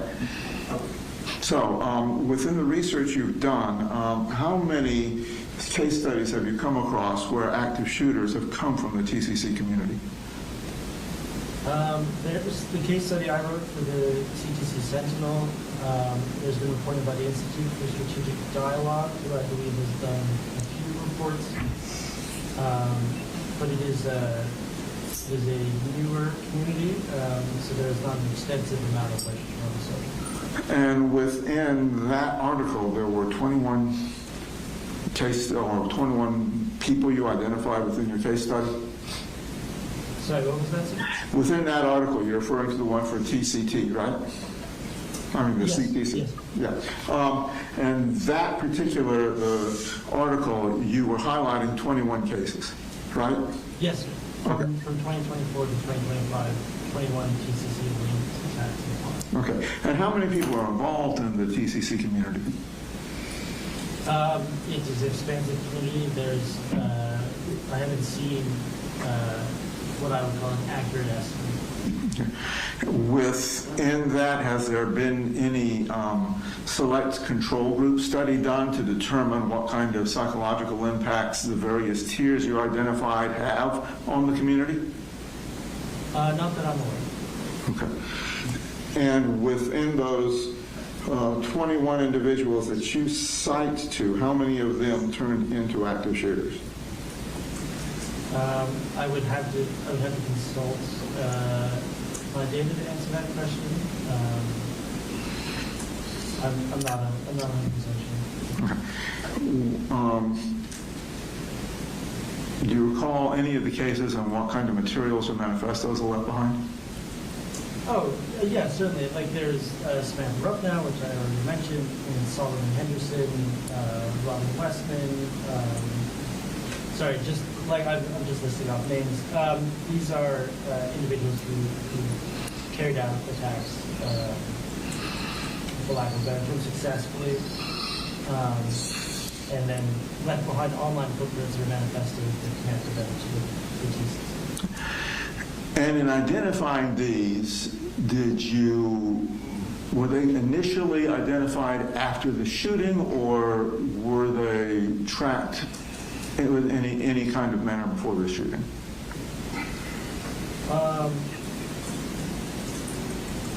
Sorry, can you repeat the question? In other words, how did you come upon them? Was it because of the shootings themselves? Is that how you determined which ones were in your analysis? Yeah, they were either reported based on public arrests, or they had carried out their plans, and then had become the subject of reporting. So then the way you derived your analysis was you started from the end and essentially backtracked to the beginning. I mean, we started with the most recent, certainly, and then, yes, to a certain degree, like the community is fairly, well, the behavior has existed for a long time. Fandoms related to the Columbine shooters were emerging very shortly after the attacks. It is a fairly novel community that started, it was roughly estimated, a couple of years before 2020, like 2017, 2018, that it kind of solidified into what we think of the ecosystem as today. How does that compare to other fandoms, like, say, Star Wars fans, or other than the fact that sometimes at the end you have a shooter that you're identifying, but how do they compare to other fandom communities? Well, the fact is that most people who are involved in TCC are non-violent. Even those who get very deep to, as far as tier 3, it might be a macabre, but it is a perfectly healthy interest to whatever degree, or at least a common one. They have an interest in true crime in particular cases. Most of the individuals who even talk about committing attacks, it's done in kind of a role-playing fashion. But there is a very clear problem of individuals who are parts of these communities to progress towards violence, and then encouraged by other individuals within it to carry out those acts. And ultimately do, and then leave behind signals, or signs or symbols or callbacks to whatever else, to past attacks that do come from that community. And in the specific studies that you did in the CTC Sentinel article, did you have any of that material reviewed through a psychological lens by a forensic psychologist or anything of that nature? No, sir. It is a counterterrorism and counter-extremism journal. It was written for counter-extremism research. Okay, thank you. That's all I've got, Judge. Any redirect? No, Your Honor. Thank you, Mr. Smith. All right, thank you, sir. You're free to go. Thank you, sir. Do you still need Zoom? No, sir. Not for today, Judge. I think this time we're going back to Investigator Smith for cross-examination. All right. Yes.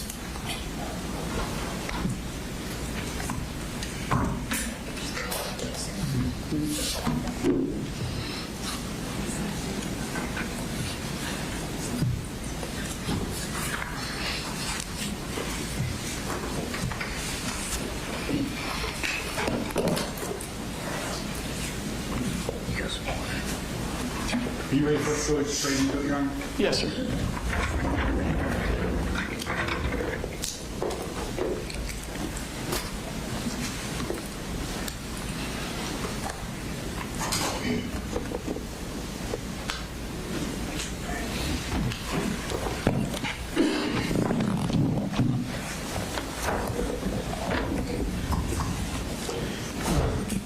Good afternoon. Good afternoon. You're back. Yes, sir. Okay. Picking up sort of where all the testimony left off, we had just viewed the videos of your interview with Colt on both interviews. And in the context of your investigation, he was not the only person that you interviewed, was he? No, sir. Okay. Who else did you interview? So I conducted interviews with Colt, with Colin, I reviewed or watched a forensic interview with Colin's daughter, Jenny Gray. Also conducted interviews with Marcy Gray, I believe Annie Paulhamus, Mr. Charles Paulhamus, and Miss Debbie Paulhamus. Okay. And can you give me an idea as to what kind of time frame those interviews took you? I would say within the first week to 10 days. Okay, so not long after the shooting? No, sir. Okay. Prior to the shooting itself, did you have any reason to have any interest in the family? I'm sorry? Did you have any reason to have any interest in the family? Was there any kind of investigation or report that you knew about? Previous to, I had heard about an incident involving Marcy Gray that occurred in Fitzgerald, Georgia. Okay. But nothing out of Jackson County? Not prior to, no. Okay. And do you know whether or not the school knew anything about an incident that took place in Jackson County prior to the current school year where the shooting took place? Prior to, no, sir. Okay. So other than Marcy, you have no idea about any pending investigations or any investigations through Department of Family and Children's Service or anything with the family? No, sir. Okay. And you had indicated that you spoke with Colt Gray. That was the day after the shooting, was it not? That's correct. Okay. And during that time, you got a fair amount of information from him with regard to Colt in school, right? That's correct. Okay. Now, he indicated during some point in his interview that Colt had been bullied in his prior school. Yes, sir. Okay. And he did not indicate that he did anything other than visit the school on that. Is that correct? I think that's fair to state. Okay. And as far as you know, he didn't seek counseling or anything for Colt as a result of the bullying? That's correct. Okay. And as part of his bonding with the child, that's when he bought the AR that was used in the shooting? Yes, sir. Okay. Do you recall from his interrogation or his interview with how long Colt was in the school in Jackson County? How long Colt was in school in Jackson County? I would assume the entire time they lived there. Okay. And during your investigation, did you get any school records with regard to his attendance? I do not believe that I got those records. I think that fell to DFACS. I believe they obtained his records. Okay. Now, when Coleman got the gun for Colt, he did not indicate to you that he had bought any kind of trigger locks, safety locks, or lock boxes for that gun, did he? I'm sorry, can you repeat that? He did not indicate to you that he bought any kind of trigger locks, lock boxes, or anything of that nature for the gun? We didn't discuss that during the interview. Okay. There was some discrepancy in what he said was how the gun was kept. Is that correct? There was discrepancy between what he said and what Colt said, yes. And your investigation also turned out that neither one of them were being accurate with you, correct? Correct. Okay. Where ultimately did your investigation tell you the gun was stored on a regular basis prior to the shooting? On a regular basis in Colt's bedroom. Okay. And that was confirmed by Jenny Gray during her forensic interview, as well as portions of both Colt and Colin's interview. Okay. And at Colin's interview was when you took him in custody. Is that correct? At the end of, yes, sir. Okay. Now, during that interview, you also cited to him some information from Inspector Ward, or Special Agent Ward. Who was she? She's a special agent with the Georgia Bureau of Investigation. Okay. And was she also one of those that confirmed that the weapon was not stored in any kind of locked facility? Yes, sir. She had conducted an interview with Colin the prior day. Okay. During your interview, Colin also indicated that he knew about Colt's self-harm. Yes. And what did he tell you he did about it? He told me that after Colt had caused self-harm, after he cut himself, that he had taken Colt's knife. Okay. And did he seek any kind of help for Colt? No, sir. Did he take him to a doctor to look at the cuts? Not that I'm aware of, no, sir.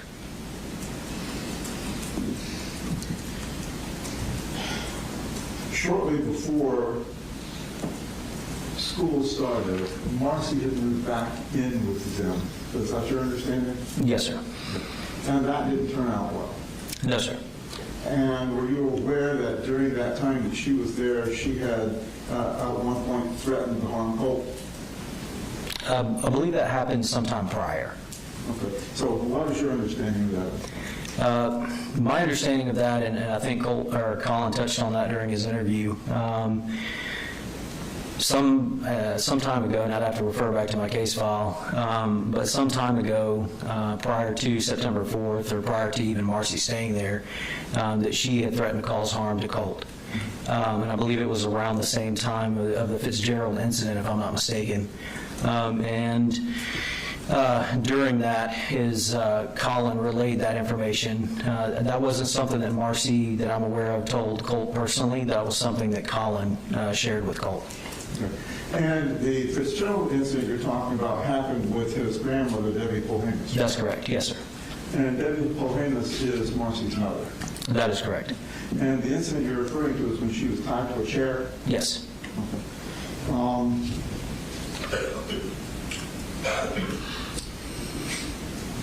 After that threat, there was a brief altercation between Colt and Marcy? There was. And did Marcy have anything to do with the gun that Colt owned at that point? What do you mean by do? Did she attempt to take it? Yes, she had indicated during my interview with her that she had intentions of removing the firearm from Colt's room. Okay. Do you know whether she followed up with Colin to ask him to have that removed? She did. Okay. And to your knowledge, were any actions taken to secure the gun? Colin said that he did. Colt said that he did, but the results of our investigation was that was not true. Now, when Colt was first arrested, as we heard on Friday on the initial interview that you did with him, he said that the gun was in a toolbox in the truck, correct? That's correct. And then the second interview, it changed to being in the closet.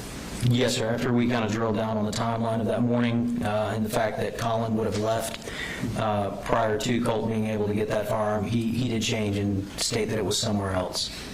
Good. And did you ever circle back to Colt to ask him why he didn't tell you what the actual facts were? I'm sorry? Did you ever circle back to Colt and ask him why he didn't tell you that he had the gun instead of his father? No, sir, I don't believe we did. Okay. You remember your interview with Ms. Polhamus, right? Yes. Okay. And that interview, she outlined a lot of facts behind the altercations between Marcy and Colin, right? That is correct. And she's expressed to you her concern about Colt. She did. Okay. Do you recall some of the things that she talked about with regard to Colt's and his reaction to the arguments that his parents were having? If you could refresh my memory. Okay. Did Colt withdraw when there were fights and arguments with his parents? He did. Okay. Did he go back and into his computer and just play for hours? He would. Okay. At times he went down to live with her, didn't he? In Fitzgerald, yes. Okay. And when he was living in Fitzgerald, did she tell you anything about his being upset, being agitated because of the issues with his parents? That he did. She did. Good. Did she also confirm to you whether or not she asked the parents to get him some treatment? She did. Okay. Did she even take steps to get treatment? Yes. Okay. Do you recall the portion of the interview where she had gone up to Athens to set up for a crisis center appointment for Colt?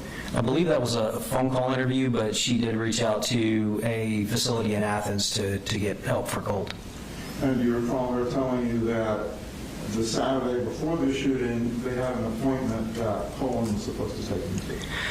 Correct. I believe the lady at the facility in Athens told Ms. Polhamus that Saturdays were a slow day and that that they could just have a walk-in. And she couldn't do it herself because she didn't have legal rights. Correct. So it had to be a parent that went with her. That is correct. Did she also tell you that Colin didn't make that appointment? Yes. To the best of your understanding, Colin did not ever take Colt into any psychologist or therapist, even though he was asking for it. The only thing that I'm aware that Colin did for Colt was speak with the school counselor, and I believe that was the extent of his involvement for getting help with Colt. And to your knowledge, the school counselor put in process management? I know that they have tools available to get children help. As far as all the tools that are at their disposal, I'm not aware of. But you don't know that Colin ever followed through on anything that he may have gotten from the counselor? No, sir, I don't. And you were not told by Colin what information or tools she recommended him to? No, they mentioned that they were going to have an outside counselor come into the school, I believe is the conversation that they had. Okay.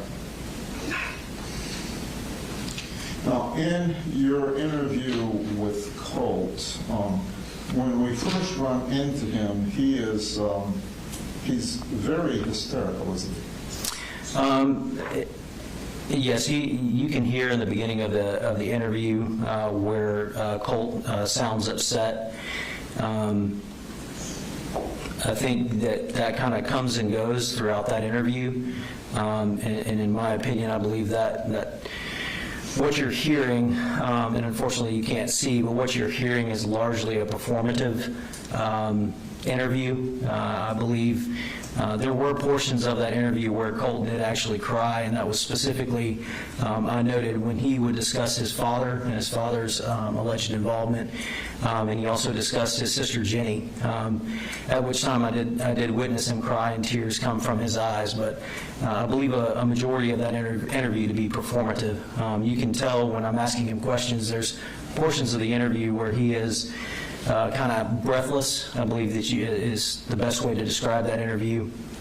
And then I'll ask him a question, and he will calm down very quickly and answer that question. Were you aware he suffered from anxiety issues? He did tell me that. Okay. And at the time of your interview, as we heard, he never denied he was the actual shooter, right? He did not. Okay. And he did express some concern for some of the folks that he shot at, didn't he? He did, more so during the second interview. And during the second interview, that's where you saw evidence of his self-harm. Yes. When he was taken into custody, or he was transferred back to, I guess, the jail at that time, the detention center? Yes. Okay. Were any referrals made with respect to psychological counseling because of the self-harm?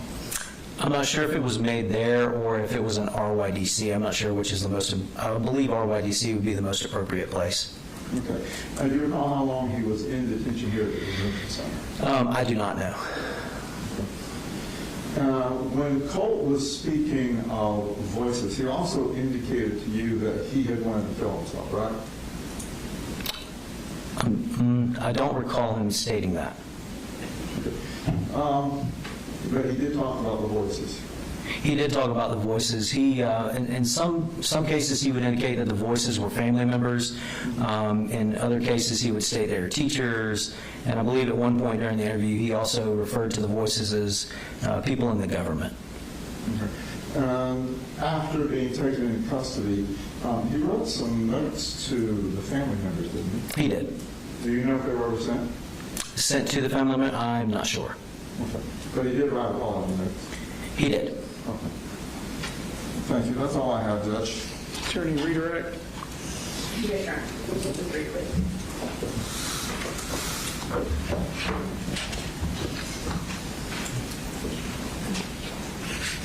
As far as the letters that Mr. Allen was mentioning, were those prompted by law enforcement? The apology letters, did y'all ask him? Yes, we did. And was that sort of an interrogation technique to get him to write the letters? That is correct.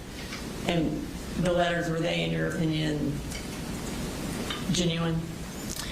I don't believe so, no, ma'am. Thank you, brother. Anything else, Mr. Allen?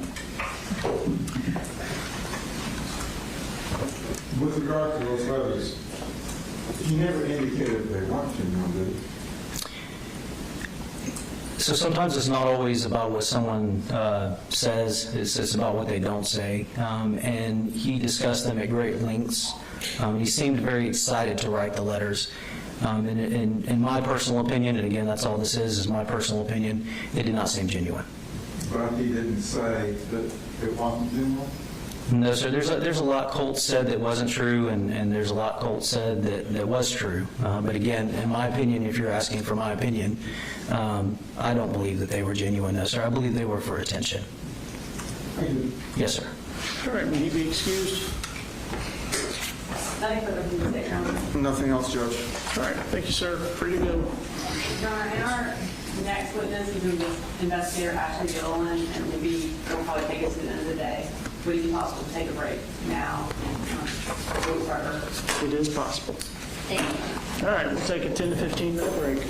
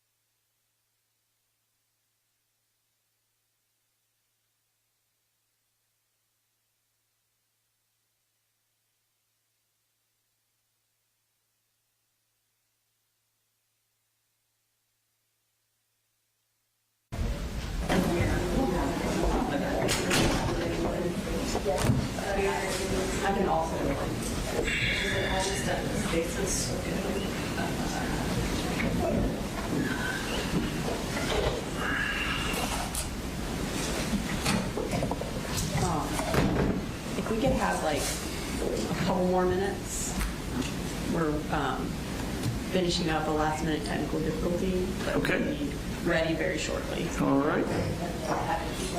Oh, yes, I can go and do that. And Your Honor, this is just, we have an evidence list that I've been asking, so I put a court exhibit 2 on it so that you can have it.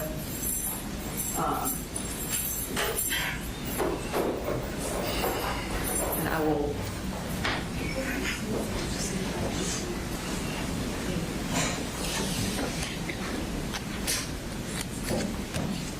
And we're all present for the record. While y'all are working on that, Mr. Smith, Mr. Allen, y'all want to approach?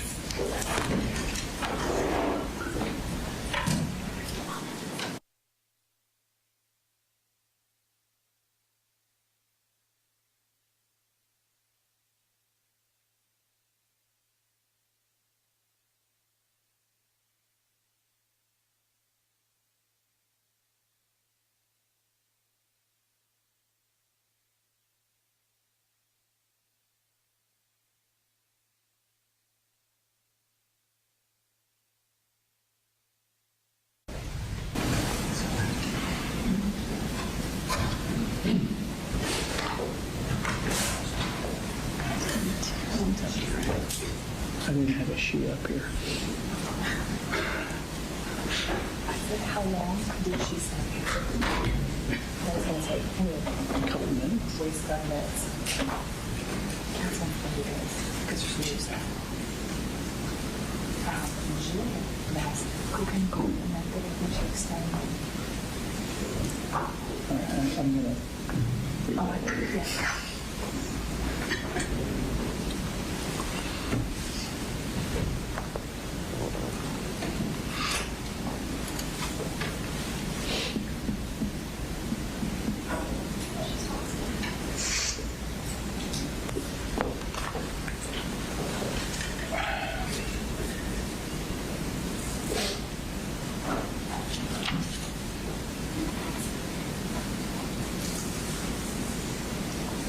All right, Your Honor, we are ready. All right. Call your next witness. The state calls Ashley Gilliland.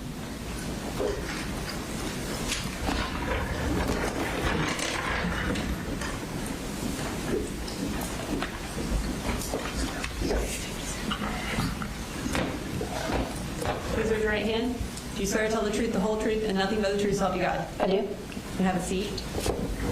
Can you go ahead and introduce yourself to the court? Yes, my name is Ashley Gilland, and I'm an investigator with the Barrow County District Attorney's Office. And how long have you worked for the Barrow County District Attorney's Office? Almost 7 years. And what are your job responsibilities with the Barrow County DA's office? My responsibilities are to prepare cases for court hearings and or trial. That can be a plethora of things, from interviewing witnesses, serving subpoenas, writing search warrants for social media records, and then in turn compiling all that evidence into a summary format for court purposes. And were you assigned to aid in the investigation into the Apalachee school shooting from September 4th? I was. How did you become involved in that investigation? From day one, I was more in a support role. As evidence was coming in for that the day of, I was collecting that evidence, doing preservations on different social media accounts, and then in turn writing search warrants for certain accounts. And then as each piece of evidence came in, I kind of put it together and compiled it into a more readable format. And as far as compiling it into a more readable format, can you tell us a little bit about what evidence you summarized and what evidence you reviewed with this case, and specifically in preparation for the sentencing hearing today? So I reviewed and compiled together Discord records, which is a social media app, Google records, cell phone extractions, computer extractions, crime scene photos, and any other type of photos that were found. As far as Discord records, whose Discord records did you summarize and look at? They were the defendant's Discord records, one from back in 2023 during an investigation, and then also one during the investigation of Apalachee. And those Discord records that you reviewed, are they on a jump drive that will be providing to the court with all the evidence? They are. And Your Honor, those Discord records are numbered State Exhibit 266, and we would like at this point to introduce them into evidence under the business record exception. All right. Mr. Allen? No objection, Judge. All right, they're admitted. In addition to Discord records, I think you mentioned Google records? Yes, ma'am. Okay. Whose Google records did you review? The defendant's. Okay. And Your Honor, we also have the Google records on the jump drive, and those are listed as State Exhibit 237. We would also like to introduce those into evidence under the business record exception. Mr. Allen? No objection, Judge. They're admitted. In addition to those records, since the defendant's arrest, have you been able to get calls that he has made while he's been in custody? I did, and I did subpoena jail calls from while he was in different YDCs. And have you also reviewed those calls as part of preparing for today? I have, yes. And Your Honor, this time I would like to introduce into evidence State Exhibit 267 through 335 and 345. They are clips from certain jail calls between the defendant and his mother, Marcy Gray, that we would introduce under the business record exception. Mr. Allen? No objection, Judge. All right, they're admitted. Okay. And then the last, these, did you also obtain the defendant's medical records or psychiatric records from the youth detention centers as well? I did. And Your Honor, this time we would like to introduce into evidence Exhibit 336A and B, which are the medical records for Colt Gray from the various youth detention centers, and we would have them placed under seal as well. Mr. Allen? No objection, Judge. All right, they're admitted and they'll be filed under seal. Thank you, Your Honor. Specifically in preparing for today, was a PowerPoint created as part of your presentation? It was, yes. And does it summarize digital evidence related to the defendant in this case? It does. Okay. Can you just briefly tell us what the purpose of the summary PowerPoint is?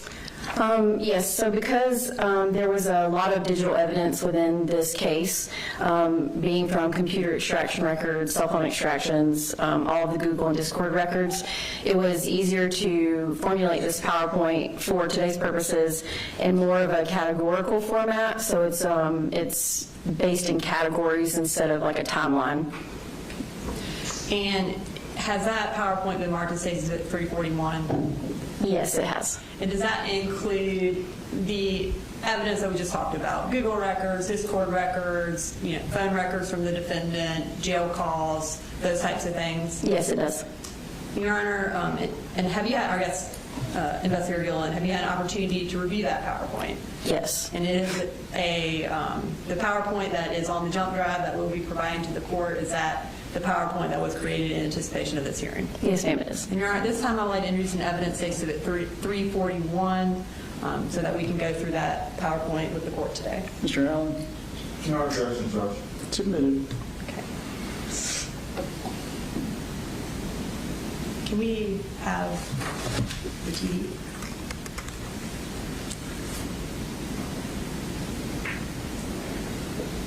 Okay. So we're going to start with page 1 of the PowerPoint. Can you kind of tell us what this shows us? So like I said before, this was kind of put into categories. So if you'll see the folders that are in the middle of the screen, one's titled Idolizing Mass Shooters, the second one is Planning a Mass Shooting, and the third one is Motive Seeking Fame. So these are the type of kind of the overview of categories that we're going to talk about. Okay. So sort of a roadmap for your presentation? Yes, ma'am. Okay. So we're going to start with idolizing mass shooters.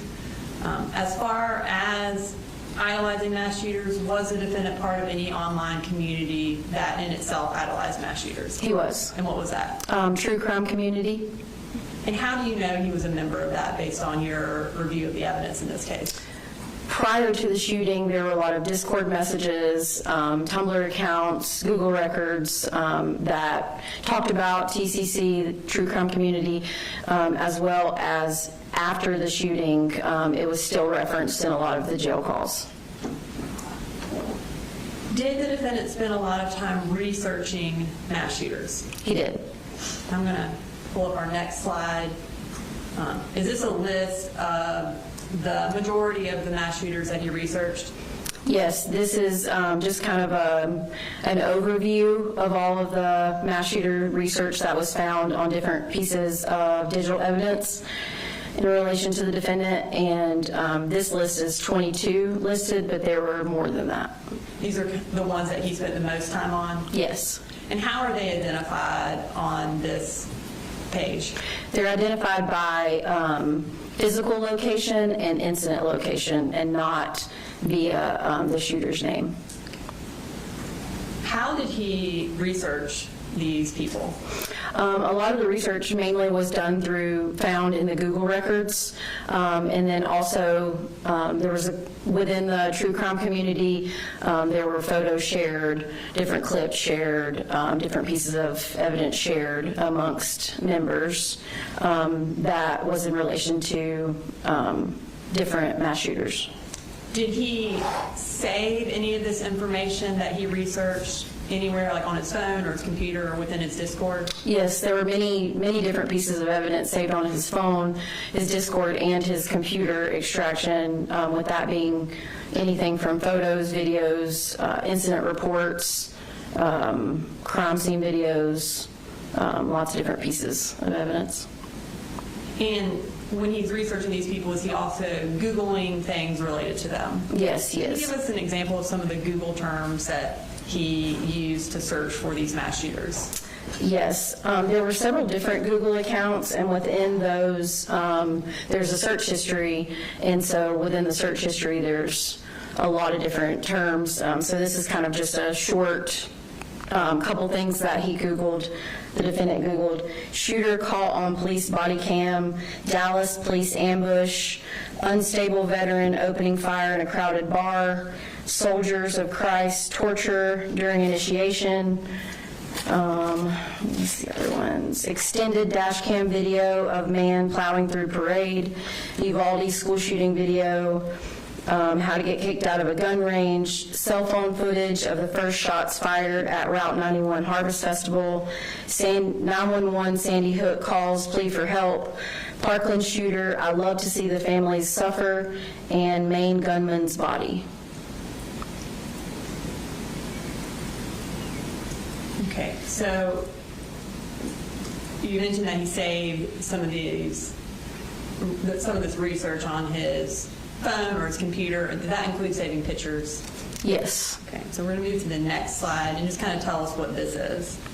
This is just a collection of photos that were found on his Discord and phone extraction, and this is just a kind of a compilation of all of the different mass shooters.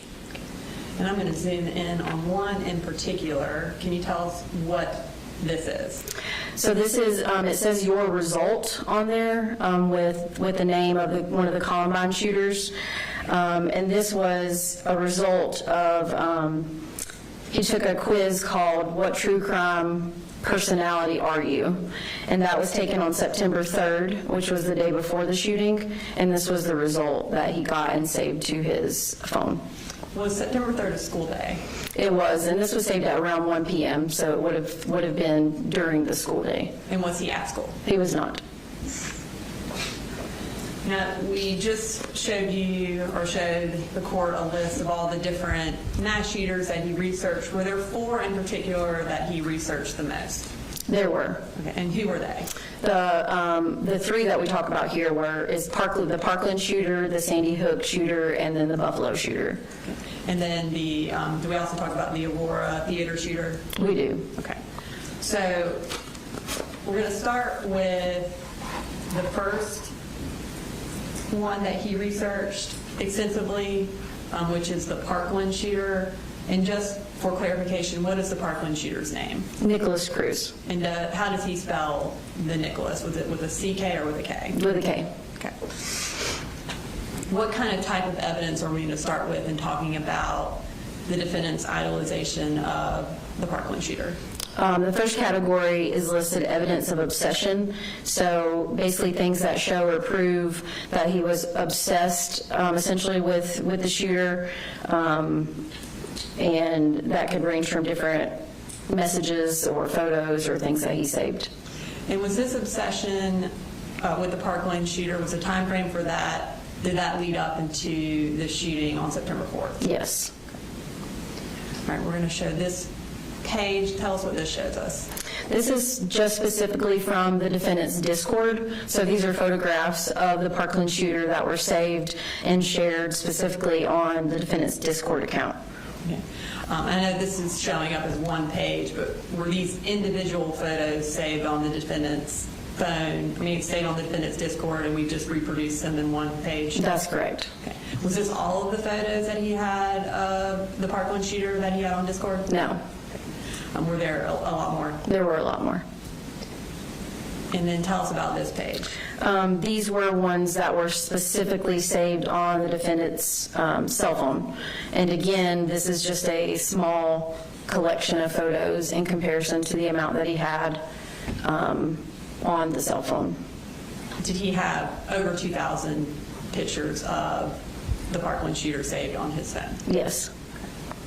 In addition to having these pictures on his phone and on his Discord, did he also have pictures of the Parkland shooter printed out at his house? He did. There were 16 photographs that were printed out and on his bedroom wall. And this time we're going to go ahead and show you that.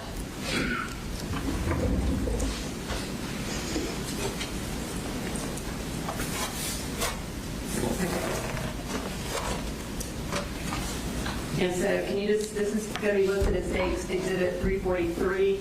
Do you recognize this? Yes, this is the collection of the 16 photographs that were on his wall, and this is actually an exact measurement of it displayed on his wall. Are these the exact photos that were found on his wall? They are the exact photos. And then they were placed on this to show the exact placement of what his wall looked like the day of the shooting? That's correct. All right, this time I'd like to introduce the evidence, Exhibit 343. Mr. Allen. Any objection? No objection. It's admitted.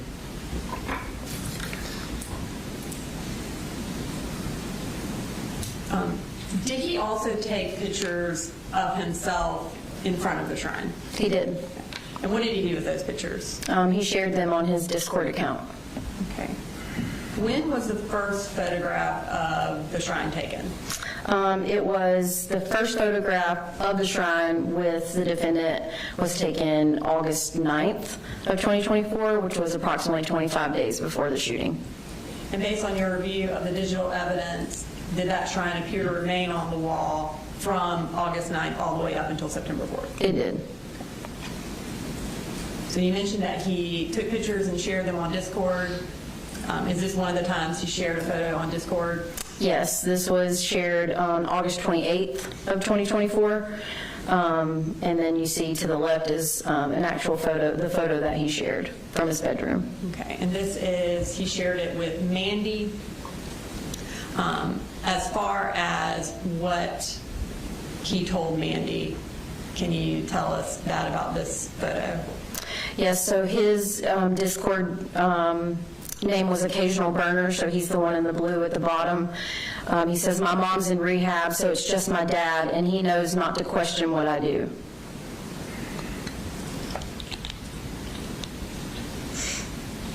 Okay.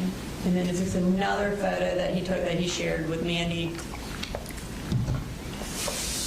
Yes, this is another photo that he shared on Discord on September 3rd, the day before the shooting. Okay. In addition to having all these photos saved and these photos printed out, what other evidence of the defendant's obsession with the Parkland shooter did you find?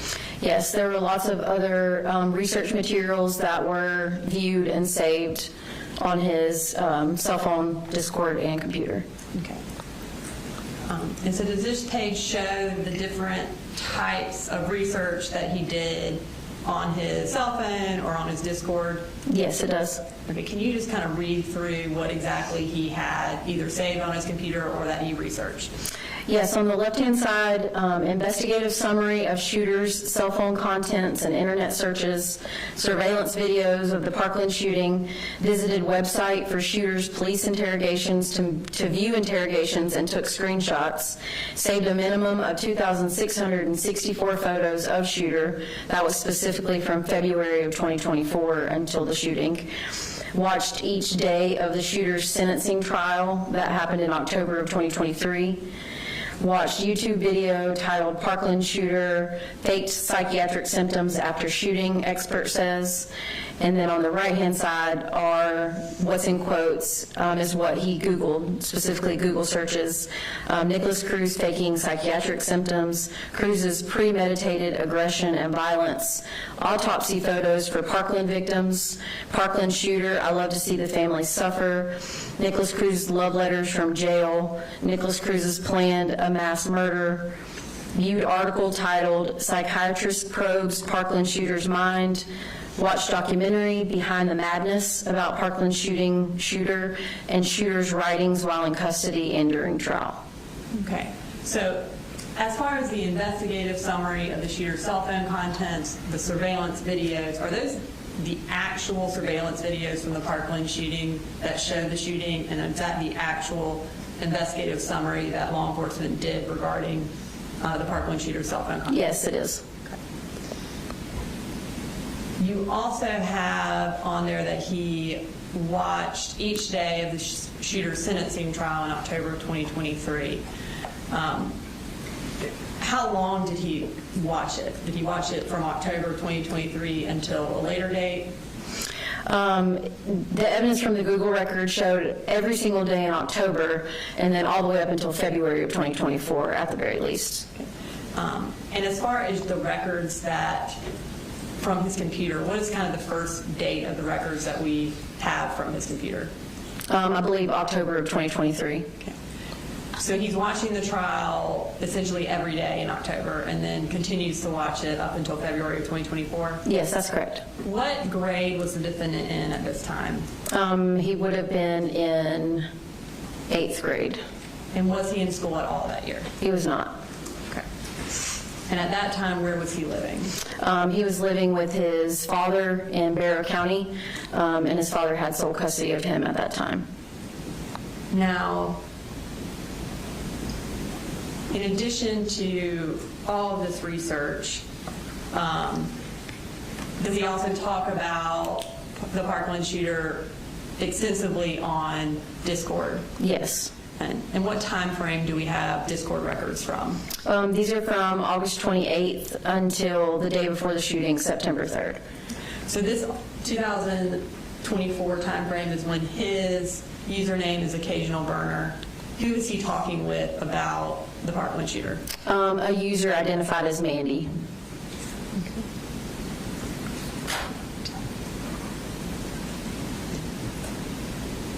Now, kind of what I'd like to do here is that you will identify the date and time of the Discord record, and if you want to read the defendant's Discord, and I can read Mandy's, so that we can kind of go through them for the court. Sure. So on the left-hand side, you see the date with a timestamp. This timestamp also is in what's called UTC time, which is Universal Time Coordinated. It's a standard time used kind of to regulate clocks around the world. So almost all digital evidence comes in UTC, so we have to convert it to Eastern Standard Time, which is typically -4 during this time frame. So it's -4 hours. So for example, this would be the first one would be August 28, 2024 at 11:42 a.m. And if you want to read those first two messages. Yes, ma'am. If you don't have multiple pictures of him sprayed across your wall, a multitude of archives related to him, and not having him be the sole reason you're still alive, you're like fake as fuck. At least that's my quite diluted philosophy regarding the type of love you have to have towards Nick. Okay. And then about 2 hours later, Mandy says, do you have any hobbies aside from games? He responds, shooting, Nick, people watching. That's about it. And it looks like about 5 hours after that, he makes another comment. It seems like any inspiration/motivation I have always ties back to Nick. And again, was this August 28th, a school day? Yes, it was. And was he at school that day or at home? He was not at school that day. Okay, we're going to move to, looks like more discord from August 28th. Approximately what time is this? This would be around 7:16 p.m. Okay, and if you want to go ahead and start reading those records. Like, it's weird, but I feel like they only see him for that and not for who he is as a person. I think a lot about him being forgotten and just a number, as the victim said. I've cried thinking about it. So I promised myself and him I'd never leave his side. Yeah, when I watched the impact statements, I had so many panic attacks because, like, why do they feel the need to be so hateful? If it wasn't for Nick, I would have blown my brains out months ago. I know, right? So inhumane. Like begging for him to get raped and killed, WTF. But I saw him and my heart just, and people say Nick's the monster. Now we're moving to more records from August 29th. Around what time do these start? So this actually would have been 11:46 p.m. or 11:45 p.m. on the 28th, going into the 29th. So midnight, we start around midnight on August 29th. Yes. So, and Mandy starts with LMAO, how long have you liked him? I forgot. For like almost a year now. I've known about him for years, but I had different hyperfixations at the time. But when I found Nick, literally everything connected, and I haven't left since. I'll say it, I've masturbated thinking about Nick. And then it looks like we moved to later on in the day, on August 29th, and Mandy says, if you had to pick one person to be with and only them forever, who would it be? Like killer-wise? I mean, just in general, TBH. Like, if you had to pick one person in this world to be with forever. I mean, Nick, of course. Who else? And then now more messages from August 29th. And is this around midnight of the 30th? It's around midnight of the 29th. All right, it's going into the 30th. Yes. All right, and can you go ahead and read those messages? Sent video. I cried making this, slightly. Well, I just cried. What? That shit made me tear up. Oh, I didn't think it would touch you like that. Great edit, though. It's hard for me to go back to it because it does the same to me. I need to make more like emotional edits of Nick. I like him. As far as, so they're talking about making emotional edits of Nick. What is an edit? Essentially, it's just taking a video and making it your own, whether that means adding photos to it, adding text messages to it, adding music to it, just any kind of thing that you can alter to make it your own. And he talks about making an edit. Is there an edit that he sent related to this conversation? Yes.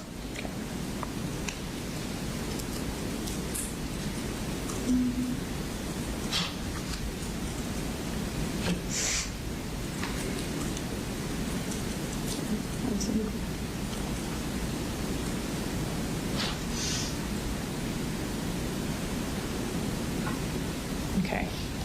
And this time we're going to play that video edit that the defendant made. Emergency. Hi.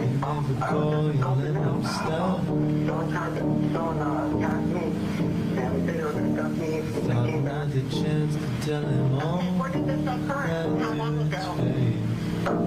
and even though we barely know each other, it still hurts watching him fade away,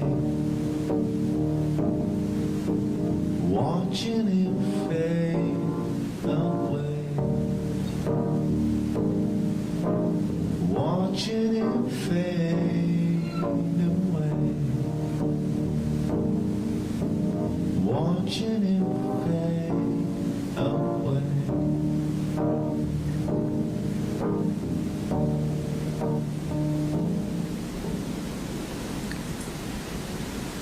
Okay, now we're moving to September 2nd, which is 2 days before the shooting.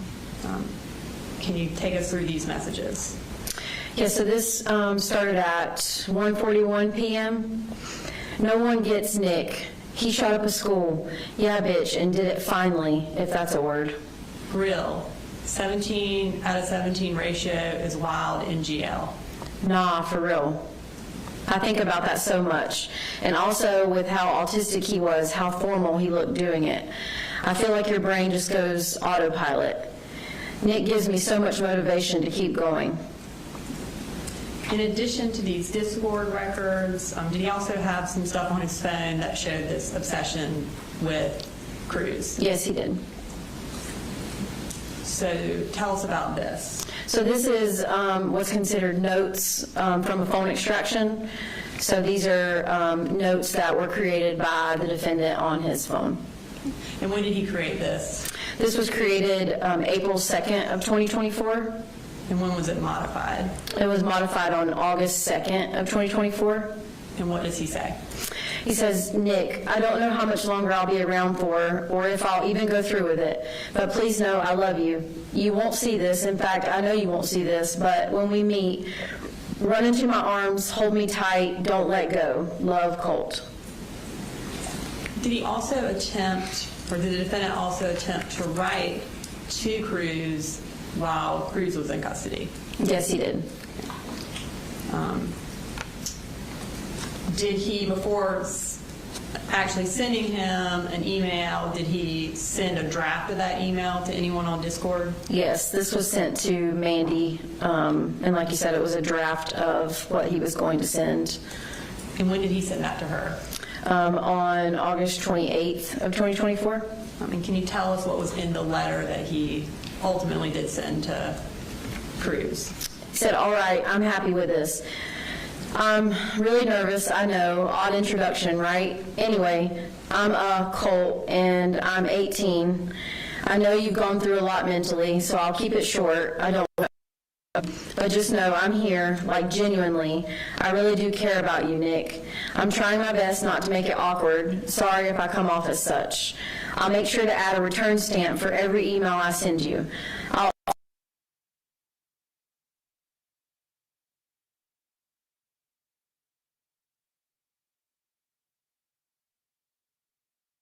When the defendant sent this email to Cruz in custody, did it actually ultimately get to him? It did not. And why not? It was labeled as harassment and returned to the sender.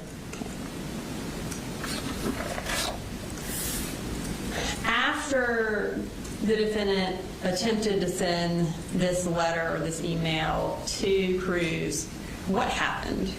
So he began messaging someone that identified themselves as Cruz's cellmate. And did Cruz's alleged cellmate reach out to the defendant after this email was sent? Yes. Okay. And do they have a rather lengthy conversation? They do.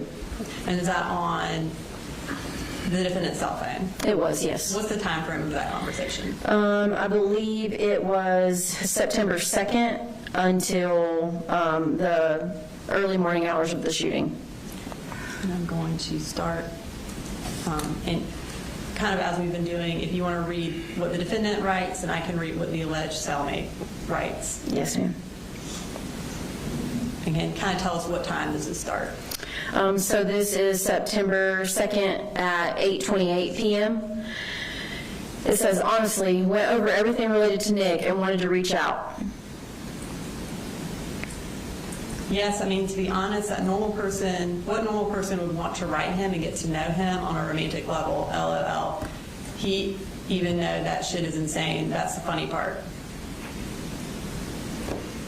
But honestly, I can relate to his trauma, but like romantically, I don't know, he doesn't want that.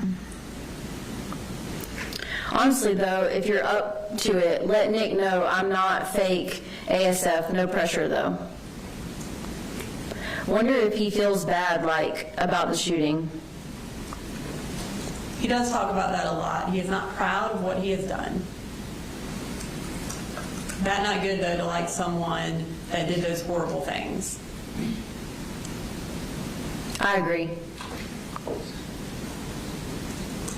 And not know him outside of that, I mean. They did pretty well going through life during the trial. Well, is he around? Sigh. Hey, y'all got news in there? Yes. Just making sure. And about how long is this before the shooting? This was around 9 p.m. on the 2nd, so a little over a day. Hope you can stay in contact until the 4th. Got something I want to show you, and Nikki, honestly. Yeah, gotta prepare for prison myself. Hey, can you and Nick be up around 8 to 9 a.m.? And what time are we at now? This is midnight, around midnight on the 4th, on the day of the shooting. I've got my surprise ready. Is it still midnight the day of the shooting? Yes, ma'am. Yeah, but I don't know if I'll have my tablet. Well, I guess Nick will know either way. Has he said anything? Oh yes, I said you were funny and seemed cool so far. Thanks, dude. At least he's got my name.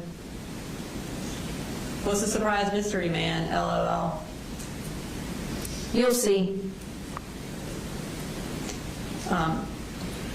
And ultimately, do we know who the person he was texting was? No, there were search warrants done, and it just was someone using a fake number. All right, so moving to our next slide, what's our next kind of type of evidence we're going to talk about related to the defendant's obsession of the Parkland shooter? Evidence of mimicry. What do you mean by evidence of mimicry?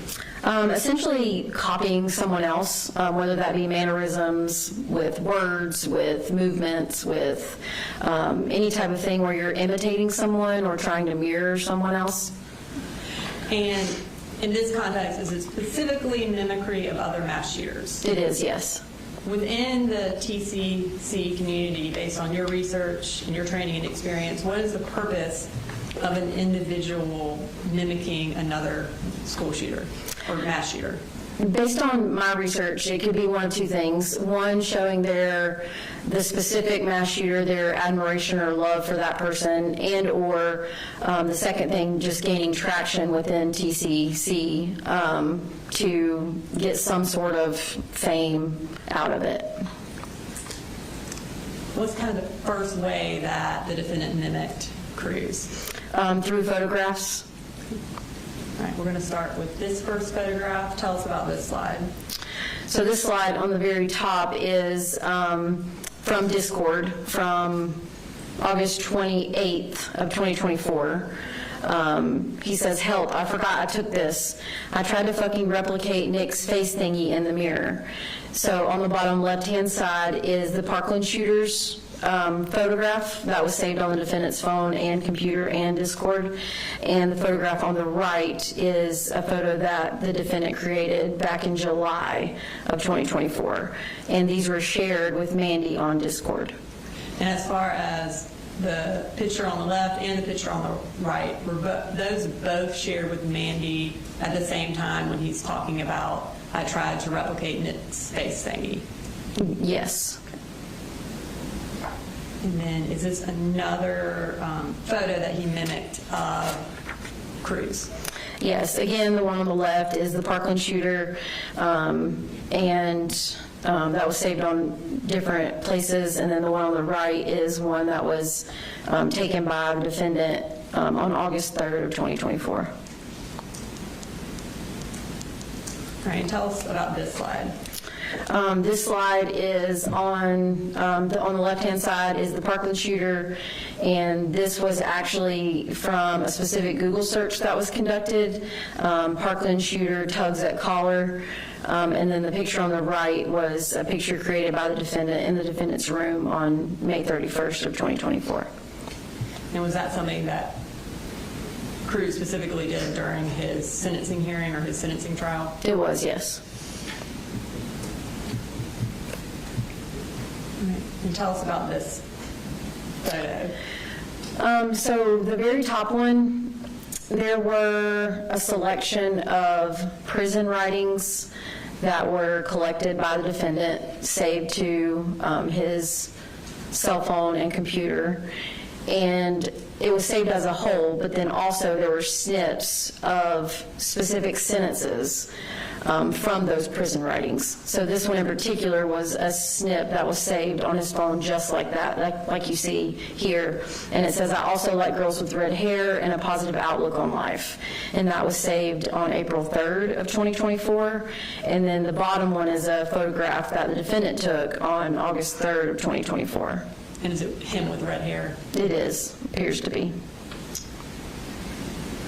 Okay, so obviously we've talked a lot about the TCC today, specifically with baby photos. How is that something that's important within the TCC?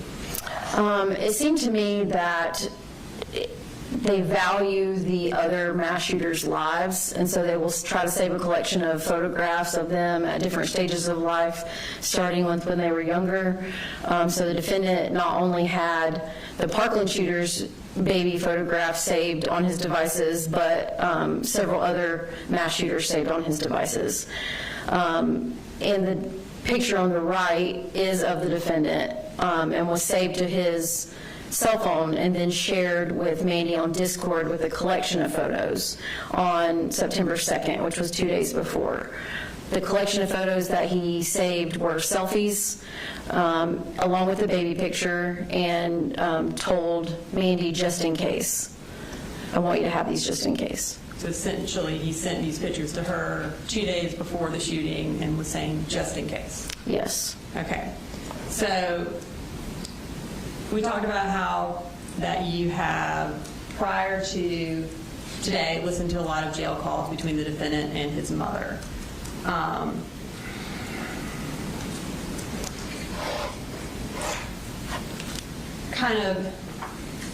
Is Marcy Gray who he talked to most in the months after the shooting? Yes. About how long did they talk?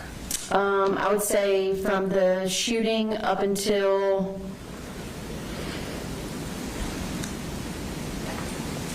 February of 2025. Maybe there were a couple months here and there, but then I think after that, they started back for a few months, but then it was very limited after that.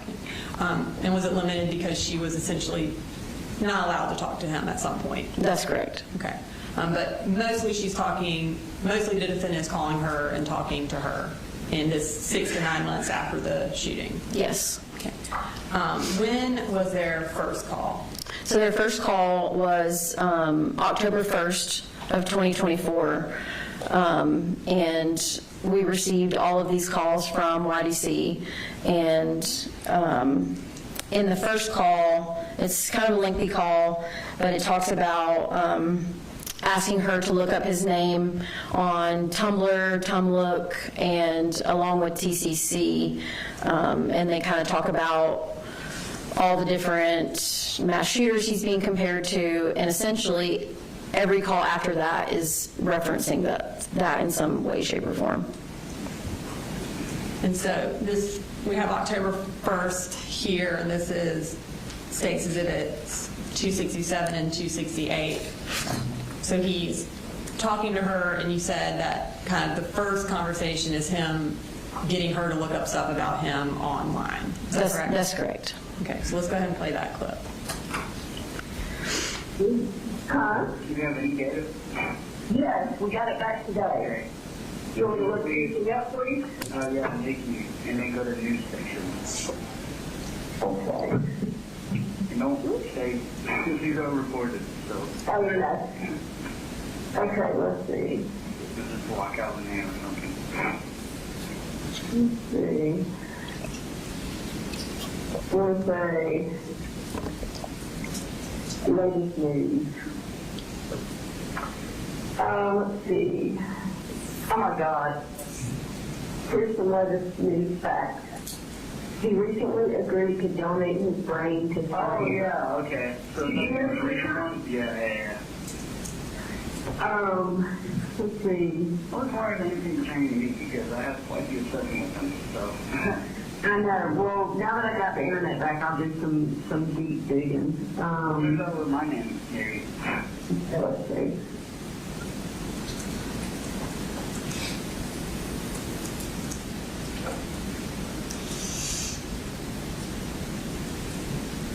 You go to tumblr.com. Yeah, come on. TUMLOOK.com. LOOK. Homework? Yeah. Okay.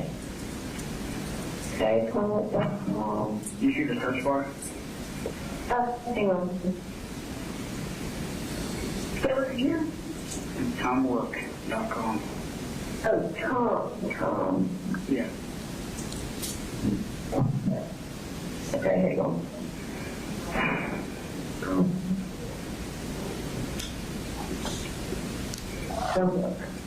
Okay. Search. Okay. My name and then PCC at the end. Your name? Yeah, and then PCC. it's only PCC. Oh, God. PCC? Yeah, TCC. PCC. Yeah. Okay. Let's see. Okay. Read off post.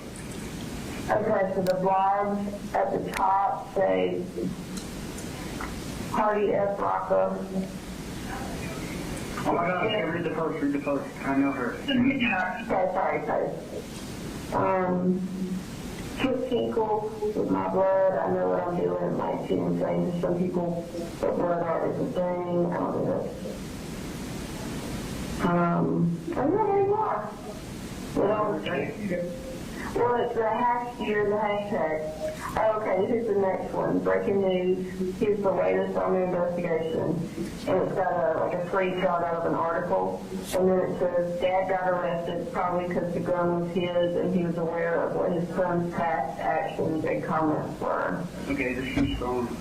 Blog, see the post. I am.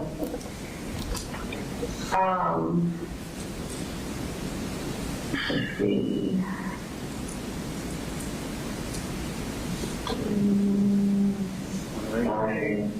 Sorry, I'm reading through them. Could you repost the Colt drawing? Oh, they have a Colt drawing. Oh, it's got this drawing is awesome. Fan art. What is it? Is it me? Oh my God, it looks so awesome. I love this community so much. Oh my God, I'll definitely print this out and bring it to you. Okay, keep going. Okay. Okay, so I want to unpack that a little bit. So essentially, he is directing her where to go, and she's scrolling through articles. Is that accurate? That's accurate. And she's kind of telling him what she sees from what she searches. Is that what they essentially do every time they talk on the phone? Yes. And is it generally related to the defendant and him being a mass shooter? Yes. Okay. Is it related to how popular he is as a mass shooter? Yes. Okay. At the very end of that call, he gets very excited about the fact that there's fan art about him. What exactly is fan art? Within the TCC, they can create different, like the edit we saw earlier in the video, create different edits like that, or create different visual representations of mass shooters in different drawings and different media. And did he have on his phone fan art of other mass shooters as well? Yes, he did. Okay.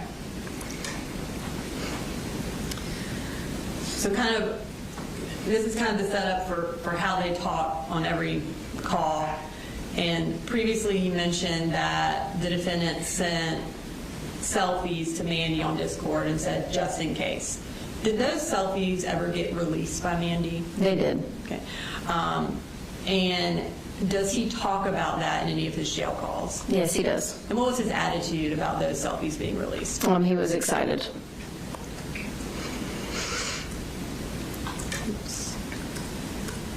What? Here's some pictures of you. What? These should see pictures that you posted online or something. What are they going on? They tell me? Yes, there are a bunch of things. And then, Oops, sorry. So he's excited about these selfies being released. That was from October 9th, so that's about a month and 5 days after the shooting, and that was Exhibit 272. Okay, in addition to this photo mimicry, was there other mimicry that he did related to the cruise?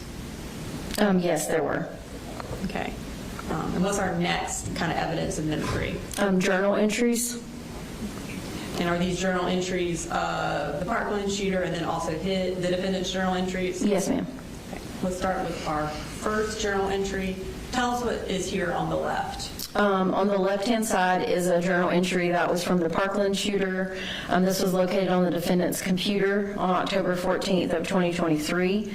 And then on the right-hand side is a drawing from the defendant that was found in a yellow spiral notebook at his home address.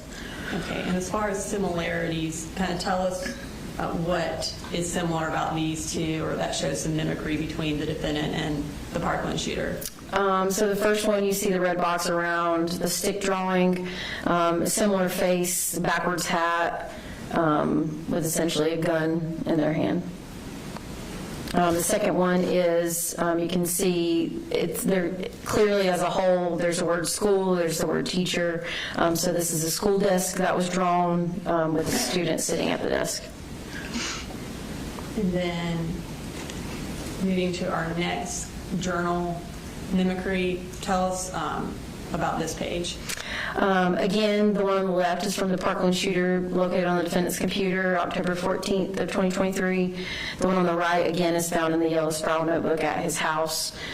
And so there's a couple different similarities here. So the first red box is around a tactical vest. So it's drawn in a similar manner, just in general, talking about a vest.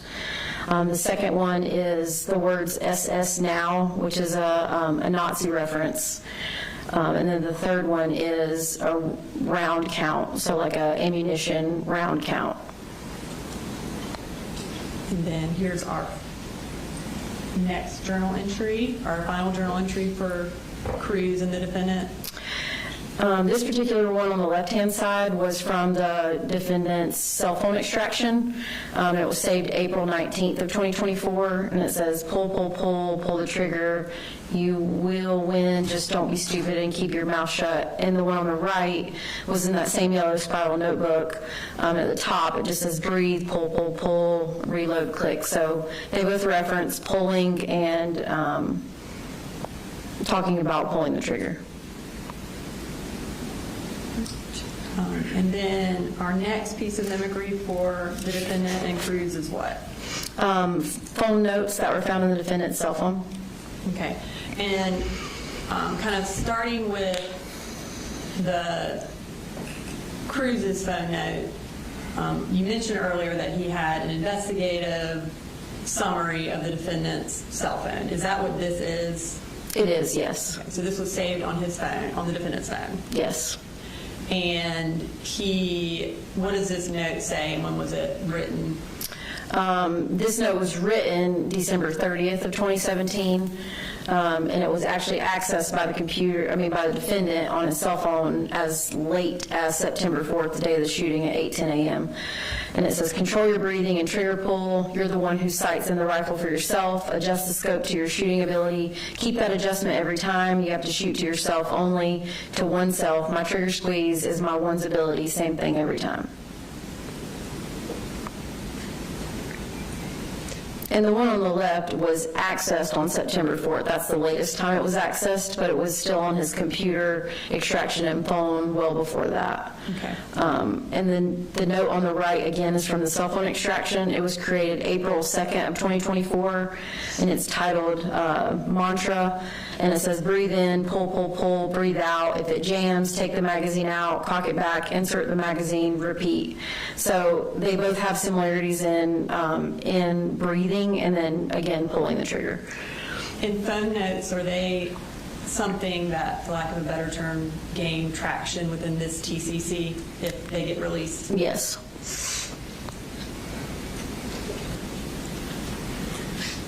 All right, so our next piece of mimicry with the defendant is what? Interviews.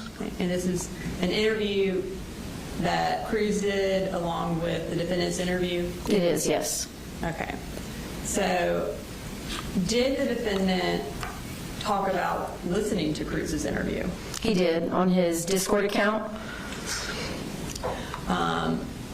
So here we have Mandy, this is from August 29th of 2024. Mandy talks about how she's watched the interrogation 7 times, all 10 hours, and then rewatches it a few more times every year.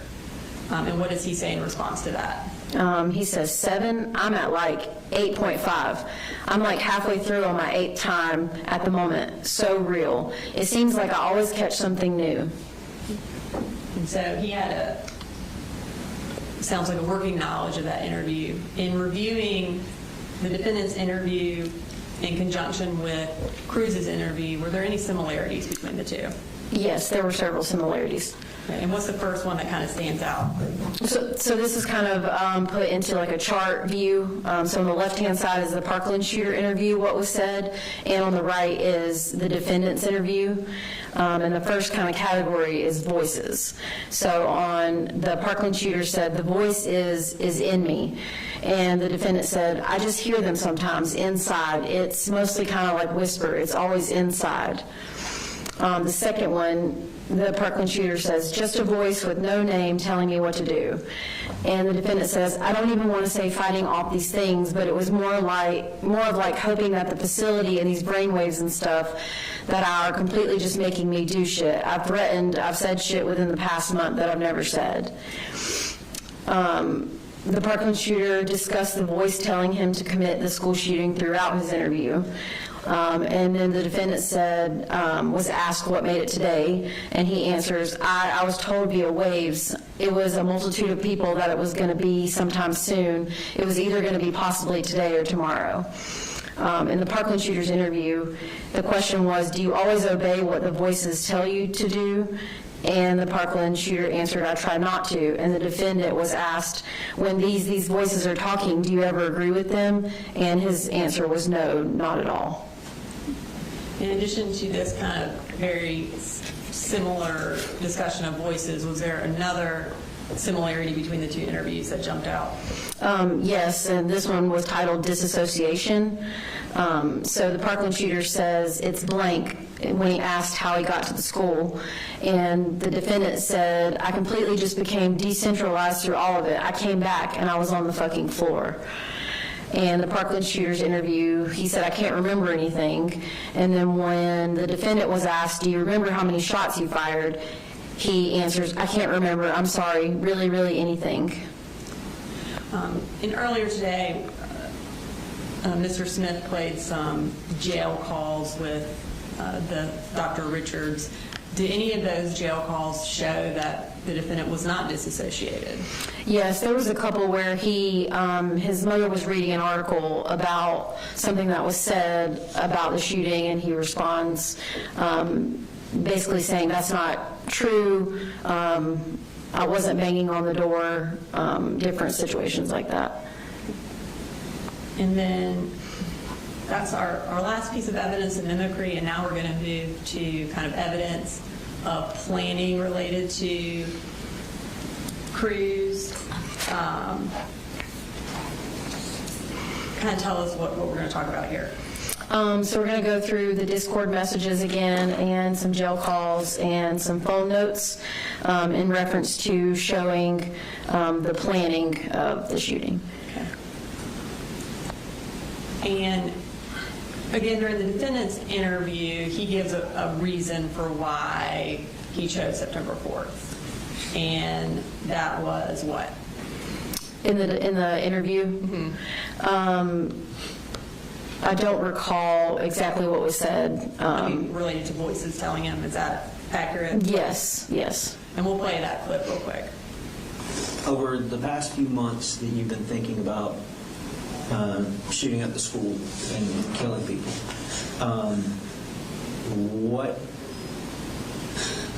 what made it today? Today, I was told I was told via ways, I don't know, it was something that I know was, I heard, it was a multitude of people, that it was going to be sometime soon. It was. So during your review of the evidence, did it appear there was a different reason why he chose September 4th other than the voices told him? Yes, there was. And what was that reason? A surprise for Nick or for Nick's birthday. Okay.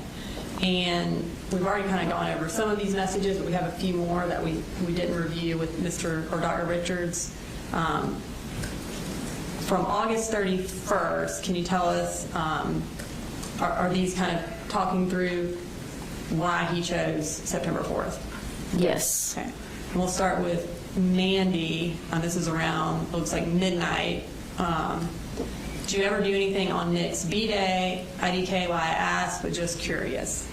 Made a cake for him. I have plans this next time, though. It's so close, isn't it? Yeah, 26 almost. My baby getting old. What you gonna do? Like for his birthday, I want to make it special for him. I hope we're in contact by then. And when is Cruz's birthday? September 24th. Okay. And what else does he say about this date of September 4th? So these messages are on September 2nd. And Mandy starts with, I'm worried that this is going to push you to do something on September 4th. Meh, not really. Fun fact, September 4th is a Wednesday, the same weekday that was on February 14th. And February 14th was the date of the Parkland shooting. Okay. I know previously in a message it talked about how September 4th is a Wednesday, and then also February 14th was a Wednesday. Is that correct? That's correct. And then there was a message where this was a surprise for Nick. Yes, that's correct. Okay. And then did he also have a phone note about sort of this September time frame? He did. And that was from when? This was dated July 24th of 2024.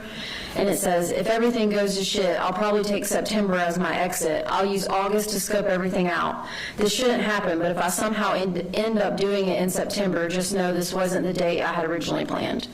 Based on the kind of Discord messages you reviewed, what was his original date that he intended to do this?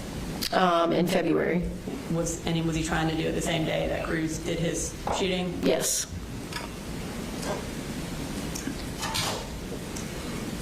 Okay, and so in terms of evidence of planning related to Cruz, kind of tell us about this phone note. This note was titled Prison, and it was July 26th of 2024. It says, God, I hope they move me to the Wakulla facility in Florida whenever I'm 18. Hell, move me there now. And who was at that facility?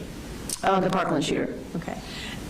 Now, okay, tell us why this is in the planning section. What does it show? Because this was back in the end of July of 2024, and it's essentially showing that he's going to be going to prison or doing something that's going to cause him to be in prison. Does it also indicate that he was planning on surviving whatever he did? Yes. Okay, and tell us about this. So in terms of, we just talked about going to prison, there was also this edit that was shared with Mandy on Discord on August 29th of 2024, and it references also prison.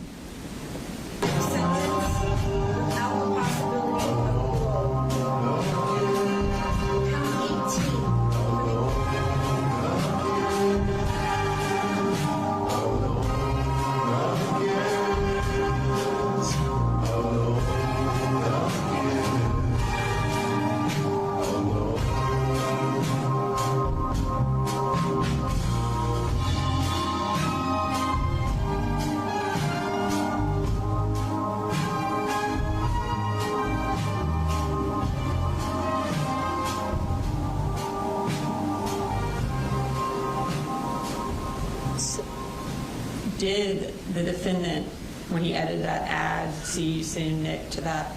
He did. Okay, so that was the end of us talking about his idolization of the Parkland shooter. What's the next shooter that we're going to talk about that he idolized? The Sandy Hook shooter. Okay. And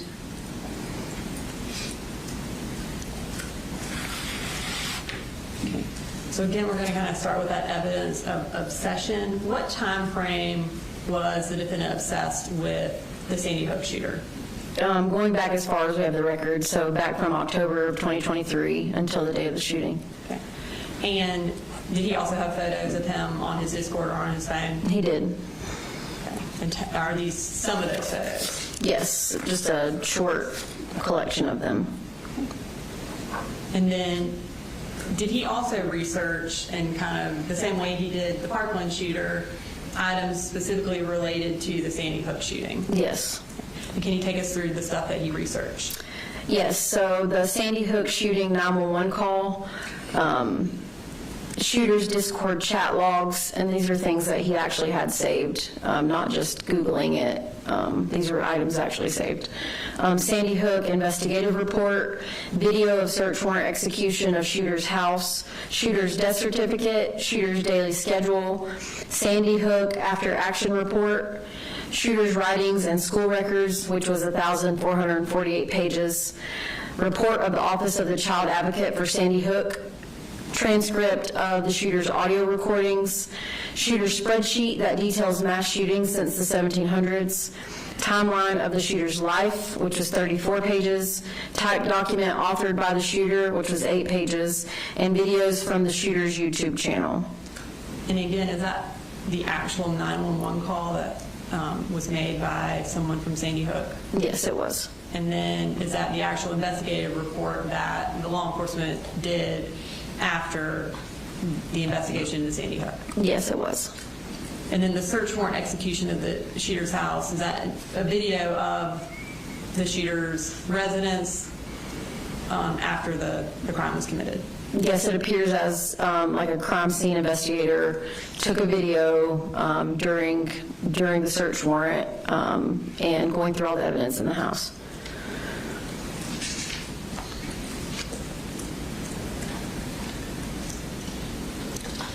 Are there any jail calls where he talks about his obsession with the Sandy Hook shooter with his mother? Yes, this next jail call is from October 13th of 2024. Okay, and this is States Exhibit 280, and we're going to go ahead and play that. I tried from 6 hours ago, and it says, anonymous asked, he saw Adam on a couch telling Colt to go get him another beer.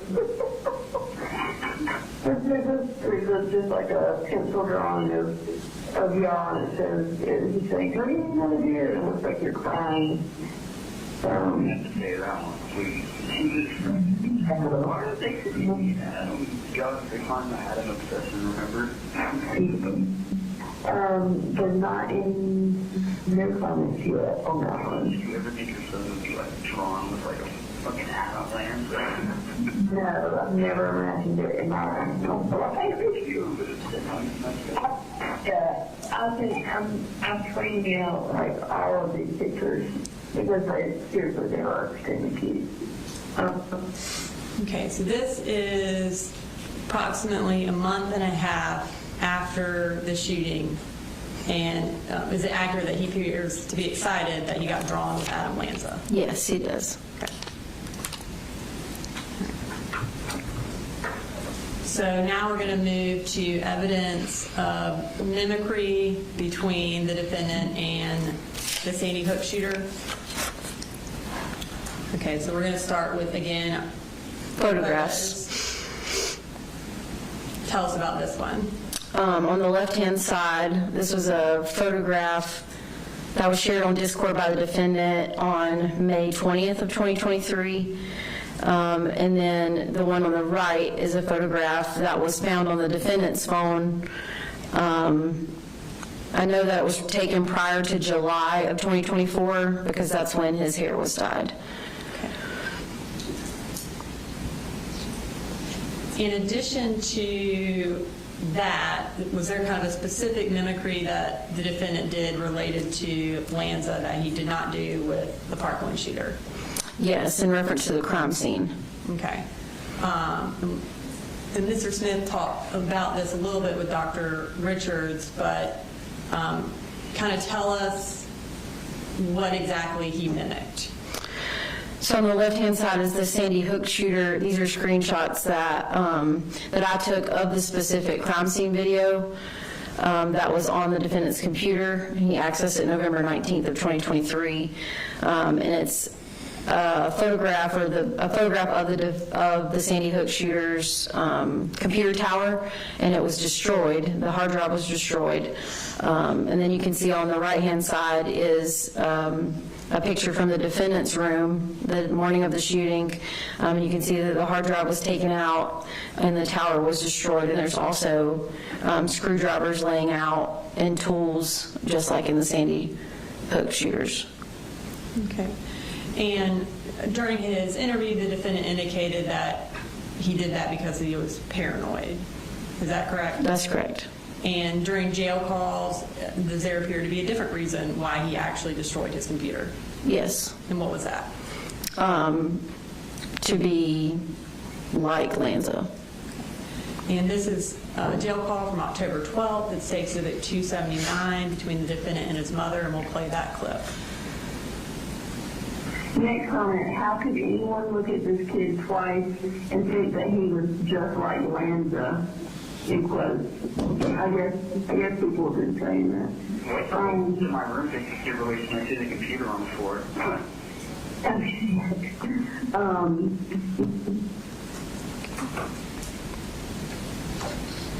And then what's our next form of mimicry that we're going to look at? Motive. And kind of what time frame are we talking about where he is mimicking Lanza's motive in committing a mass shooting? Going all the way back to 2023. And is that kind of the May 2023 time frame? It is, yes. And where was he in school at that time? He was in Jefferson City Schools. Okay. So we're going to start with some Discord records that show this, and this is from May 19th of 2023. Can you tell us, can you read through these for us? Yeah, so this is his Discord, like you said, from 2023, so there's a different username. He says, I'd print a shirt with Adam on it, easy, and under it say, for Adam, or some shit, because I feel like Adam had a logical reason to kill those kids. It's morbid, but think of the suffering they would endure later in life. So in reality, he did a good deed, right? What if we die and we see Adam in the distance and he says, you have done well? And at this time, when he's talking about committing a mass shooting, is he talking about committing it to an elementary school like Lanza did? Yes. Okay. And are there some fun notes that kind of also talk about that same motive? Yes. These are both from the defendant's phone extraction in the notes section. The one on the left was created April 28th of 2024. And it says, I hate my generation so much. The amount of brain rot I'm subjected to is almost unbearable. It hurts to see a politically inclined 11-year-old with 5 pronouns and 15 neo-pronouns and a Palestine flag in their bio. I want to see them dead. I want to see them laying on the floor in a pool of blood. And then the one on the right, a little less than a month later, on May 17th, 2024, it's titled On Adam. Sigh. Before I start, I want to preface it like this. I used to be a huge Adam fanboy, a fan of both his writings and him as a person. And yeah, I kind of just lost interest. Shocker. But as my hatred grows, I realize how much of it ties into him. I hate the idea of people my age becoming full-fledged.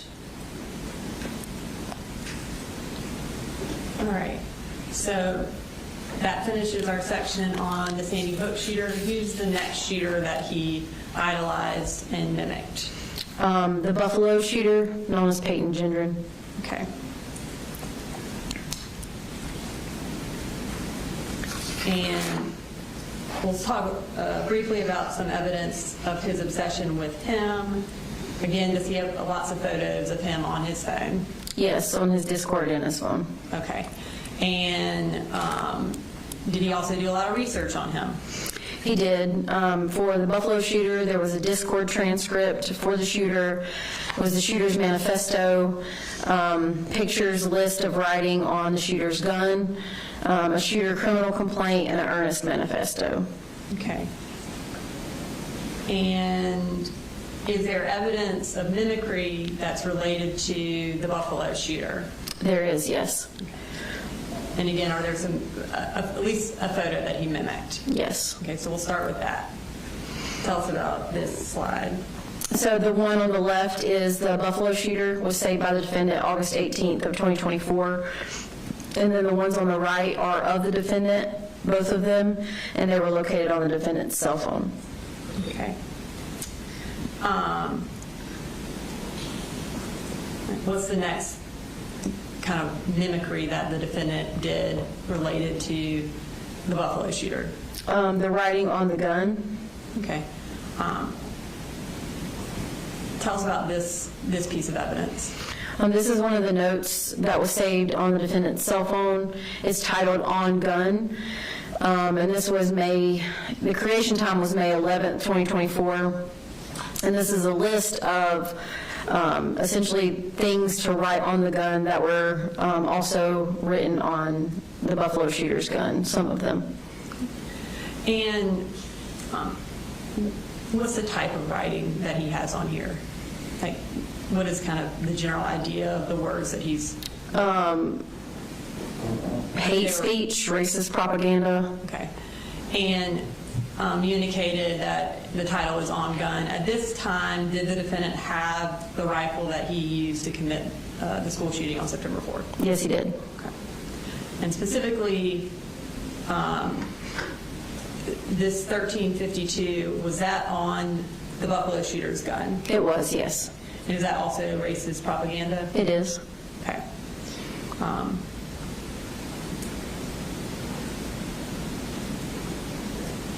As far as on the defendant's gun, well, first we'll start with where it was written on the Buffalo shooter's gun. Is that the 1352 we were just referencing? It is, yes, ma'am. Is that specific phrase 13/52 on the defendant's gun? It is, yes. Okay. And I'm going to go ahead and grab the rifle as it states at 342.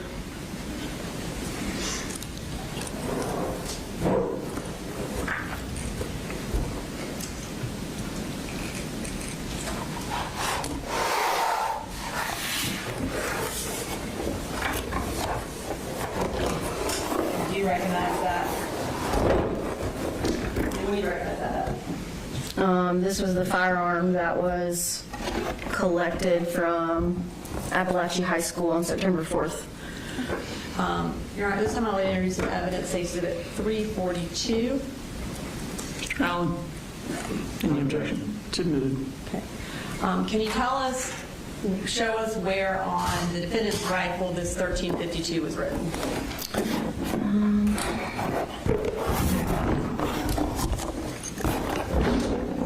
So this is upside down, but it's written right here.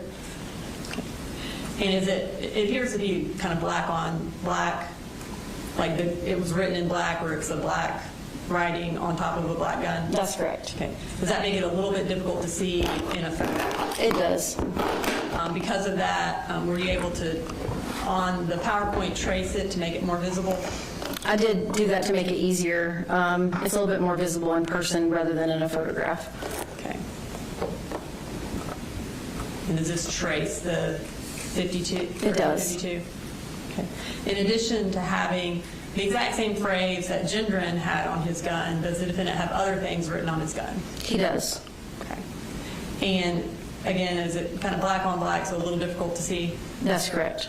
The first phrase to the left, again, we'll trace it, but can you tell the court what that says? Yes, it's a /CM /, and then there's an emoji that he used a lot in his Discord messages, /R9K /, and this would have been located right here. Okay. And based on your research, training, experience, does this appear to be a reference to something in particular? Yes. So in reference to the CM, cute male / with the emoji, and then /R9K, which was a popular 4chan chat room, similar to like the Discord stuff. And is that like a chat room that the TCC was involved with? Yes, like-minded individuals with violent urges to talk about ordinary people. And then also up here on the top right, what was the writing on that part of the gun? This is just a heart with an exclamation point, and it's right here. Okay. And then our final writing on the gun, where is that located? It's in between the 1352 and the heart with the exclamation point, so it's right here on the gun. And it's 38/PM, which is a reference to the Sandy Hook shooter, meaning 38 rounds per minute. Is that approximately how many rounds that it's alleged that he shot? Yes. All right, so now we're moving to the final mass shooter that the defendant idolized, and who is that? Can we put this back over here?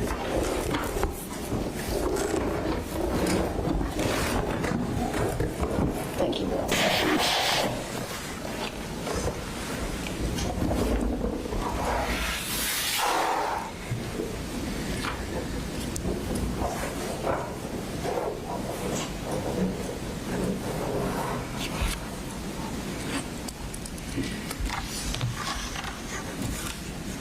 And that was the Aurora Theater shooter. Okay. And that was in Colorado? Yes. Okay. So again, we'll first start with some of his evidence of obsession with this individual.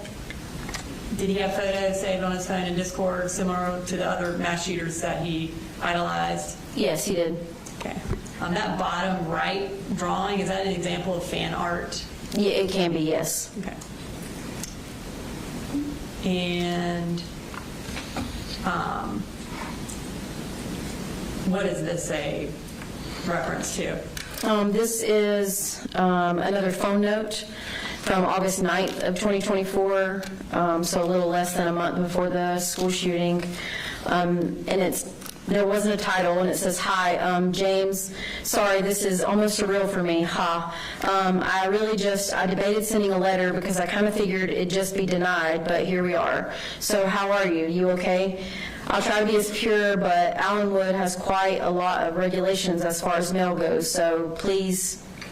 So this appeared to be like a draft of an email he was going to send to Holmes? Yes. And did it appear that he ever actually wrote an email to him? No, he did not, but he did do research as to what facility he was at and saved a screenshot of where to send mail to. Did the defendant also do a lot of research on James Holmes? Yes, he did. Okay, tell us about that. There were journal pages from the shooter. There were prison records related to the shooter. Viewed a documentary related to the psychiatric evaluation of the shooter. He Googled James Holmes gear, saved numerous photos of the shooter, and post-shooting had numerous conversations from custody about the Aurora Theater shooter. So post-September 4th, did his obsession kind of shift from Cruz being his main obsession to Holmes being the main obsession? It appeared that way. Okay. Right. Are there any jail calls between the defendant and his mother related to this obsession with Holmes? Yes. Okay. And this is from November 6th of 2024, and it states Exhibit 301. That's right. Oh yeah. Also tell Caitlin about infatuation with Holmes. I've been looking into his case a lot recently, and I found a lot of things that connect with me and him. The word. Yeah. You got something to write down so you know what to bring up? I'm typing it. Alright, and also that in the back I switched a bunch, but I feel like this one's kind of permanent, like with him. Like I haven't felt this kind of way before. Also. And does he have another call with his mother about Holmes? Yes, this one is from December 3rd of 2024. This is State Exhibit 318, so we'll go ahead and play that. There's a couple, here's one of him First time that it's so late to done. There's like some kind of little, like a computer screen or something, like an old school screen behind it. Yeah, I like that one. Yeah, I want that one. Right on. And he's got like blacked out eyes. Sometimes he took that one right the night right before he left for the theater. Okay. But he wearing like some crazy contacts or something? That's why he got it. No. Do you like his red contacts, by the way? I think they look cool. What? Do you like his contacts, by the way? I think they're Yeah, I think they were really cool. Kind of freaky, but they do look cool. Okay. Just looking for any other ones that would not set off any alarm bells. I think those were the main kind of included ones that weren't mainstream. So talking a little bit more about that, the defendant references, I want that one. Is there an indication from these jail calls that the defendant's mother is actually bringing him pictures of homes? Yes, it seems that way. Okay. And she also mentioned setting off alarm bells. Is that something that she's not supposed to do? That's correct. And is it, I guess, are pictures screened at the YDC? Yes. All right. In addition to these phone calls, did the defendant make any edits of homes like he did of Cruz? He did. Okay. And is this one of those edits that he made? It was, and this one was a few days prior to the shooting and was shared with Mandy on Discord.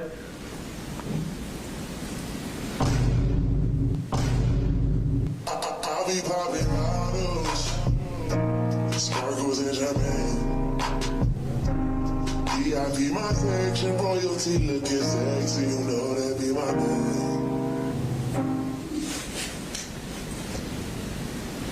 Did the defendant, again, did he mimic homes just like he's done with all these other mass shooters? Yes. Okay. And did he mimic photos? He did. Okay. We'll start with this first one. The photo on the left-hand side is the Aurora Theater shooter, and this photo was shared with Mandy on Discord a couple days prior to the shooting, and the one on the right is of the defendant and was shared with Mandy on Discord on September 2nd of 2024. Okay. And then tell us about this also from September 2nd of 2024. So this is a Discord chat in reference to the photographs, and he says, James Holmes sheets, red silk. And in addition to having these pictures showing the defendant with red sheets and James Holmes with red sheets, do him and his mother also talk about these red sheets on a jail call? They do. Okay. And what's the date of that phone call? A call on December 3rd of 2024.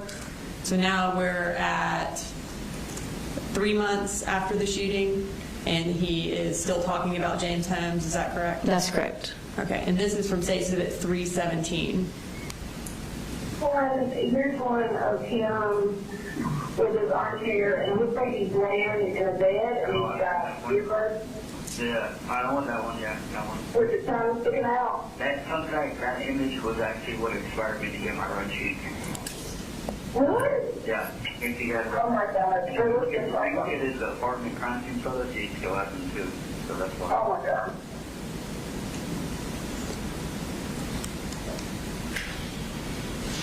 All right, and our next evidence of mimicry goes to, again, the defendant mimicking more journal entries, but these are of Holmes. That's correct. Let's start with what he says on August 30th related to Holmes's journal. So he says he wrote Y 247 times exactly, think, in his journal. Right. So on the left here we have Holmes's actual journal. Is that correct? That's correct. And did the defendant have that on his phone?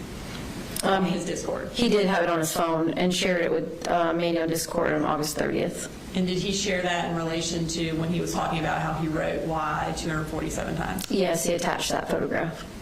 So on the right, what do we have? On the right, this is a page from a binder that was at the school on the day of the shooting, and the word "why" is written out numerous times. This appear to mimic the defendant's journal. Does it appear to mimic Holmes's journal? Yes, it does. And based on your training and experience and kind of your research into this case, what would be the purpose of someone having the exact same journal as another mass shooter? Just trying to gain traction within the TCEC, or just to show some sort of unhealthy admiration of a mass shooter. Moving to our next journal entry, tell us about this. This is another entry from the Aurora Theater Shooters Journal that was saved and shared on Discord on the same date. And then the one on the right is from the defendant's binder that was at the school. And you can see similarities in the way the number 1 and the infinity symbol was drawn with a circle around it, similar in both of them. Okay. And again, was this the notebook that was found at the school that was specifically left behind by the defendant to be found? That's correct. Okay. All right, now we're moving to the defendant mimicking another mass shooter's interview, which would be Holmes's. Did he also have a knowledge of this mass shooter's interview as well? Yes. Okay. And did he write about that in Discord? He did. Okay, so on August 29th of 2024, Mandy says James Holmes. And he responds, "Yep, I get the urge to watch his interviews every now and then." And also, we previously listened to a jail call where he talked about watching his psychiatric evaluation, multiple hours of it, correct? Yes. All right, so starting with the defendant's interview, we'll play a little clip of that. I tried to call the hotline in the bathroom, but it didn't go through. So at the very beginning of the interview, he talks about trying to call a hotline in the bathroom. Does the Aurora theater shooter also talk about calling a hotline? Yes, in his psychiatric evaluation, which the defendant Googled and watched, it says, called the mental health hotline at 12:30 a.m. from his car right before the shooting, claiming, "I called for one last chance to turn back." So the defendant talks about him calling it from the bathroom. Was the bathroom the defendant's staging area for getting ready for the shooting? It was. And then he also talks about in reference, basically, this was when he was trying not to do the shooting. Yes. Is that similar to the Aurora theater shooter, and he was trying to call the hotline in an attempt, like one last chance to not commit the shooting? Yes. Did he also call from his staging area, which was the car? The Aurora theater shooter, yes. Okay. So obviously there's a large similarity between those two. Did you review the defendant's phone to look for whether or not he did in fact call a hotline or attempt to call a hotline? I did. We received call detail records from all the phone numbers that were used by the defendant and the physical phone itself, and there were no attempts to call a hotline. Okay. All right. And then we're going to move to the defendant's mimicking Holmes's mental illness. So we're going to start with another journal entry from the Aurora theater shooter. And kind of what is he doing in this journal entry? At the top it's listed self-diagnosis of broken mind. So he's writing out things I would assume he thinks he has, and schizophrenia is listed as one of them.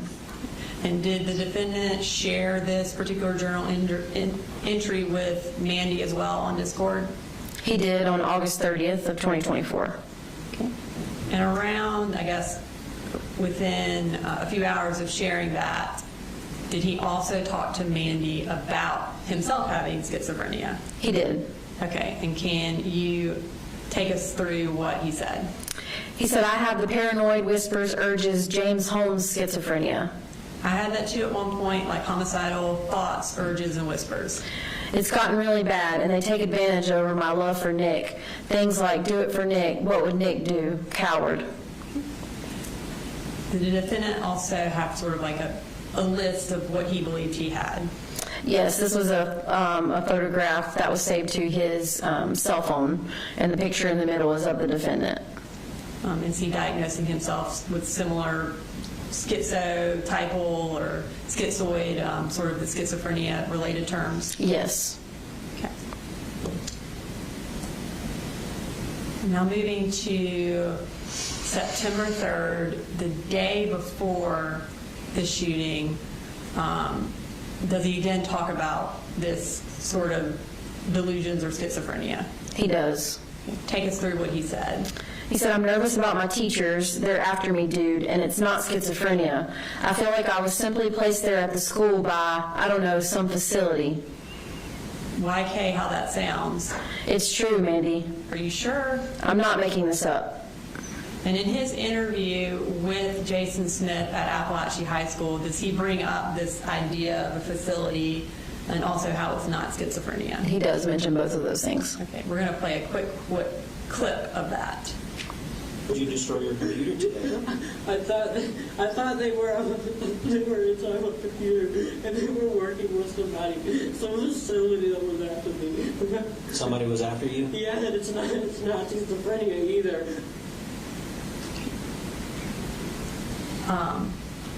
And then him and Mandy talk further about this idea of somebody being after him. Also on September 3rd, she asks, who is the facility, and what does he say? Something I feel like was after James, and now it's after me. And is he referring to James Holmes? He is. And then Mandy says, I don't mean to be that person, and like I do believe in some conspiracies, but there's no organized group after you. I swear, dude, like the FBI drives past me every time I'm out.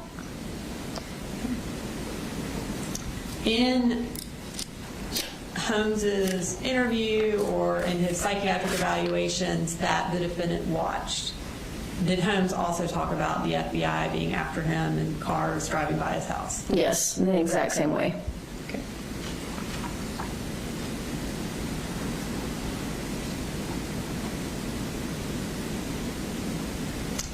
All right, and here's our final kind of Discord clip about this. This is also from September 3rd. Take us through this one. He says, I don't know what they or the facility wants from me. I think I'm going to try calling the hotline tomorrow. Hotline? Which hotline? What facility? I don't know. Crisis hotline. And again, does a reference back to Holmes calling a hotline? Yes, it does. So that ends our discussion of his idolization of mass shooters. What's kind of the next evidence we're going to talk about? Planning a mass shooting. Okay. And in talking about planning a mass shooting, what's the first type of evidence we're going to present? Discord messages dating back to 2023. Okay.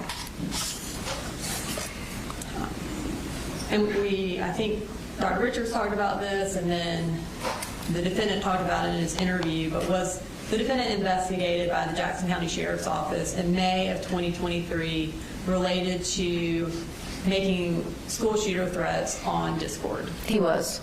At the conclusion of that investigation, what happened? Colt denied being on Discord or using that, saying someone hacked his account, and ultimately there was nothing further from that. In investigating the Apalachee school shooting, did the investigation entail getting the actual records from May of 2023? Yes. And was the defendant the actual person who did, in fact, make school shooter threats in May of 2023? Yes. Okay. And do we have those particular threats that he made produced here on this PowerPoint? We do. So we're going to start with from May 20th of 2023. Where is he making these threats?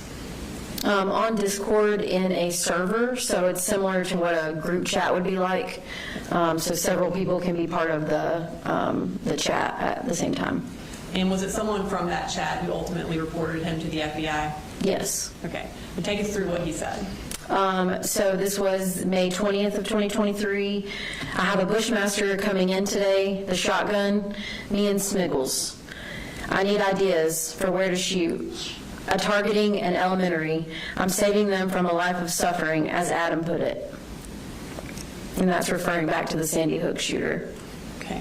And we're moving still on May 20th.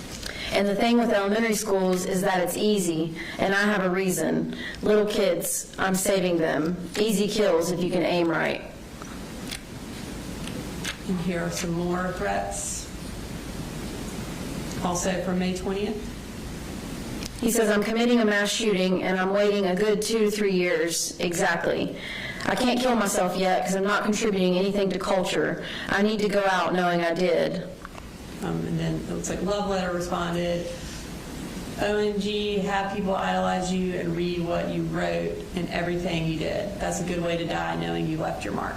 Right? And most people don't understand that. And then this kind of final one.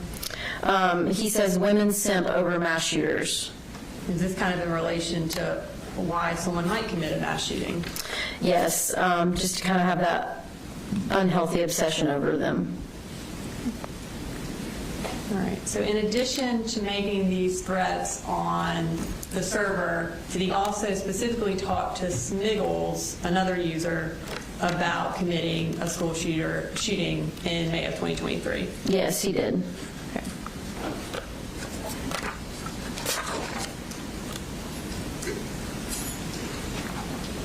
All right, so let's talk through some of those threats that or planning that he did with Smiggles. And this is from May 18th of 2023. Yeah, so this was 2 days before the server chat room. He says, do you want me to wait on you for the massacre that I planned or nah? Because I'm doing it in like 2 to 3 years, but I can wait. What would our target be though? Yeah, should we go school related or like a mall or some shit, right?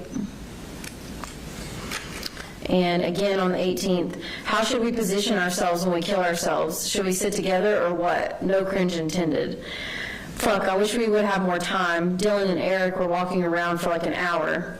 And then Smiggles responds, me too, things were easier back then. How many do you think we can kill?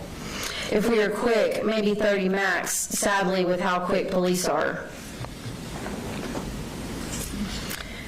On the 18th, continuing, I think I'm going to go get a VR tomorrow and download some mass shooting maps. And then on the 19th, probably going to go pick up my VR today. And Smiggles says, yep, I sadly do.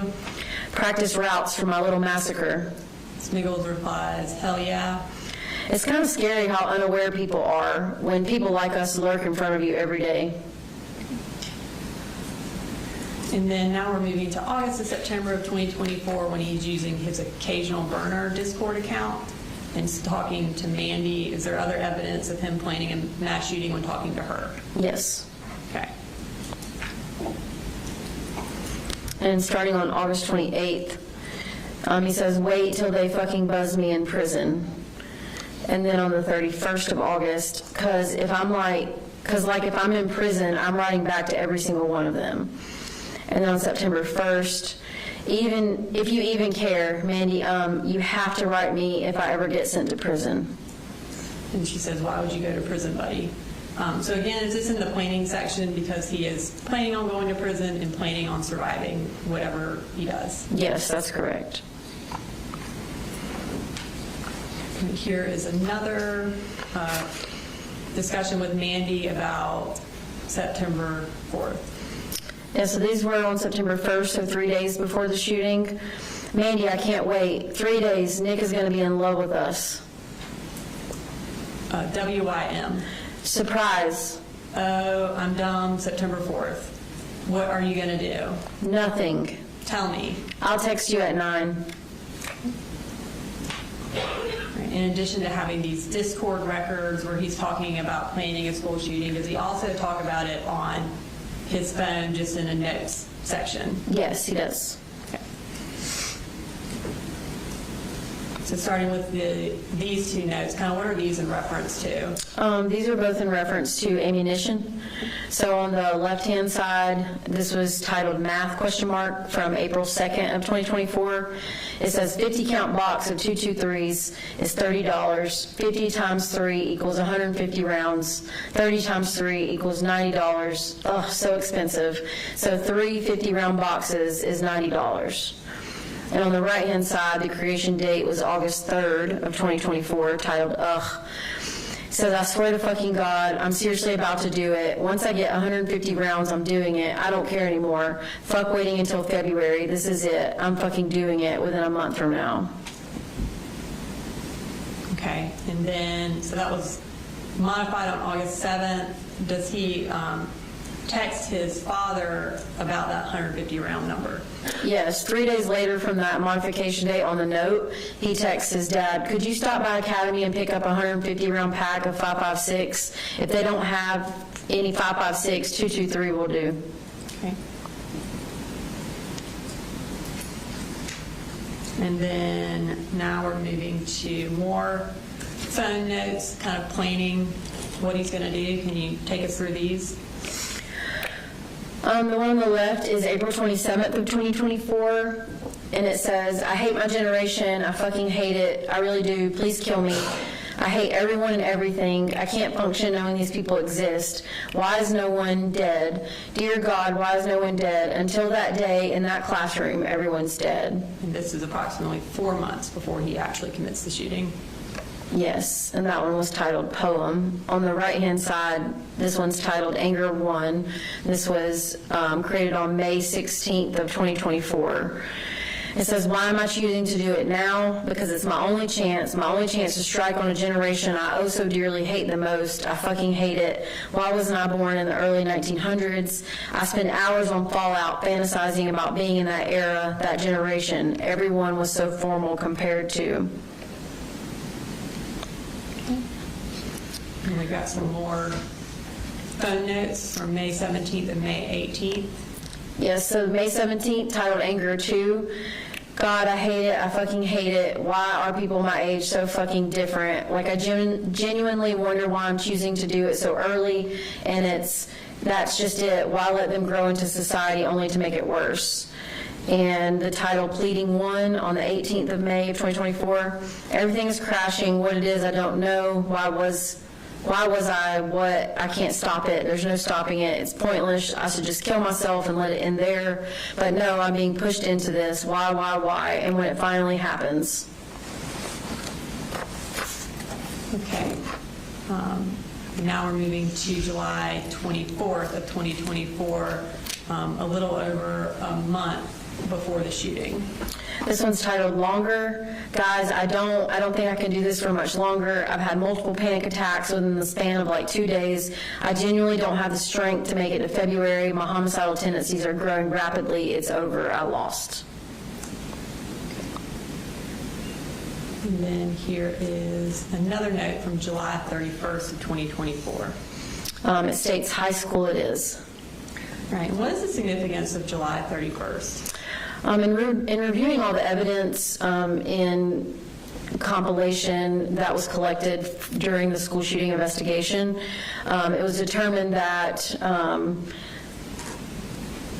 he was trying to go back into 8th grade for that beginning of that school year, and a phone call was made to the school at the end of July, and he had to be enrolled in the high school. So July 31st, when he wrote high school it is, that's the day that he found out he would be in high school. That's correct.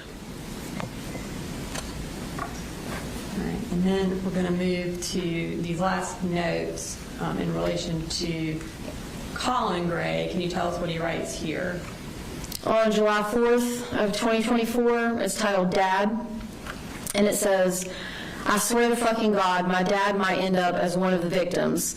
These final few months have been hell and will be hell, living with this whiny, narcissistic, self-centered, childish fucking retard. 54 years old, by the way. If he doesn't end up dead, I ask that the system fuck his ass up. Thanks. Okay. And then does he later change his kind of tune about what he wants to see happen to his dad? Yes, on the 26th of August of 2024, it's titled For Text, and it says, "It was not, and I mean it was not the negligence of my father. It is well documented that I was the one who set out to kill. I threatened my dad on multiple occasions whenever he would take my guns. He was scared. He knew I wouldn't be able to control myself, and I would only put him and my siblings at risk. He was cornered. Well, he should have just called 911. And risk having a hostage situation, a familicide, a shootout with the police. So do not charge him, as you know just as much as everyone else. It would be unconstitutional. The Crumbly parents had a petite little angel who they could have easily taken to a mental hospital. No threats or acts of domestic shit there. My dad tried, but was only met with more threats and risks from me. That is all I have to say." Sunday, August 25th, 2024. So this is 9 days before he commits the shooting, and it appears he's attempting to cover for his, or planning to cover for his dad. Is that correct? That's correct. And does he continue that narrative when he talks to police after he commits the shooting? Yes, he does. Okay. We're going to play kind of a clip from his interview where he does attempt to cover for his dad. Can you tell us about the pictures that are going to show up on the screen as we're playing that interview?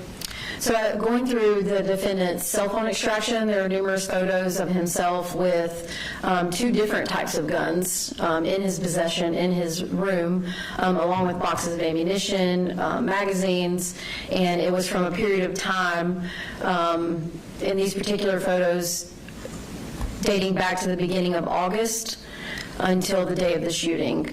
There were several others found before he even dyed his hair, dating back to May, in which he had photographs of himself with weapons in his room. So all of these photos would be, or most of these photos would be from approximately August to September, where essentially the defendant says the guns were hidden from him. Is that correct? That's correct.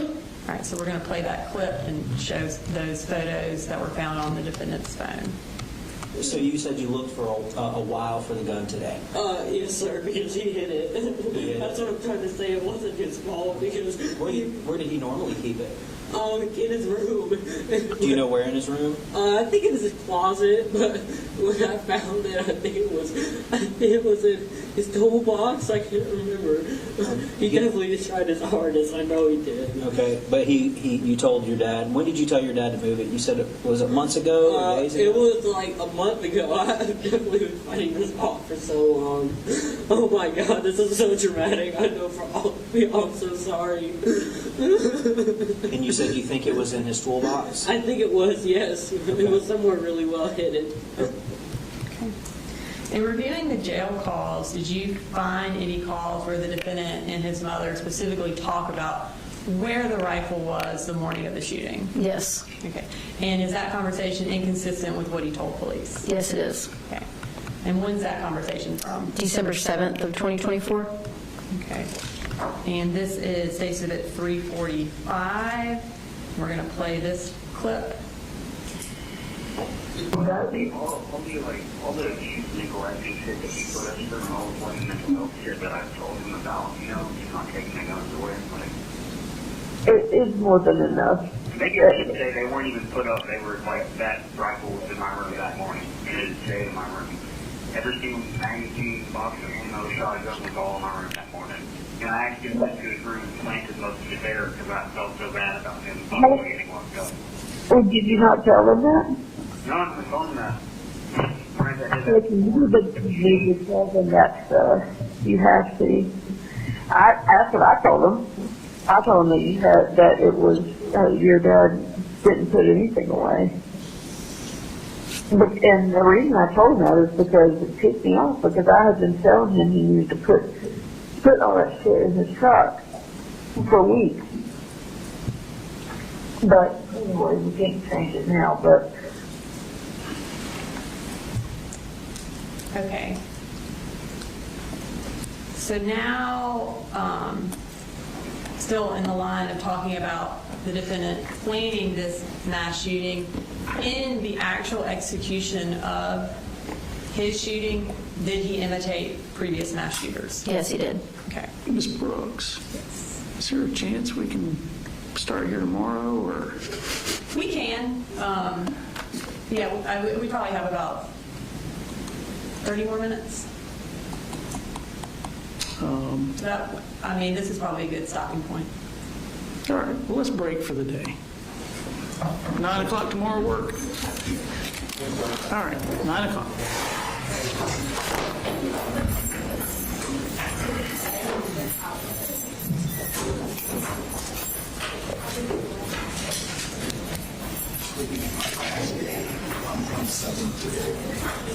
Thank you.